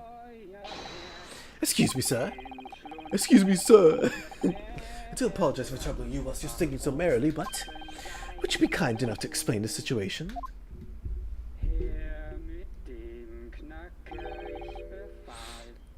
Well, that worked.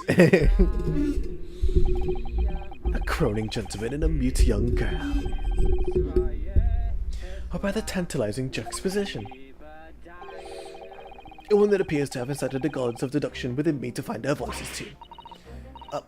Mr. Sholmes, do you mean... The strains of reasoning with me, within me are playing now as someone who can't talk because he's illiterate. Are now playing as a delightful duet. One melody sings of a reunion full of nostalgia, whilst the other is a morose theme about the great secret you were trying to so desperately conceal. Iris. She's turned white as a sheet. So as usual, you instantly seem to be the very heart of the matter. Excuse me, seem through to the heart of the matter. And by the time my brief performance is over, I feel that I'm sure this gentleman's song will reach its conclusion. Will reach its finale. Can't talk today, wow. So then, to Musicland, where all there's sweetness and delicacy and harmony. Pray, do enjoy Herlock Sholmes' latest logic and reasoning spectacular. A great deduction. The game is afoot. Man's identity. Firstly, we consider the gentleman's nationality. Clearly, he's a German with no grasp of the English language. As evidenced by the dramatic song he sings and his apparent inability to understand when asked to desist. There you go. So, why is the man here at all? And in such apparently high spirits? The answer, of course, Iris, is clearly known to you. Indeed, we need only follow the gaze of those bright young eyes to unravel that particular part of this mystery. The reason for the man's mildly irritating warbling is revealed by the herbal tea. He obviously offered our German guest a cup of your latest herbal blend. The tea's delectable flavor has made the man's spirit soar, and resulted in his joyful ditty tumbling incessantly from his lips. I eagerly await sampling the flavor myself, that I may join the fellow in his state of elation. Now to the next question. Who exactly is this gentleman availing himself so thoroughly of the city?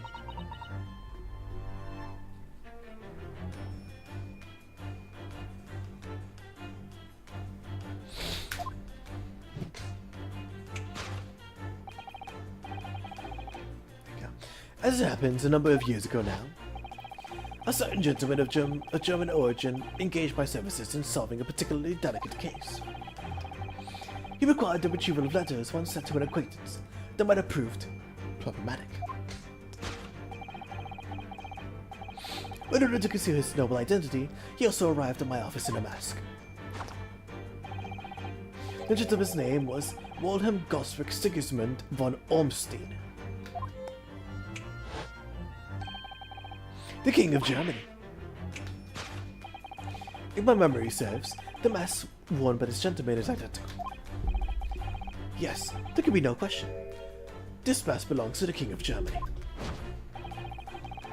It appears that His Majesty remembers the fine service I afforded him, and has decided to show his face again, mask and all, in order to express his gratitude. A well-mannered monarch indeed, wouldn't you agree, my dear fellow?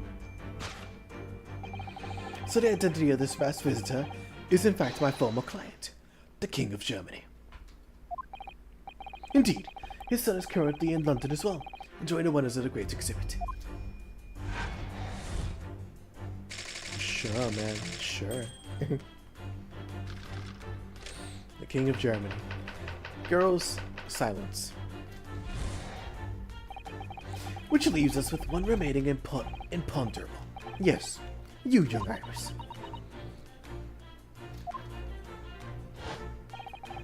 But you apparently inexplicable science is unable to hide the truth. Yes, the reason for your muteness is concealed in that knapsack. A £5 note, I believe. I must say, as your compatriot, I'm deeply saddened. It would appear that you've allowed yourself to be bribed and silenced by His Royal Highness, earning yourself some spending money in exchange for keeping quiet about the King's secret.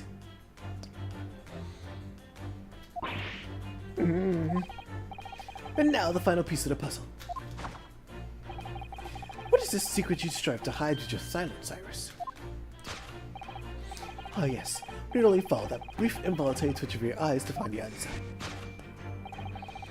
You were attempting to abscond with that coffee cup. My favorite coffee cup, in fact. Or should I say, the handle of my favorite coffee cup. It appears that His High Spirited Highness broke it in the midst of his hijinks. Which leads us to the sad truth. My favorite coffee cup has been broken by the King of Germany, and Iris, you tried to conceal it from me.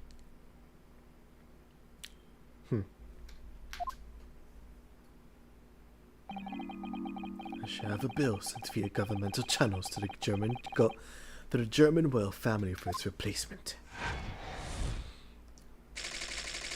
To hide the coffee cup.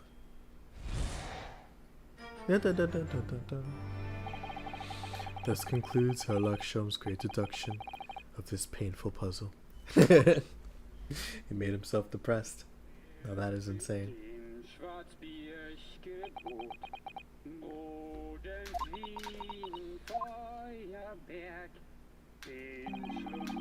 With your silence as well, the fellow's jovial warbling rather rings in the ears, does it not?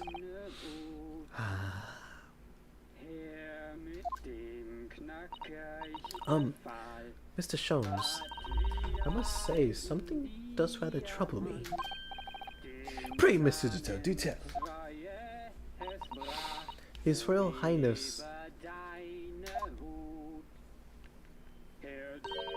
doesn't appear to have moved a muscle since we arrived. And you haven't said a word either, Iris. There we go. Mr. Sholmes has it all right.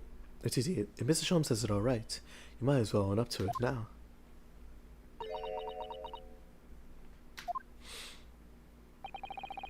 Your reasoning isn't entirely without substance, I must admit.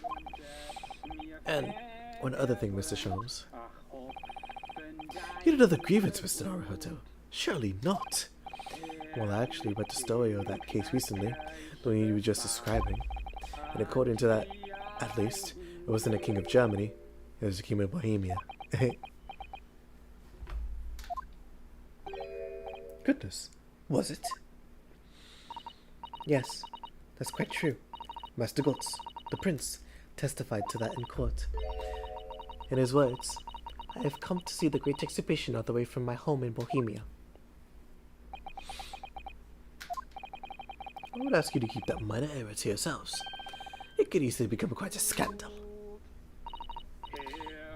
I believe, Mr. Naruhodo, that it's our turn to make some corrections to a number of minor errors that may have slipped in. Yes, even Mr. Sholmes is willing to admit that he might be slightly wide of the mark this time. Although, it's quite clear that Iris is definitely hiding something. We need to find out truth behind this. We need to find out the truth behind this mysterious saying. One truth is incontrovertible. My favorite cup is no more. So, shall we embark again on a joint presentation of Herlock Sholmes' logic and reasoning spectacular?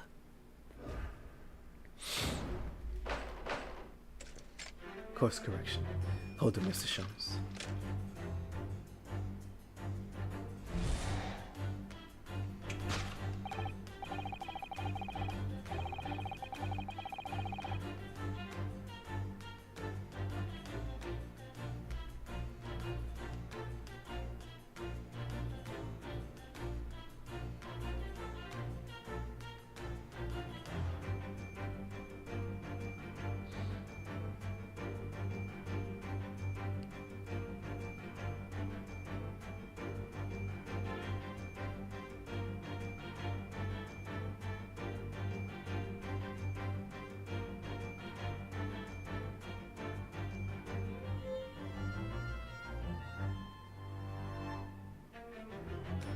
Okay, I see, yeah.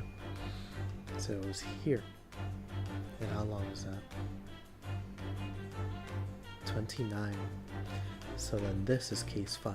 1, 2, 3, 4, 5, 6, 7. 1, 2, 3, 4, 5, 6, 7, 8. Oh my, no. 7. No. 1, 2, 3, 4, 5, 6, 7. 1, 2, 3, 4, 5, 6, 7, 8, 9, 10, 11. My goodness, case 3 was huge. Oh my lord. Anyways. It's funny how that pans out considering that case 3 for my channel. Let's see. Nah, that was a lot. 1, 2, 3, 4.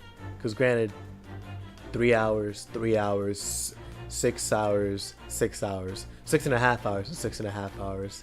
So 12 hours, 18 hours in total for case 3. Like that's nothing to scoff at, man. That's a lot. And then not even 18, probably closer to 19.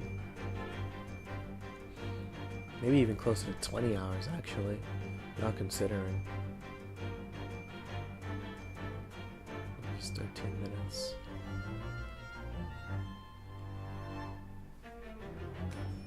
Still be 6 hours. Another 6. Yeah, that wouldn't put you to. That put you at 12, but not 13, not yet. That would definitely put you at 13. Yeah, I think it's 19 hours, closer to 20. But not 20 yet. Alright, firstly we consider legitimate nationality. Clearly he's a German, with no grasp of the English language. As evidenced by the Germanic song he sings and his apparent inability to understand when asked to desist.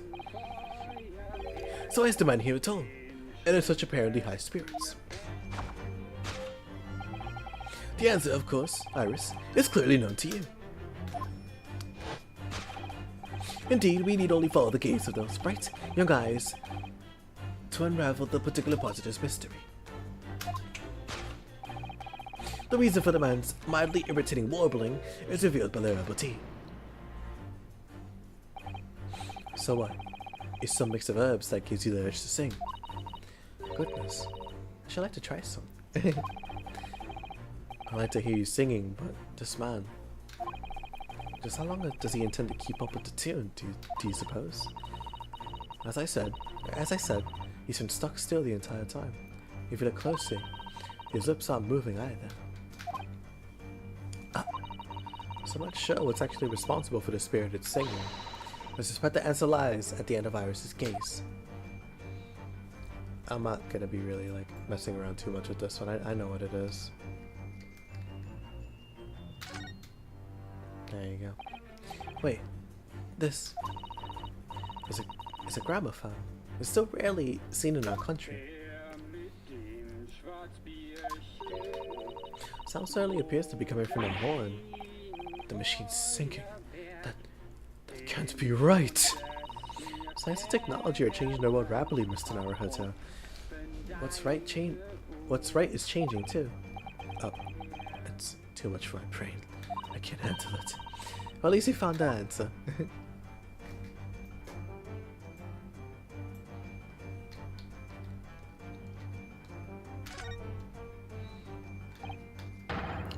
We know this mask. Oh yeah, you're right. So, does that mean... No, surely not.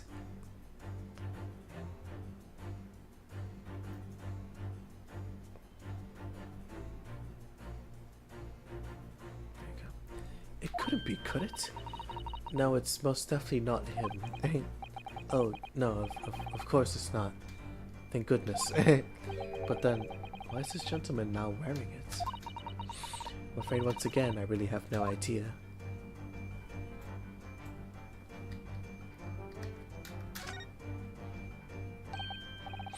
Well, the cup's empty, that's for sure. So I suppose this mysterious gentleman must have drunk the contents. Iris's special blends are quite delicious, I agree. They always make my heart sing. So I can understand wanting to vocalize those feelings, certainly. In fact, Mr. Naruhodo, you have to erupt in boisterous laughter after drinking Iris's tea. I do? Maybe I should take some lighter laughter lessons from Suzuto-san in the near future.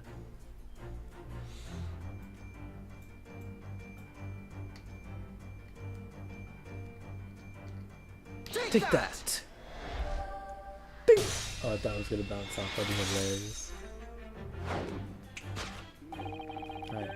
The reason for the man's mildly irritating warbling is revealed by the gramophone. Indeed! For no well-bred gentleman would break into an obscure folk song when making a social call. In other words, this gentleman isn't singing at all. In fact, it would appear that the fellow is unconscious.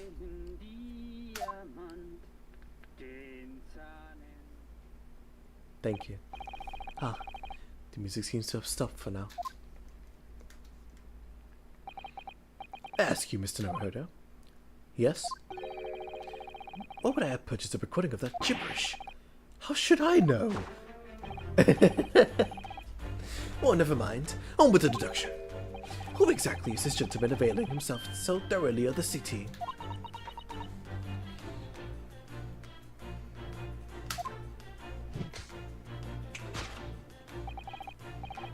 As it happens that a number of years ago now, a certain gentleman of German origin engaged my services in solving a particularly delicate case.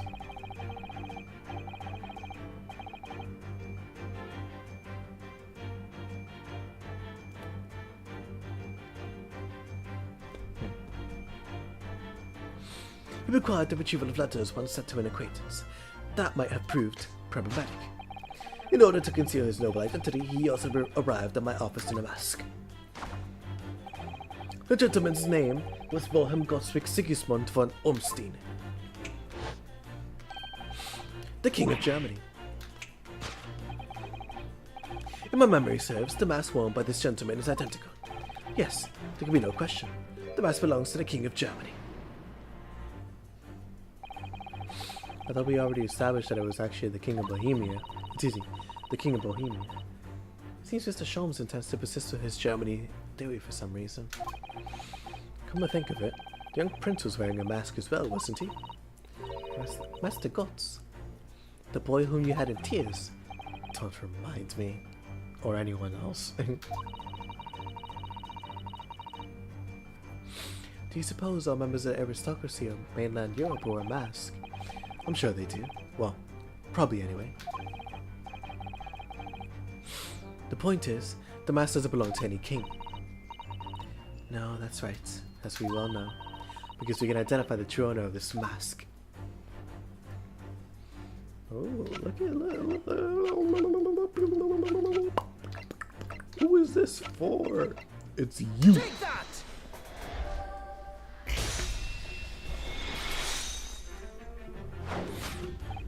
Yes, there can be no question. That mask belongs to Kazuma Asogi. In other words, my memory is sublimely unreliable. Only you could try to make that sound positive. Kazuma's mask has been languishing on his metal chest for several days. That doesn't explain why the gentleman is wearing it now. But it is now a simpler matter to determine our guest's true identity.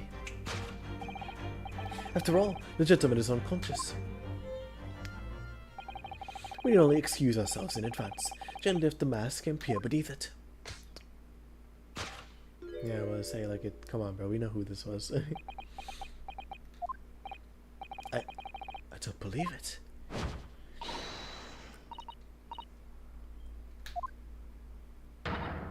Father! I'm afraid, Miss Suzuto, you must be No, I think not, Mr. Shones. Did it appear our logic and reasoning has once again revealed the truth? This mysterious visitor is my unconscious father, Yujin Mikotoba.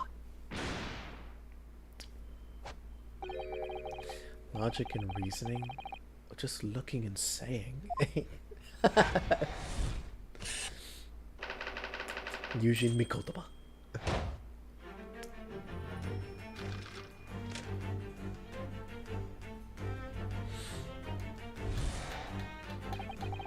Which leaves us with one remaining imponderable.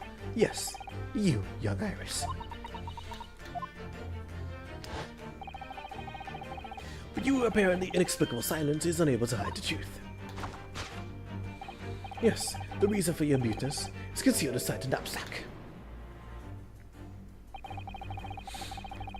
Just a 5-pound note poking out from Iris's knapsack, is it? Oh dear, I can't be sure. Most money that we encounter is in coin form. I know. I'm not sure if we've seen any banknotes here in Britain at all, have we? But anyway, Father would never have paid money for Iris' silence. It only seems like the silent type himself, though, judging by his present state. I see some other reason for Iris' silence, I suppose. Perhaps what Iris is trying so hard not to give away with her eyes is something entirely different.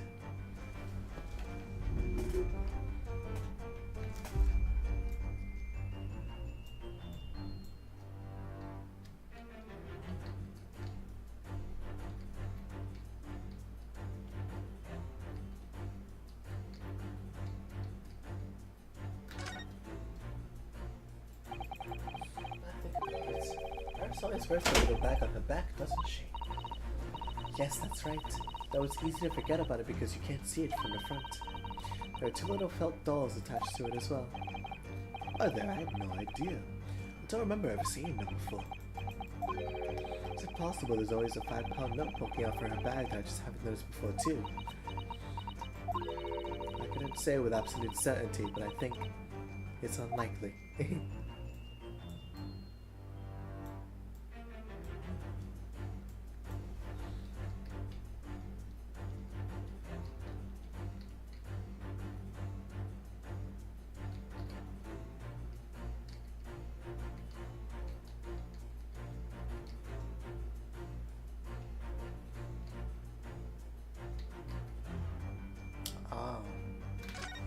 That's one way, yeah. This metal chest.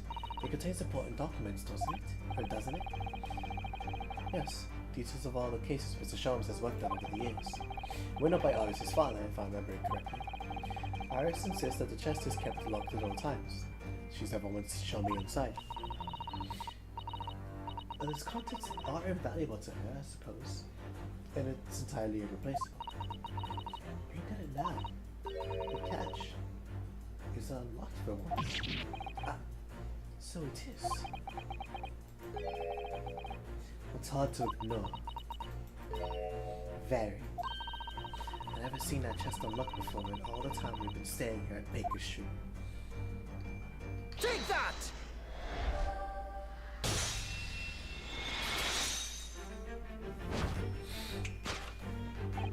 Yes, the reason for your muteness is concealed inside that metal chest. An excellent observation. For upon closer inspection, there's something different about the chest's appearance. It's kept locked at all times, yet now the catch is on. Evidently, this has something to do with your refusal to speak, Iris. 4.5 hours. It's a simple enough matter to incite you to speak, I'm sure. I merely need to open his chest.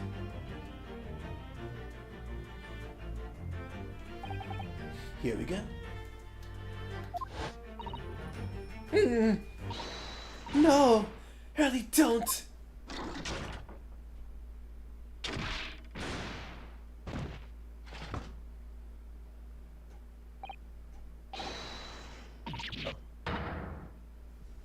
Okay, there was a lot of text going by.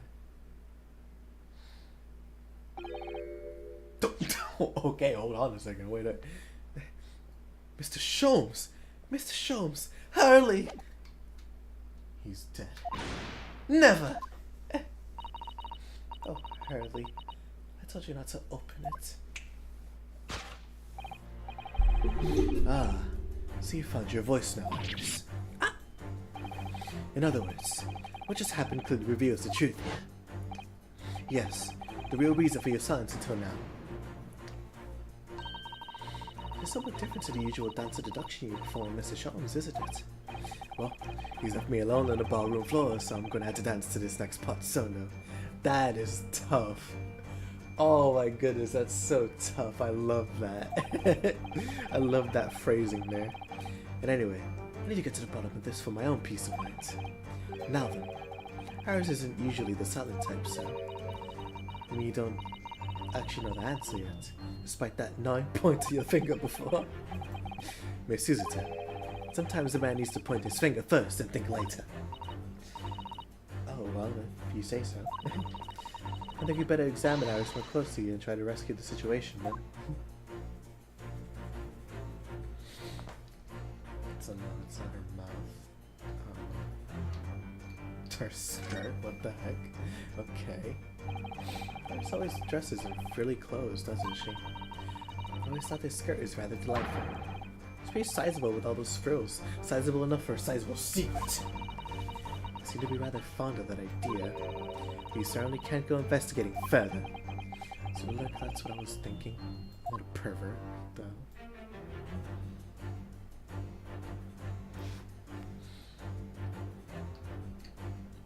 Nah, I'm just gonna go for the key. Take that! There you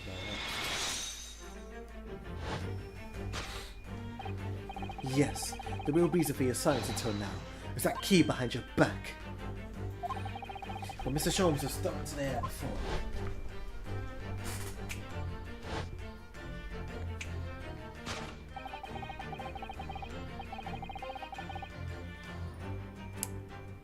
Wow. Wow, look at that. Wow, okay. I never knew that actually, that's cool. Just before you called out to try to stop him, you slipped something out of your mouth. That something is the key now in your hands. No doubt the key to the chest. You're so clever, Runo. So now it becomes clear, thanks to Mr. Sholmes' graphic demonstration. We can well imagine what happened here. But Professor B. Kotoba also opened that metal chest only to be punched into the air and land sprawled on the city. But wait, let's explain all the facts. What about the stylish scarf and a cup of tea, and above all, what would he be wearing Kazuma-sama's mask? Well, for those curious details, I can think only of one explanation. Clearly, an unbelievable miracle took place in this room. Isn't that right, Iris?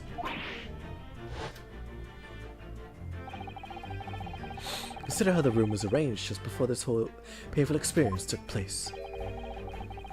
When Professor Mikotoba opened a chest, completely unaware of what awaited inside.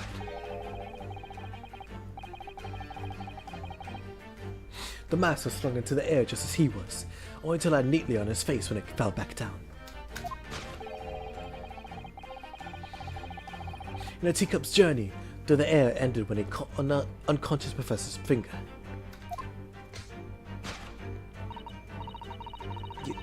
You mean to say that the stylish scarf is actually just a tablecloth?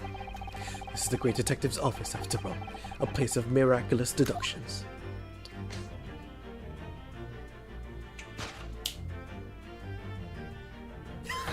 Oh, that's adorable.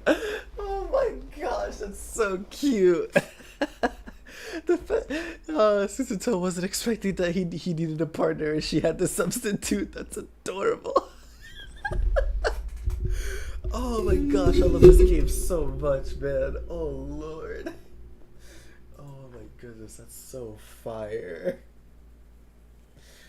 Oh my gosh. Would you expect anything less? Yes, you're right. It happened exactly as you said. Brilliant, Bruno. This concludes Ryunosuke's... Excuse me, I gotta get this right. Thus concludes Ryunosuke Naruhodo's great deduction of this punchy puzzle. Awesome. Awesome. So then, why don't I make a fresh pot of tea for all of us? Objection! Oh! An admirable performance, Mr. Naruhodo. But in the final act of the show there, you either miss everything of importance. Mr. Sholmes, if you would cast your mind back to my earlier deduction. Iris, clearly you're hiding a great secret. She is. From a look on her face. Mr. Schultz must be right. Whatever that great secret is, the cat isn't out of the bag yet. That face is frying me, bro. His face is hilarious. So I put it to you again. You were attempting to abscond with that coffee cup. I think it's a shame that Mr. Sholmes' cup. It must have been smashed when Professor Mikotoba opened the chest. Oh dear. So many things have been broken here. But now the deduction has taken a different direction. Iris doesn't seem to be trying to hide the broken cup anymore. In other words, her great secret is something else. Let's put our observational skills to work here one final time. I'm gonna have to move you, big buddy. Oh. Well, there you go. Oh, look. There. There seem to be some papers there. So I was trying to hide them underneath the tray. The insignia, Mr. Naruhodo. It's an official Scotland Yard document. What? But where would Iris? We must ask her. Official Scotland Yard document. Take that!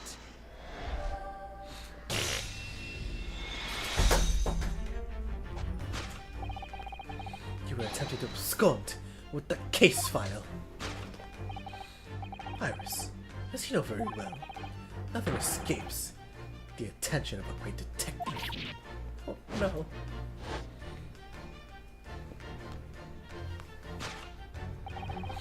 You visited Scotland Yard's autopsy laboratory earlier today, and Dr. Gorey informed us.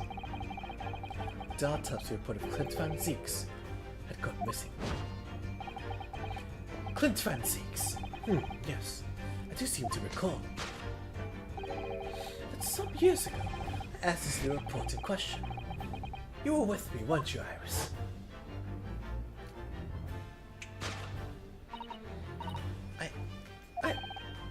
You mean, it was you, Iris?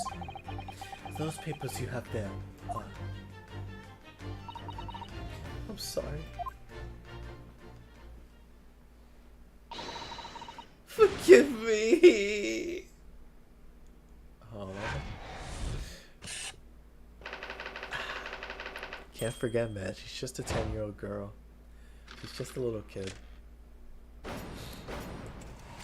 Really smart little kid, because what she was doing was genius. Hiding the key in her mouth, using the paper as a tray, the acting, all of that was genius. Oh my goodness. In truth, I would like to have thought I could have predicted the booby-trapped chest. But it caught me completely off guard. I was very nearly late consulting Detective Herlock Sholmes. Sorry, Hurley. So you mean this autopsy report really is? Yes, I took it from the lab, even though I knew it was very important. Is there something in it that troubled you, Iris? Not exactly something that troubled me. Something I've been looking for. When I saw this report, when I saw the writing in it, no, it was Daddy's. The writing. Your father's writing?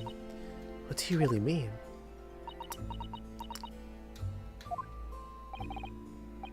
Iris? Must be something that's hard for her to talk about. Forgive me for interrupting, my dear fellows. Mr. Sholmes, what is it? I feel as though the poor unconscious gentleman on the CT has been somewhat forgotten. Father! Perhaps we should find our guest somewhere more peaceful to rest. Mr. Naruto? Yes? Would you be so kind as to lend on your bed? Must do our very best to make him comfortable, I feel. Oh, yes, of course. I'll help you carry him up. So will I. No, I can manage alone, thank you. You have tea to enjoy. We wouldn't want Iris's bruises to. Because there's no better way to make the professor comfortable than dragging him upstairs like a trunk. I wonder, perhaps that was deliberate. Maybe Mr. Sholmes is making himself scarce to give Iris the chance to talk more freely. I must use this opportunity to talk with Iris. If I know what's going on.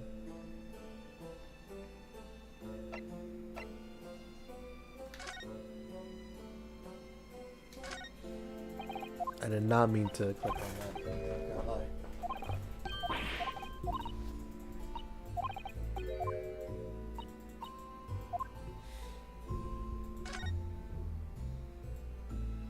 Alright, good. Thank you. You're not horrible. Alright, yo, Daddy babe.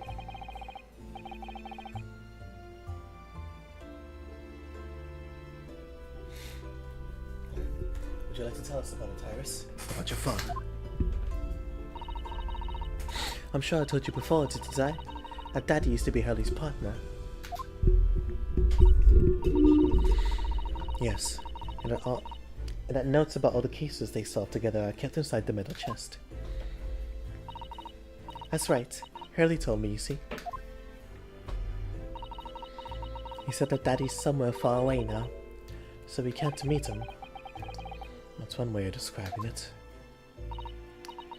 Then, when I secretly unlocked the chest and read through the papers inside, I started to build up a picture in my head of what Daddy must look like. Well, that's only natural. You're just like any other girl of your age.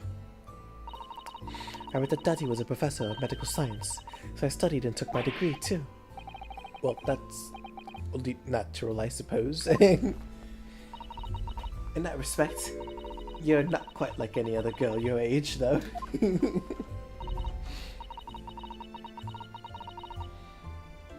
there was one thing I could never find. Daddy's name. His name was Daddy well on the notes that he'd made about his work with Hurley. But then one day... That's what happened, is it? Is it? When you saw this autopsy report, you finally managed to work it out. Is that right? Yes. So it's the handwriting in the report that caught her eye.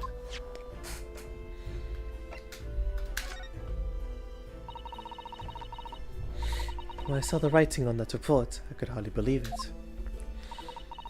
I know that's handwriting, I thought to myself. Because it was the same as the handwriting you saw on your father's case notes. Exactly. I was desperate to compare the two properly. I needed to see them side by side. I asked the doctor in the laboratory, but I was told I couldn't take the report away. And even worse, I was told that was the first and last time we'd be allowed even to look at it there. So you decided. Oh goodness. To steal it.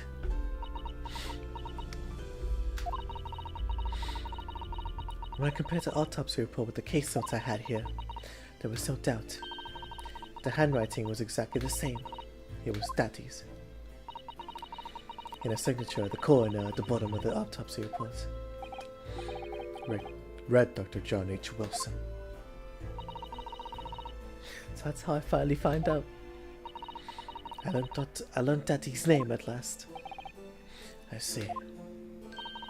Ever since then, I call myself Iris Wilson. That's also when I had the brilliant idea of writing stories all about Daddy's exciting times at Hurley. I decided then and there that I'd write The Adventures of Herlock Sholmes. Oh, Iris. I had no idea the stories had quite such a deep and personal significance to you. Still no, wow. That's funny. Gina and Maria are only 1 year apart. They really all could be friends. I really hope they can. That'd be a really sweet gesture.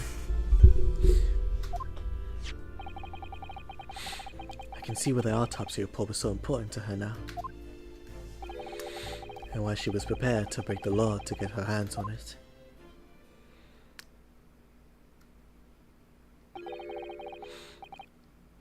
I must apologize, Iris. This is really all my fault. Hurley? Hurley?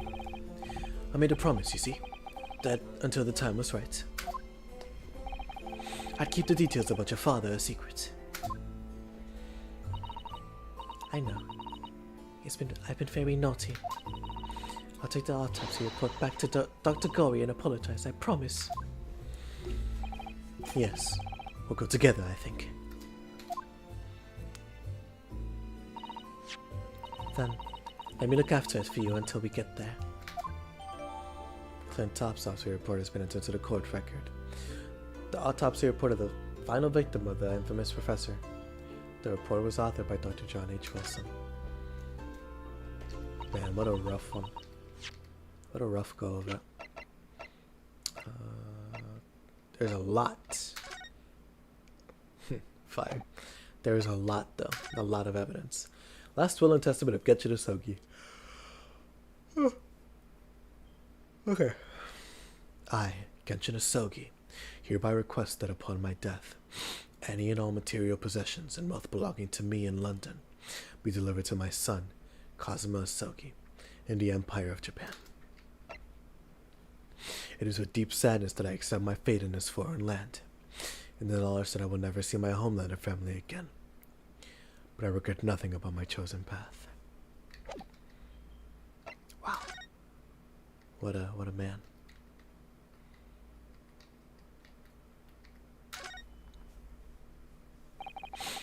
Let's have a look inside.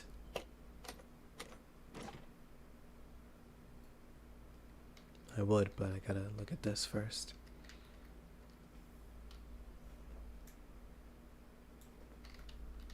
Yep, there you are. Have you seen this huge gash across the side of the trunk here? It's gone right through the leather and inside the metal. And into the metal behind. Gosh, for a metal chest like this to have been so badly damaged, whatever made this gash must have struck the side of the trunk with considerable force. I wonder how it happened. Let's see. Look, there's something inside. Oh, let's see. It appears to be a passport, authorizing him to travel overseas. Was Inspector Gregson about to go on a trip abroad then? Perhaps the departure might tell us something. That was... Oh. What is it? It was for traveler on 31st of October. Just one day before the incident. What? Really? The passport has been entered into the court record. A passport document that was in Inspector Gregson's possession. It was issued for travel to France the day before his body was discovered. Gregson went to France the day before his body was discovered.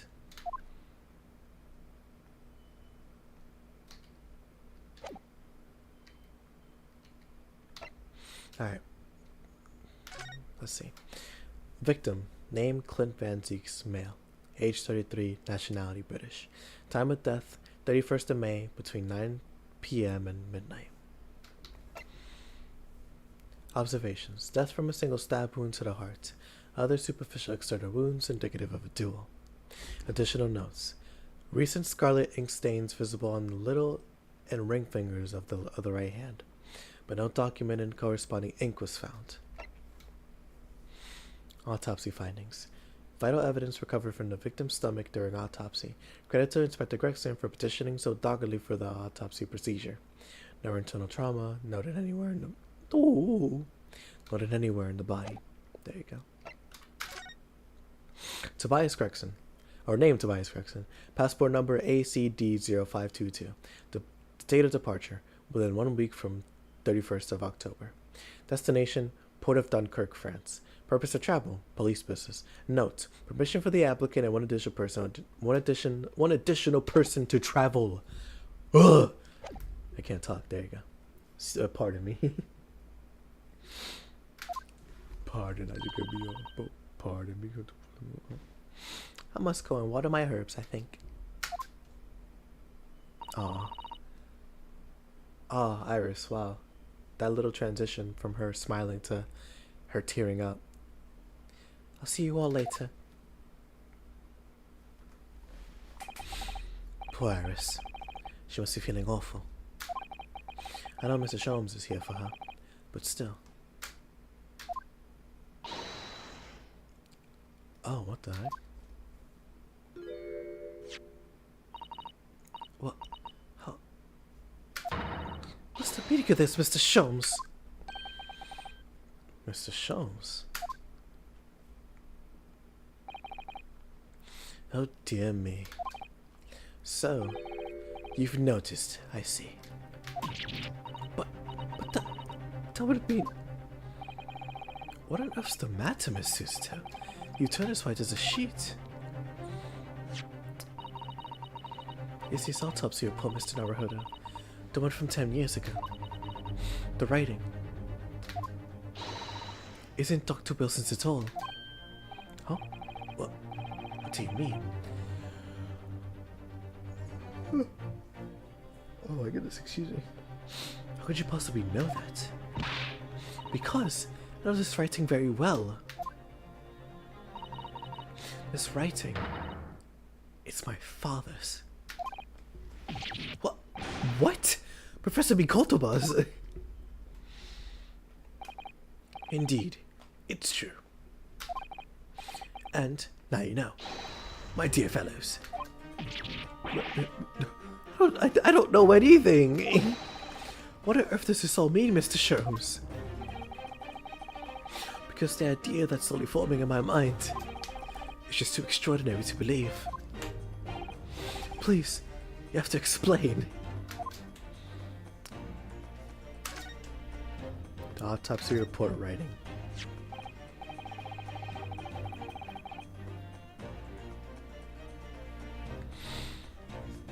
So, this autopsy report was actually penned by Professor Mikotoba then. That makes no sense. It's not possible, surely. Not possible, my dear fellow. Pray, take a deep breath and think again. Yes, you're right. In some ways. Actually, it makes a great deal of sense. It does? 10 years ago, it was when my father returned to Japan after his extended study tour in Britain. And prior to his return, Where was Dr. Mikotoba engaged? Ah, of course. He was an assistant in Dr. Wilson's laboratory, learning about forensic science. And as an assistant, he would have aided with the dissection work, making detailed notes, which would be assembled into the full autopsy report. Once the work was complete, the head coroner would check the contents and put his signature on the document. In other words, the only writing of Dr. Wilson's in the report would be his signature at the end. I see.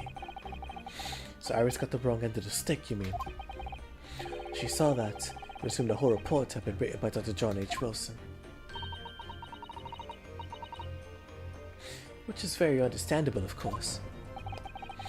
What a complicated situation. Details of Clint's autopsy report have been updated in the court record. The report from the autopsy of the professor's final victim, signed by Dr. John H. Wilson, who carried out the procedure, though Professor Mikotoba actually penned the report.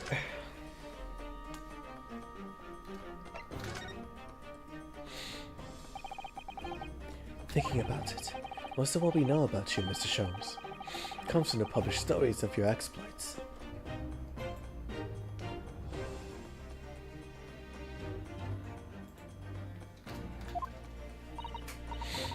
Yes, The Adventures of Herlock Sholmes, written by Iris. We really have no way of knowing what's fact and what's fiction. Most troubling for you, my dear fellow, I'm sure. So what about this supposed partner of yours? Do he really exist or not? Ah, you come straight to the point, I see. And please come straight to the answer. I do believe Iris explained it in one of her installments. He was a trusted comrade, and the only person I could have truly called a friend. And this partner of yours truly make a record of all your cases? Are his notes really stored inside that metal chest? Absolutely, my dear madam. Absolutely. So, where's your partner now? Excuse me. We rarely meet. You see, he lives on the other side of the world.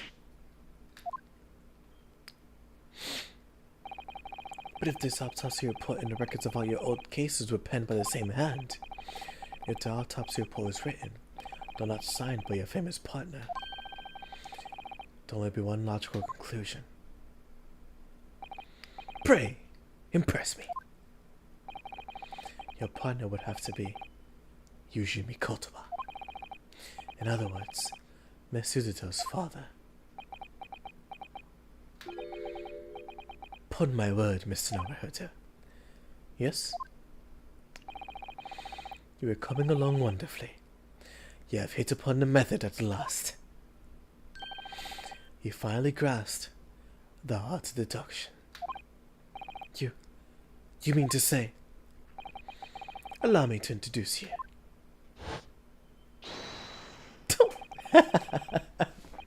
To my great friend and partner, Mikotoba.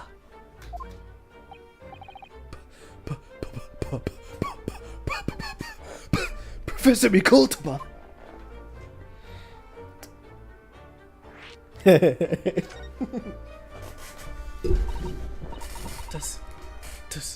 Does this mean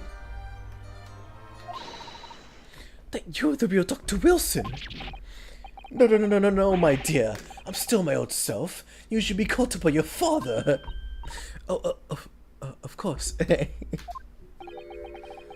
This is obviously too much for Suzuto-san to take in. I must say, though, how my old friend has attained worldwide celebrity as a great mystery solver is the greatest mystery of all. It's the greatest mystery of all. I still remember the first time we met. Please remind me, what was it again, Mikotoba? 16 years ago, Sholmes. Ah, yes, quite. 16 years ago. I just arrived from Japan with Seishiro and Genshin. Let me see how old is Mikotaba. He's 43 while Shams is 34. So, 16 years ago, Shams would have been, what, like 18 years old, probably? And then Mikotaba would have been, shoot, what, like 27? Yeah, I was right.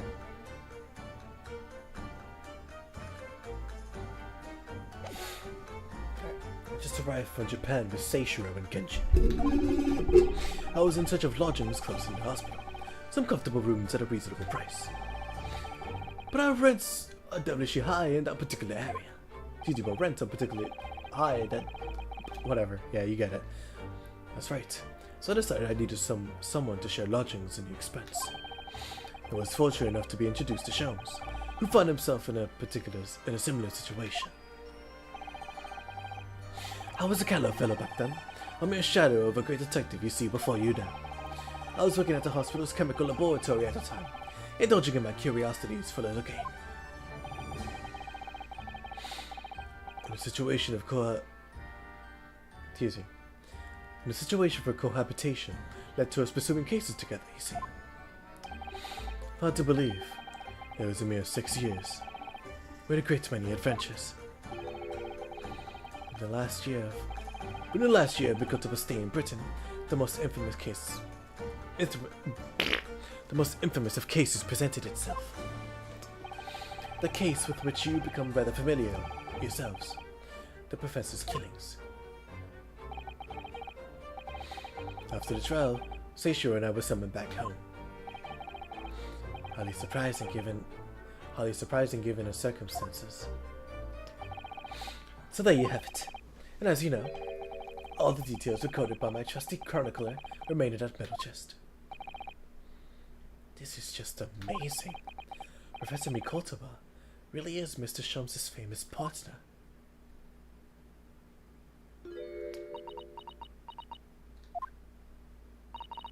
Father? Goodness, my dear. What a cutting look! As your daughter, I am very proud to learn that you were the great detective's great partner. But nevertheless, there is another mystery that I must really ask you to explain now. And that is... you know very well what it is. The unresolved mystery of Iris's father. Of course, almost forgotten about that one.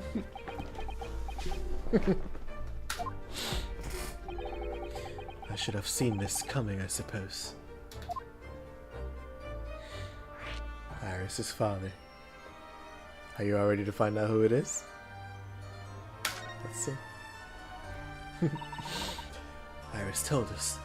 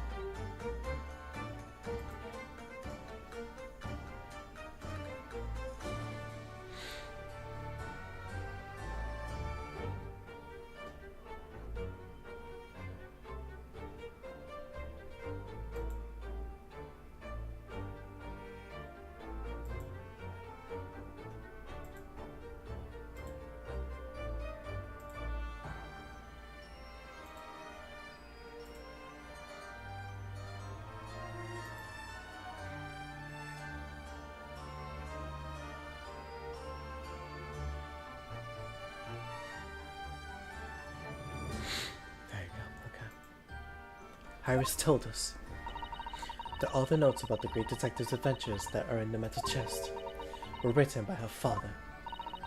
Isn't that correct, Mr. Shams? That is indeed what I told young Iris, yes.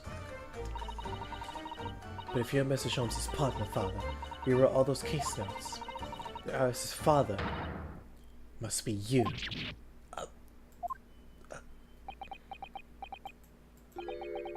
Upon my word, Miss Sutherton. You are coming along wonderfully as well. You too have hit upon the method at last. You finally grasped the art of deduction. What? What you always told me, father.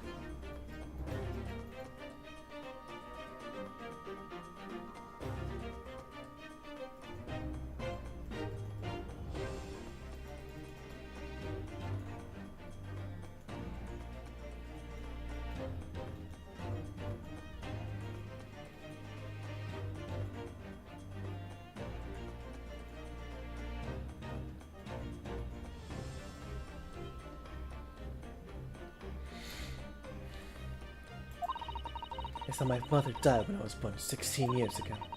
You left me in grandmother's care as you embarked on your study tour of Britain. I always accepted that. But what is about Iris? Oh, there it is. Suzuto-san's ice-cold stare. Oh, no, now, hold on a minute. It was very complicated. I mean, it's really not what you think, Suzuto. But perhaps you'd like to explain exactly what it is. There it is. And the eyes go from ice cold to red hot. Just before she... No, really, you got the wrong end of the stick. Show him, say something, man.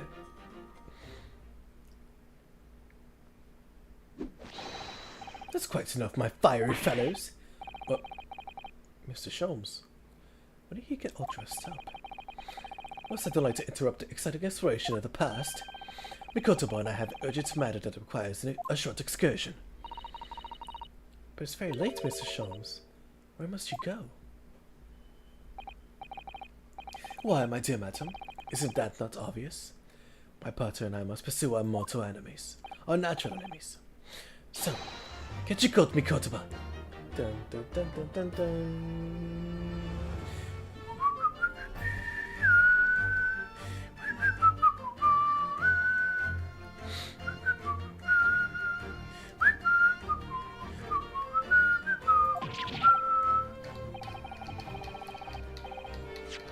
There you go. My dear partner, the game is afoot. But Sholmes, I must really give Suzuto a full explanation, I think. Later, my dear fellow, later. I can't wait to wait downstairs already.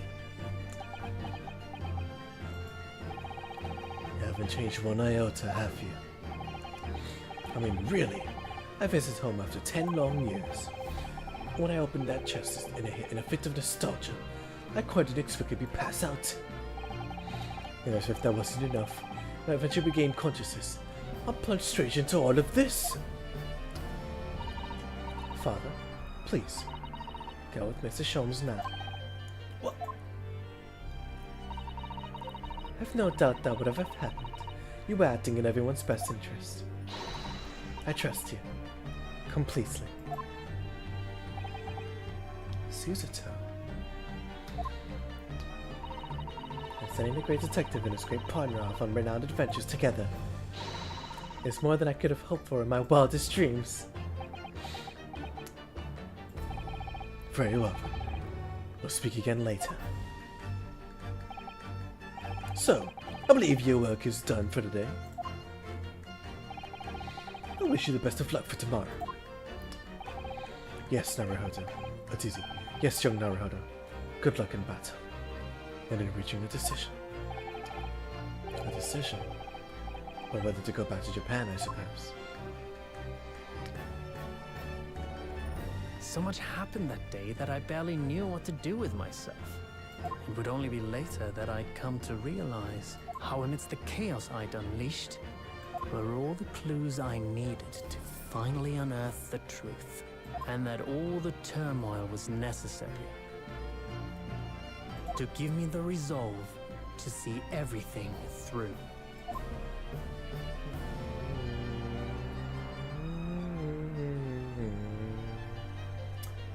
Yep.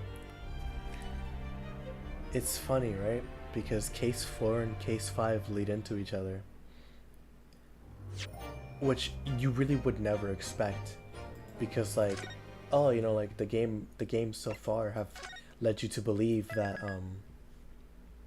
every case has its own tight, like well wrapped up conclusion.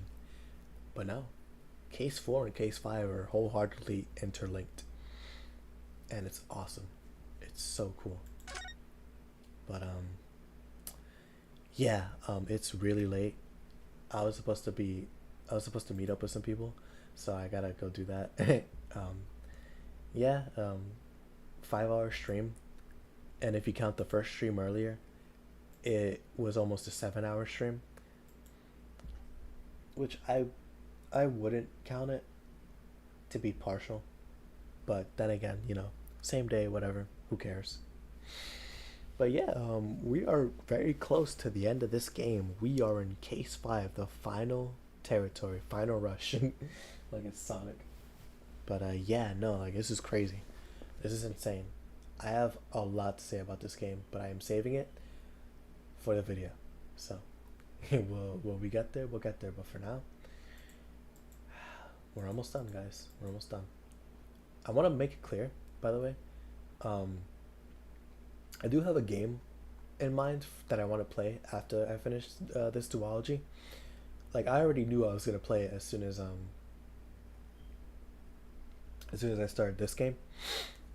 So it's gonna be fun. It's only one game, so no like trilogy, no duology like the other ones. But it's a long one. It's also a visual novel too. But yeah, that'll come when it comes.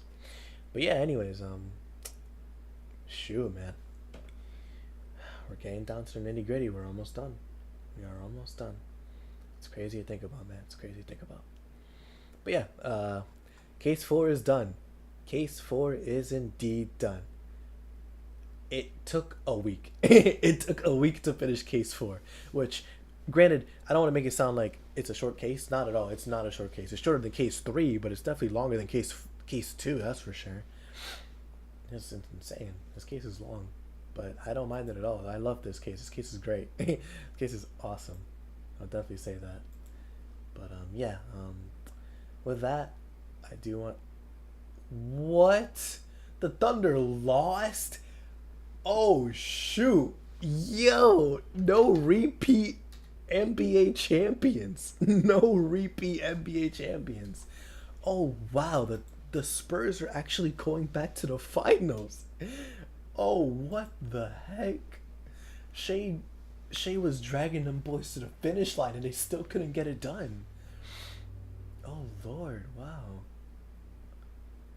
They need to do something about Dub, man. He barely played.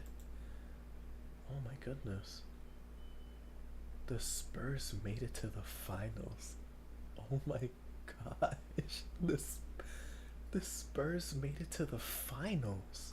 It's a Knicks and Spurs finals. What the heck? Yo. That is insane. A Knicks and Spurs If you asked me last year who would have made it to the finals, oh my goodness. If you asked me at the beginning of the season who would have made it to the finals, I would have never have guessed this. And that's what I love. That's what I love about the parity in the NBA right now. Is the fact that every year has felt like a random assortment of like finals matchups, man. And I love it. I genuinely love it. It's awesome. Like New York versus San Antonio, bro. Oh my gosh, that's so cool. That's so cool. That's awesome, bro. That's awesome. But yeah, no. Anyways, I'm rambling now. This is different topic. I'll see you guys in the next one. Next stream, I don't know when it will be, but 2 streams in one day, I'd say it's pretty good, right? I'd say it's pretty good. On top of that, a video the day before. So I hope I fed you guys. But